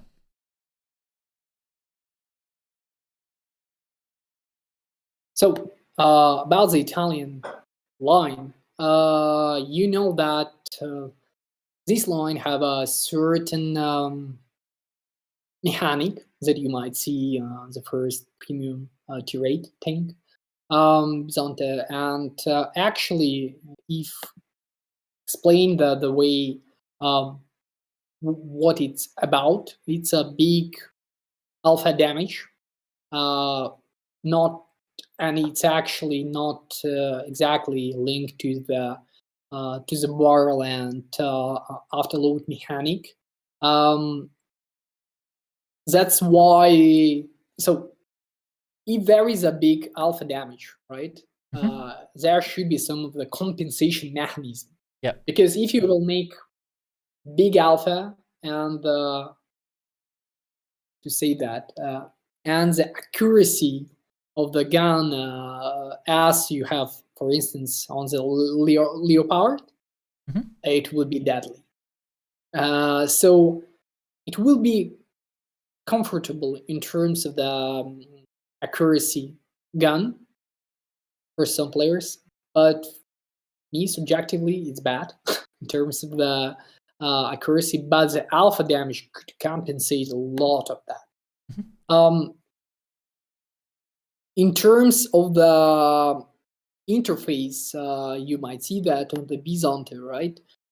It's some of the, there is a certain indicator that might help players to understand how the reload, apologies, what reload time is and what penalty players might get if they fire before. And that's actually, so it's all about the decisions that players could make during the battle. If you compare that the Italian barrel and E3 with afterloader, it's whether you not lose your reload on E3 afterloader to hit the target last HP or kick the track, and you actually do not lose your DPM, right? And on the on the Italian line, that's quite a different story, because you will lose DPM if you will hit before the reload. So that's the biggest difference. And actually, subjectively, it will take some time to process and really adjust to that mechanic. It's not completely new one, right? Because you could say that, but it's hard mechanic, subjectively speaking. And that being said, what I would recommend, take some time when that line will be released. Play on that, and afterwards make your decision or opinion, right? Because that's what that mechanics imply. And to wrap it up, the mechanic about the decisions. So it's whether you lose something if you will decide to do not wait the shell and lose some DPM, or you think through that and you not necessarily destroy the tank or hit the track, but you will save the DPM, and maybe it will let you to utilize the whole shell on the full tank that costs an hour. So it's all about that. Not super new, but still complicated enough in order to understand and to learn how to maximize that backward barrel. Autoloader. Yeah, so that's about the Italian line. They are on the way, guys. More information, of course, will come soon. And yes, I'm going to stick to soon, so keep an eye out for them. They are on the way. I'm just going to keep saying the button, and then you'll get to see them, and they're on the way. But the other tanks that we have that I don't think we've really mentioned anywhere properly, so this will be the first time that we've properly announced them, are Czech tanks, which I know a lot of our Czech players will be really looking forward to. I think that everyone waiting for new nation, and perhaps there is a lot of questions about the different nations. But at this point, so right now, really in development, I don't have liberty to talk about that. Design firmly told me that you shouldn't. And actually, not much that we could tell and unfold for you at this point. Check for the news. Bear with us. See, guys, the pun. You get the pun? I hope. I have to point out, not all the time does the chat get the pun. You have to check out the news on the Czech tanks. There we go. The pun for chat. Hopefully they got it. Yeah, check out the news on the Czech tanks. Yeah, we excited as you. we waiting for that. Okay, and then a lot of people have been. Sorry, I'm looking at all the chat going. No, I'm out. I'm leaving. I'm done. No puns like the dad jokes are the worst. So, a lot of people have been asking as well about new maps, and we have a beloved map. I'm going to play the video without the textures first, and then the one with textures, while Artem kind of goes through all the details. Not much details, right? But the bigger thing that I should point out that it's not the remake of the map; it's a new. So at this point, there is not much that we could share with you about some different type of the terrains or some another things. But it will be the new map, really new map, not some assembled from the existing parts. So as for Czech tanks, be with us and check for updates. We will unfold soon. So this used to be one of my favorite maps, and I know you mentioned it's basically complete new, and you can tell that when you look at it from the video from what it used to be. Yeah. It's a remind one of the map, right? But that's why I emphasize that it's a new. I can't see it. I'm keeping an eye out because this used to be one of my favorite to do the bridge jump. It used to be one of my favorite maps to do bridge jumping and trying to land on people from it. So I'm curious to see if this one is going to be the same with all the changes. So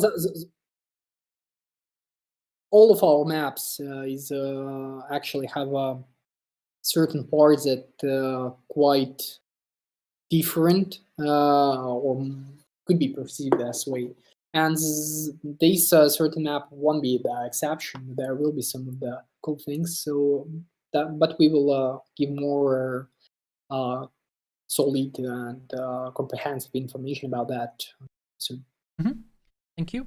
And then we've got a couple of topics as well that I know were mentioned, EU as well as CIS, that were important. And so one is the return of the last Waffenträger event for next year. So it was a big task for us because there is asymmetric battles. There is we had different concerns about the queue because regions is different in terms of the sizes, right, and online. And but based on the perception and the data that we collected, quite successful and entertaining for players. Players overall was satisfied with the way it plays, and that's why we plan to repeat it in the 2021. We don't have plans to completely overhaul that, but there were certain things that we would like to change or polish and enhance some of the things, and that's what we will do. But you could expect that it will be a more or less same mode, asymmetric with certain changes. Yep, thank you. So I'm just seeing a couple of people asking in chat. The questions that we're going through, we've got main topics, then we have questions already. The guys that are spamming in chat, we're not going to get to those yet. And so yeah, we have more questions. Just be a little bit patient, guys. And so the next one is Steel Hunter, which I know many people are huge fans of, and we just saw the tournament today that many people loved.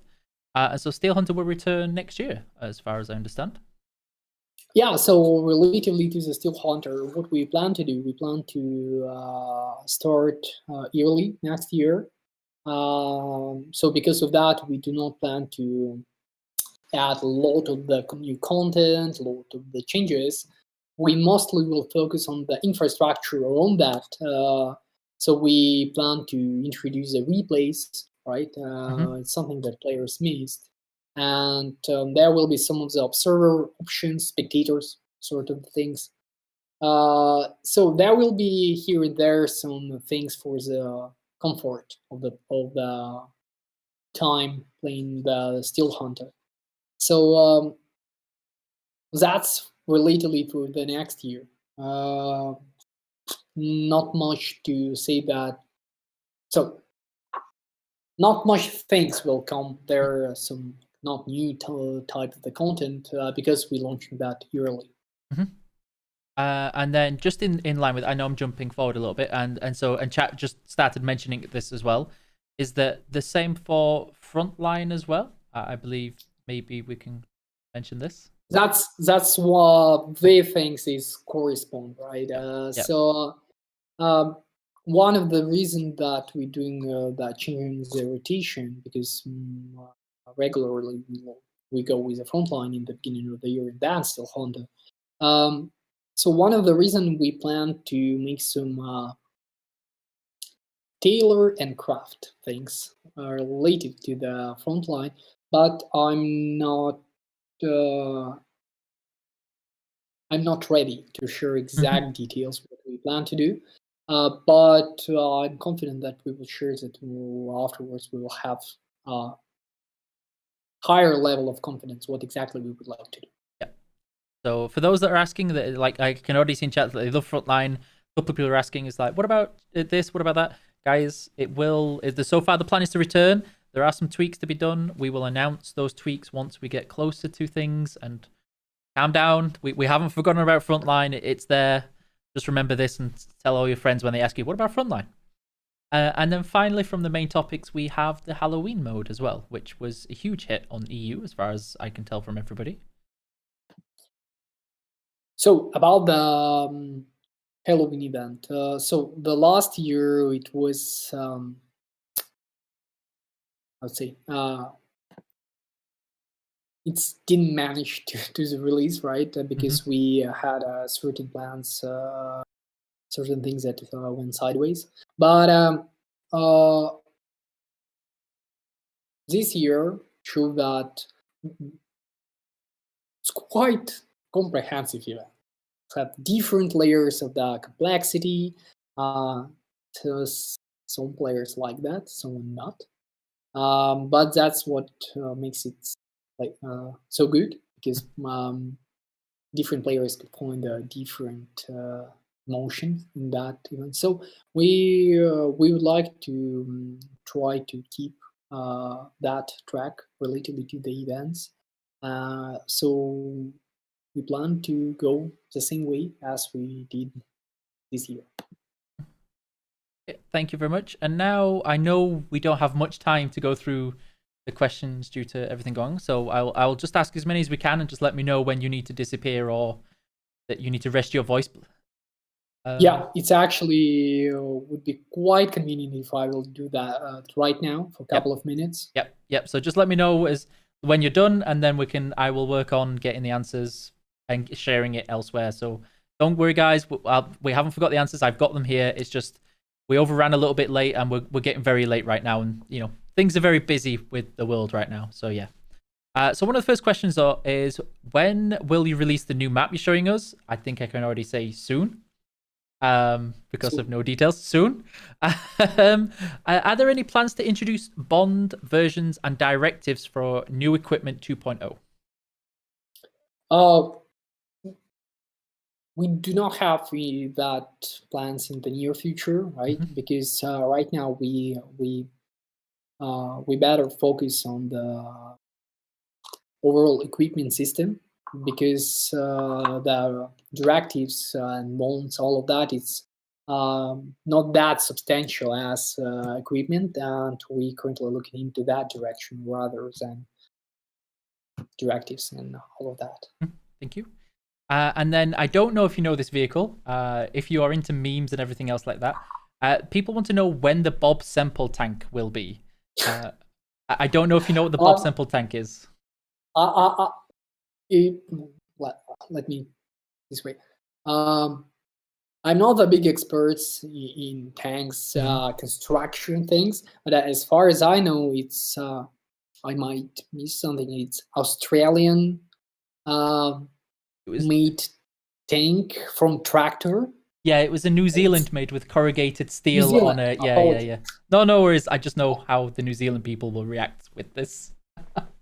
Yeah, apologize for my ignorance, but no that plans for in any near or far future.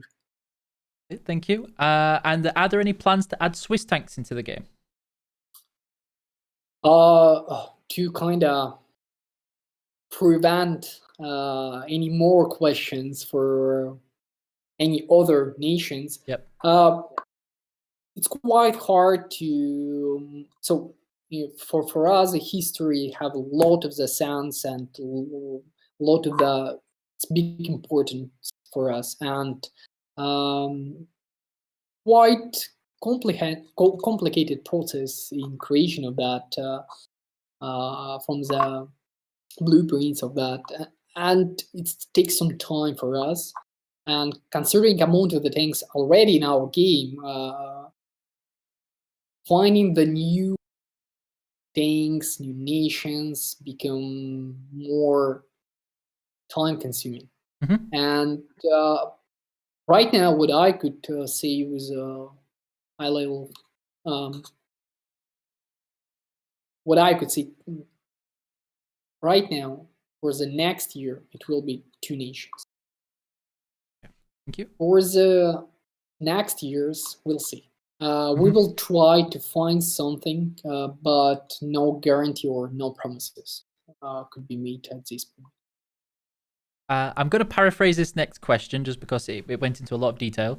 Essentially, it was asking, is the expedition for next year from Frontline and Steel Hunter, are there going to be more features in next year's expedition? Because they noticed from the well-deserved reward, the book was bigger, so people perceived it as it was going to be even bigger with more stuff and more rewards. Well, the size of the book, not really there is no hidden catch, right? Okay. What we plan to overall do is we plan to think about the game as infrastructure. And right now we have a lot and quite complicated infrastructure in our game, and we will try to make certain actions towards reduce that complexity, not to scale that up. And I know this one is essentially going to encompass a lot of questions for this, but is there any news on the modders toolkit that was mentioned a while ago that I know a lot of people who create mods are curious about? Is it going to be easier? Are there any plans to make it easier for people to create mods for the game? As far as I know, there is no certain plans for that in the near future, right? But in terms of the modes itself, we plan to make some things from the modes in our game. But relative to the toolkit, we don't have plans for that. Right? Okay, thank you. The next question, I love how it's phrased. Will the honking ever come back as a permanent or temporary feature? So will the tank horns ever return?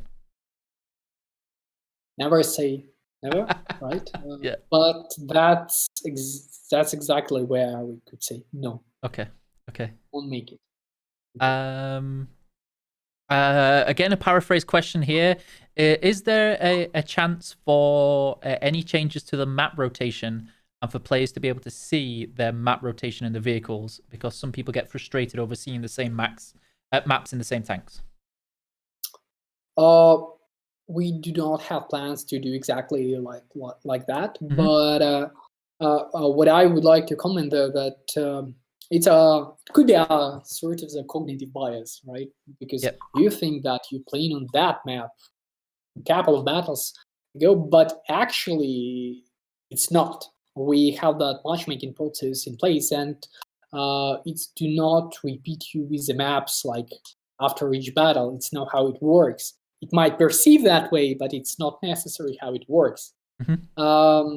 I'm not trying to convince the author of that questions in anything, but we do not consider the current matchmaker process as a problem in terms of the maps, right? So don't have plans to change that. Thank you. And then again, another paraphrase, guys. I am taking into account the ones from chat already, but it's talking about any plans for regular tank rebalancing, where maybe the shifts towards the meta of tanks and how they play. And this includes things like the Chieftain, the 907, the 279, and the EBI. You know, those really controversial and very popular feedback topics. So if answering that question, like overall, in terms of the balance, we have certain plans relatively to the balance of many things during the whole year, 2021. I I would rather to avoid answering directly for the certain thing like chieftain and all of that things, because there is a lot of the controversy about that. Yeah. But we have different plans for the balance here and there. And we understand and well aware of the different collisions that we would like to take on during the 2021. Okay. David, yeah. Can we make a one couple last of minutes break? Oh yeah, we can have a break if you need a break, or would you like that to be the last question? So. Just a break for a couple of minutes. Okay, I can switch to my camera there, and then you can go for your break, and then just let me know when you're back, and then it's fine. Okay, guys. So thank you very much. I know some of these questions I have on here, which I can actually answer. So he just needs a small break, guys. So some of the questions from chat while I'm here, I'll see if I can answer any of them. So somebody says, thank you very much for what dev work and constant new things you bring to the game. Not a question, but thank you very much. You're welcome. Will there be more changes to EBR in the near future? We did just answer that for that one. So I will ask that one on there. When it comes to returning new favorite maps, we did just answer that with the map playtesting and things like that. And there are always plans to return maps once they're reworked. But, there's kind of like a set of map reworking that's gone over time. I will ask about the weather in the night map. Are there any game modes planned to use tier 7 or tier 9 tanks? We did just mention that there is a hope to look into involving those in some game modes. So yeah, I will let you know and we'll answer more on that one, but it's being looked into. Will we see future tanks like the Phase 2, etc., 777 or the M60A3? Again, you just heard the answer there, so I can share that one. There's no definitive plans right now, what we looked at, but never say never, because some things can turn around and we can't say too much too early on things like this. Will there be any new arties in the near future coming in a premium? Again, as you just heard, there are no current plans for this. I'm afraid to tell you right now. And so yeah, I'm gonna quickly check on this while I just make sure I go back to the question I was on. A little matchmaking is bad, really bad. The matchmaking depends on the server engine and what you're looking for. And while it's understandable to listen to you, everybody wants their matchmaking to make them win. And that's always going to be a challenge. Okay. Already just answered that one. You reminded me, thank you for all the winter event credit bonus, crew members, tech tree discounts, and all the other goodies are very welcome and you appreciate it. Well, I hope you really enjoyed the Steel Hunter tournament today. I'm glad that so far my PC and my internet have managed to hold up the whole day, more than there. Why wasn't there V-drops? I think you mean Advent drops, and they're still going on. What happened to... Oh, sorry, chat's going really super quick. Shell rebalance. Lord Matrix, it's being reworked on right now. We mentioned that the HE shells is going to go to a sandbox, and you'll be able to give feedback on that as well. Frontline is going through some tweaks. We will be announcing those changes closer to the time. We're going to have Steel Hunter first, and then Frontline towards the later of the year. New Bond shop. Guys, you know how that works. Soon, eventually, when we announce it. What about reducing RT in battle? We've had the same answer. I will double check when Atom comes back, but so far is you can't do that because if you reduce the number of RT, you increase the artillery queue matchmaker. The average number of RT per game is actually not as high as it would be if you reduce the number of RT per game, which forces them into every single game. What game plan new tanks and bonds? Already answered that. Collector's tank. You want rebalance collector's tanks? I'm sure it will. All tanks get rebalanced over time, but collector's tanks is not as high priority as main tech tree ones. So should shuffle players by WN8? WN8 is not matchmaking or a metric that measures skill. Skill-based matchmaking doesn't work like you think it would and wouldn't stop 15-2 games. You're 555. Sorry, guys. You've got to bear in mind there's 11,400 people in chat all asking questions. Artem is just having a small break, and then I will answer what I can see on here. I can see the question about matchmaking plus or minus 1. I've already got on that sheet here from Discord. Romanian tech tree. Never say never, but it's currently not in the plans. When will we start the closest sandbox server? I can't give you that information for detail because everything, the reason why we say soon, guys, and it's not to be evasive or anything else like that. I'm going to speak slowly this time to make sure I get it across. The reason we don't give details and things like when's the next sandbox server, many people remember a long time ago, if you've been playing for a while, you say the sandbox server is going to be out on, wait, date, and then it doesn't, and then everybody gets out the pitchforks and torches and goes, why isn't it here? Things can change all the time, and sometimes things can get delayed. Sometimes things can get pushed back, and it takes time to fix these. So we announce them once we know. We for definite 100% know when the date is going to be. And so yeah.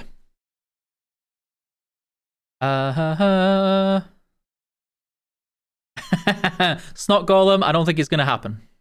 Is there any plan to restrict the number of SPGs, certain maps like Airfield? Not that I'm aware of, Remiak. It's been asked a couple of times, and I can tell you nothing has changed as far as I'm aware. I can ask, but again, we have another 50 questions to go from Discord that we gathered, guys, so please bear with. Could you search for platoon mates by WNA? WNA is a third-party tool, not a in-game thing.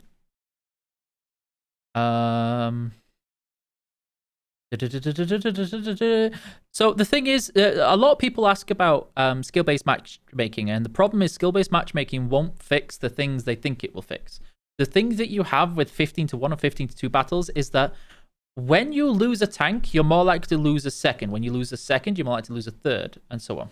Oh, there we go. Atom is back, so please bear with. Oop. Hello, welcome back. Okay. You ready to crack on with the next set of questions? I was just answering the ones from Twitch chat. Okay.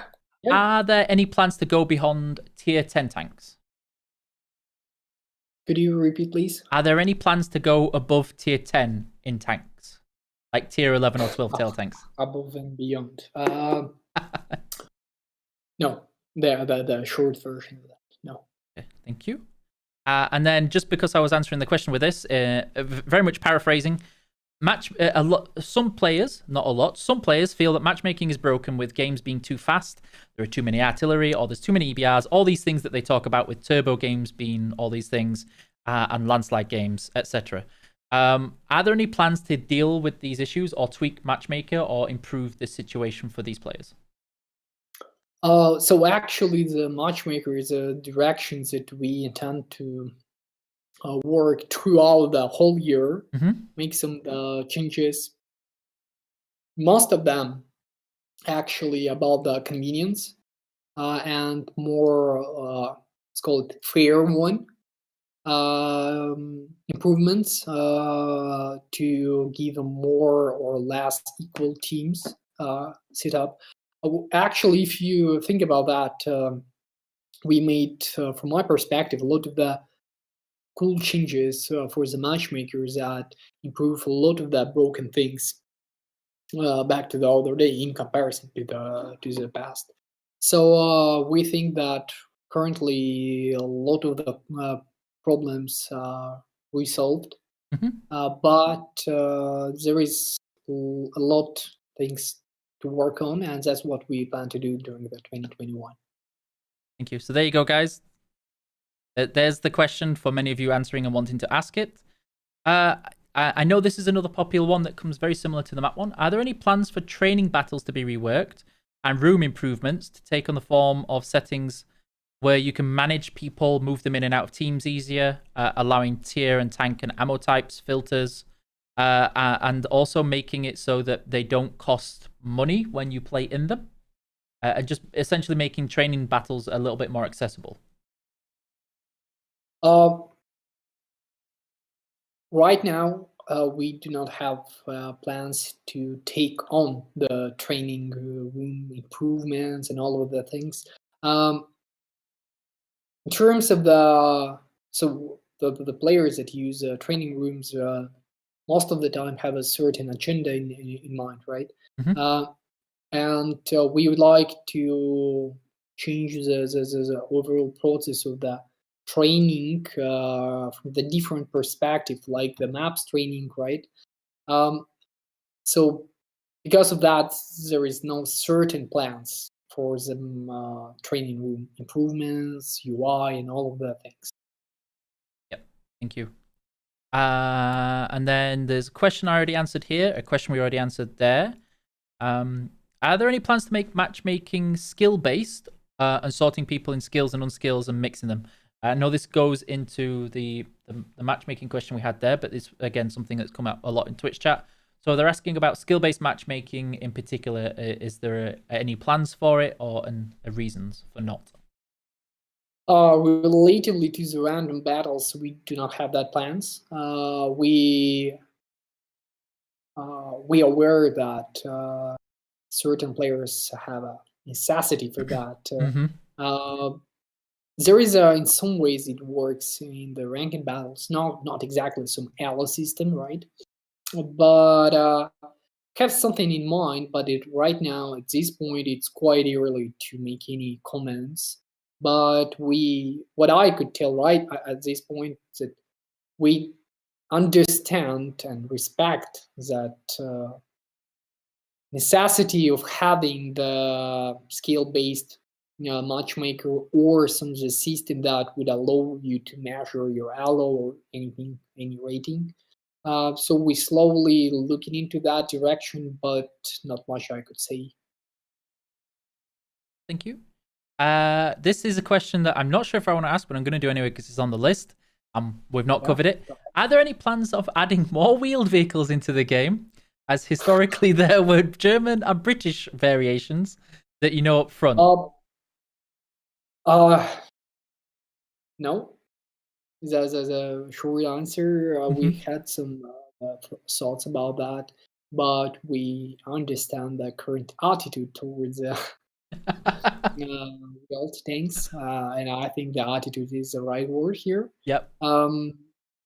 So no plan. Okay, thank you. I know that comes up often. I just wanted to get it out there so everybody knows and that it's on there. Are there any plans to bring back the Homefront mode or is similar PvE based events like that? Yeah, we have some thoughts right now. We actually like and enjoy a lot the Homefront, the waves, all of that things. It's quite cool. We have some plans. Thoughts, to be precisely correct. So not dates or configurations that we could talk right now, but have some ideas, and we'll try to do our best to give you more way to experience that. You and it's because it's mentioned a lot already. Is what are you planning to do with the ammo rework? I'm not going to add the when part, but in terms of such as the special rounds and the premium rounds that people talked about, because I know we did it in New Balance, but a lot of people are asking, what's the stage and the plan now? I don't know if in English there is a so there is in Russian language we have a you should eat elephant by parts. Right? Yes, yeah, I know what you mean. Yeah, you know. Yeah, yeah. So that's what we would like to do with overall balance things. So you right now know that we have a plans for each shells, RT rework, and that alone is enough to stress the whole system. And so we would like to keep our players' hair color as it is right now, not everyone gray hairs. Yeah. So that's why we have different actually plans have a lot in mind about the core gameplay mechanics, but we would like to unfold that consistently and do that slowly, and because extra stress, I think no one really interested in that. Yep. So that's that. Thank you very much. I'm going to skip a couple of questions because I've already answered those as well. Will we get a chance to convert unused national fragments into something useful? So those blueprint fragments that people haven't collected, is there going to be a way for them to convert it into something? Like when they have universal, can they convert it to national? Or if they have too many national, can they convert it to universal, etc.? So the blueprints system overall as a system, there is a certain plans for that, but I know that we did not talk that for a while. In the near future, there will be something that you might be interested in terms of how to use your fragments of the blueprints, including the national one. But it's more or less some like separate decision or feature or way to use it. But in terms of the whole system, we have something in mind for the 2021 to how to put it, to make to change the system and to make a certain overhaul of that, but not much details at that point that I could share. Not because it could mislead you, because we don't have the solid and complete solution right now, and I would rather to avoid any false expectation. Thank you very much. And another popular question, I'm sure that it happens on CS as well. Are there any plans to rework RNG and maybe reducing the reducing the impact or effect and things like the generic RNG question that that we get quite often? I see. It's actually it's quite controversial, right? The topic to discuss, but it's something that you don't feel, but it's there anyway, and that's what makes that process in the gameplay fun, entertaining, unpredictable in some ways, and it's not necessarily the bad things. Yeah, of course, it might create a not desirable emotions, but it is what it is. That system with us, and we don't have any plans actually whatsoever to change that, because that might lead to a lot of the problems. Some of them could be perceptional, some of them could be quite practical and might impact the whole gameplay. Thank you. And would you ever buff, or would we ever buff worse tanks that are not played much to increase the amount of them that are seen in games? Could you go again? Sorry, so essentially they're asking, would we ever buff tanks that aren't played very often to help them be seen more in random battles? I see. So actually it's into the kind of the all balance. During the 2021, we know that some things require some of the polishing and back to the meta, and that's what we will do, as we did in the 2020 about the E4, E100, and all of the things to back to life, those things, and that's what we plan to keep that track during the 2021. Okay, thank you. And the next one is team damage was removed from shooting allies, and this player would like to know, why was allied stun not also removed at the same time? Stun? The allied stun. So when artillery, so you can no longer damage each other, but why was allied stun by artillery still kept in? Why was that not removed at the same time? Because we tried back to that day, we tried to resolve the different problem, right? So the damage to the allied tanks could have a greater impact on the result and outcome of the battles. Then it's something that do not have that big influence on the battle. So damage and the debuffs, if I may say that, it's a bit different things, and actually that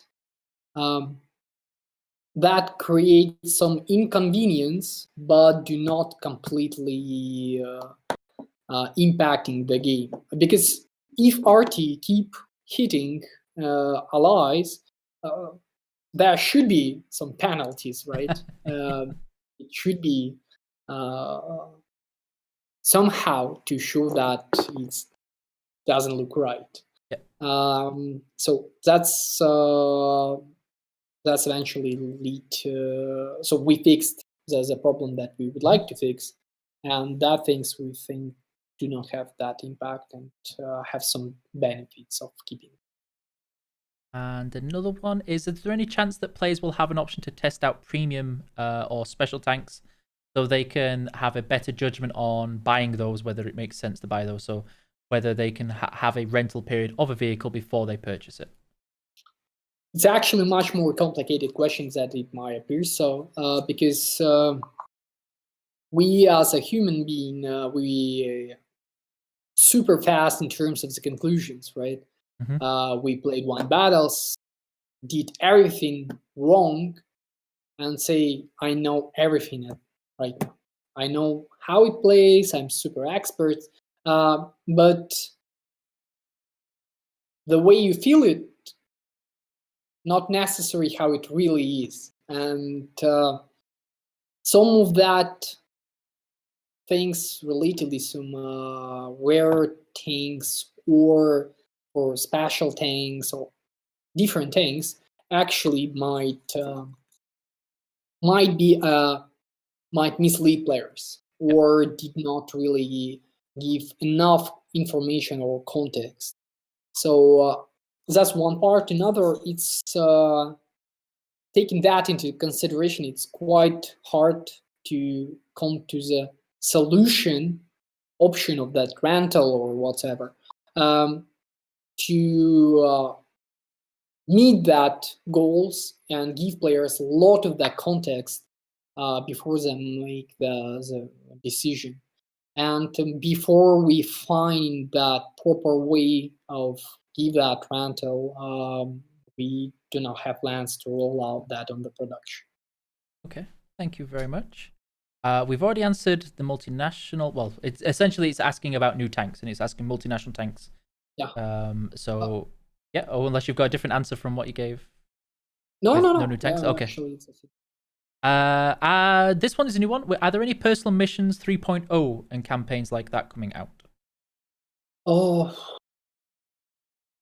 actually, so we've thought about that, but so if you consider the third, fourth, and etc. Campaigns, we could do that each year, but the reason why we not do that is we would like each campaign to be have something unique, something new to offer, and considering that campaigns based on the conditions mostly, like what to do and all of that, there is not much ways to kind of give new taste of that. So before we find that way how to surprise the players and give the new emotion, new way to play through that, we do not intend to do that. At this point, we did not yet find something that looks appeal for us. Okay, thank you. And are there any plans to introduce smoke grenades or smoke shells into the game? No. The short version. The a bit longer that it's actually have a certain pros in terms of the gameplay, right? Because it's increase the depth, variety, and all of the things. But in the same time, it's create certain performance problems might create because if you consider a couple of players drop the smoke grenades and the player who is not that good hardware might lose their mind because FPS go -10, and that's not the best way. So it's quite complicated question, and considering the different outcomes in terms of the gameplay and taking into consideration the performance artifacts, we don't have that plans. Thank you. And this one is actually pretty nice in that essentially this person loved how they can customize their garage for the end of year. And they would like to know if there are any thoughts of adding the ability to customize your garage normally outside of like festive event. Yeah, cool question actually. So our hangar is keep changing, improving in some ways. We would like to take on that, but we do not have like exact details or ideas how to do that properly. And before we find that, no, we do not plan to do that. But I could tell you that it's certainly won't happen in the during the 2021. So to avoid any expectation. Thank you. I won't answer this because it's in EU Region 1 and we have plans that we can't announce yet. Are there any plans to make any night maps or weather effects on maps? Oh yeah, that's one of the regular questions. Oh yeah. Not yet. Okay. Thank you. And it's talk. So I'm gonna like jumble a couple of questions that I briefly skipped. They're asking about mods, for instance, like the hit points pool bar. Are there plans, or do we have a list of maybe certain mods that we have and features into the game that we are looking to introduce? So actually, there is a bunch of them. So during the years, we have a different mod that became a part of the game for a lot of the players.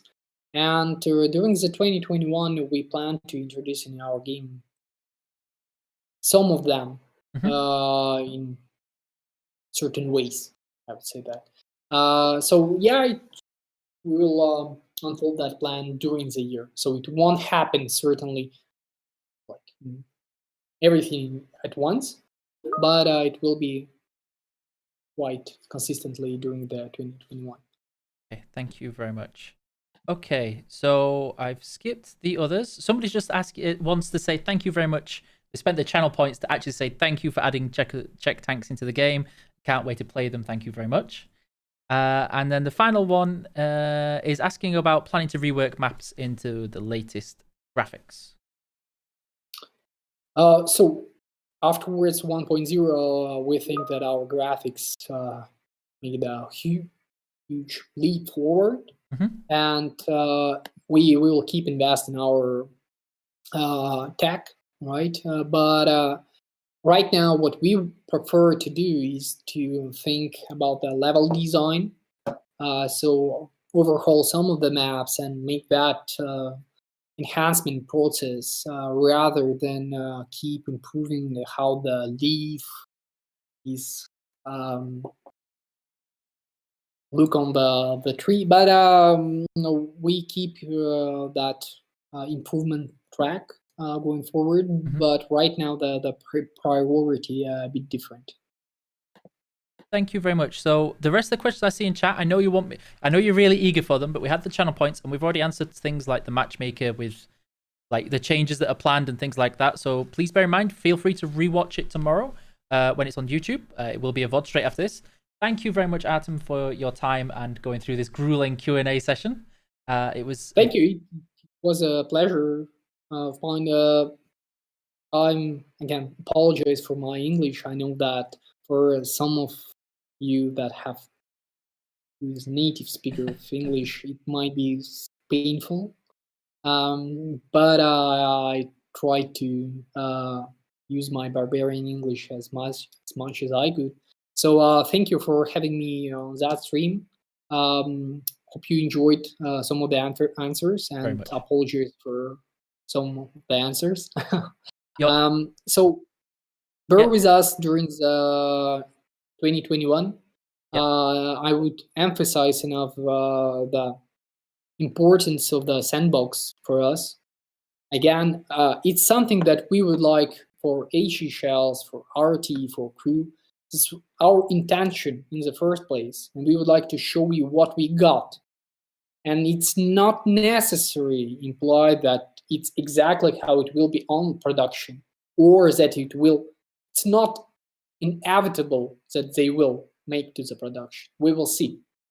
For us, your opinion and your attitude towards that changes would be one of the main factors during the process of making that decision. So that's what I would like you to keep in mind during your testing process in the sandboxes. And please come join us on the sandboxes. There will be a lot of the fun, and it will be intense fun because it will be. Thank you. I just want to add that a lot of people in chat said your English was fantastic and it was fine. They liked it. It was everything understandable. I have to say for myself, it was absolutely acceptable. It's better than any other language that I try and speak. So it's fantastic. Thank you very much.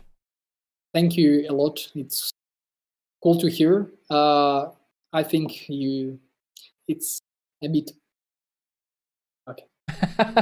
I struggle to say it's molodians. cool that you perceive it this way, because I personally think it's bad, because I can't give you much of the sophisticated details and depths and emphasize some of the things the way I could, or maybe I can't in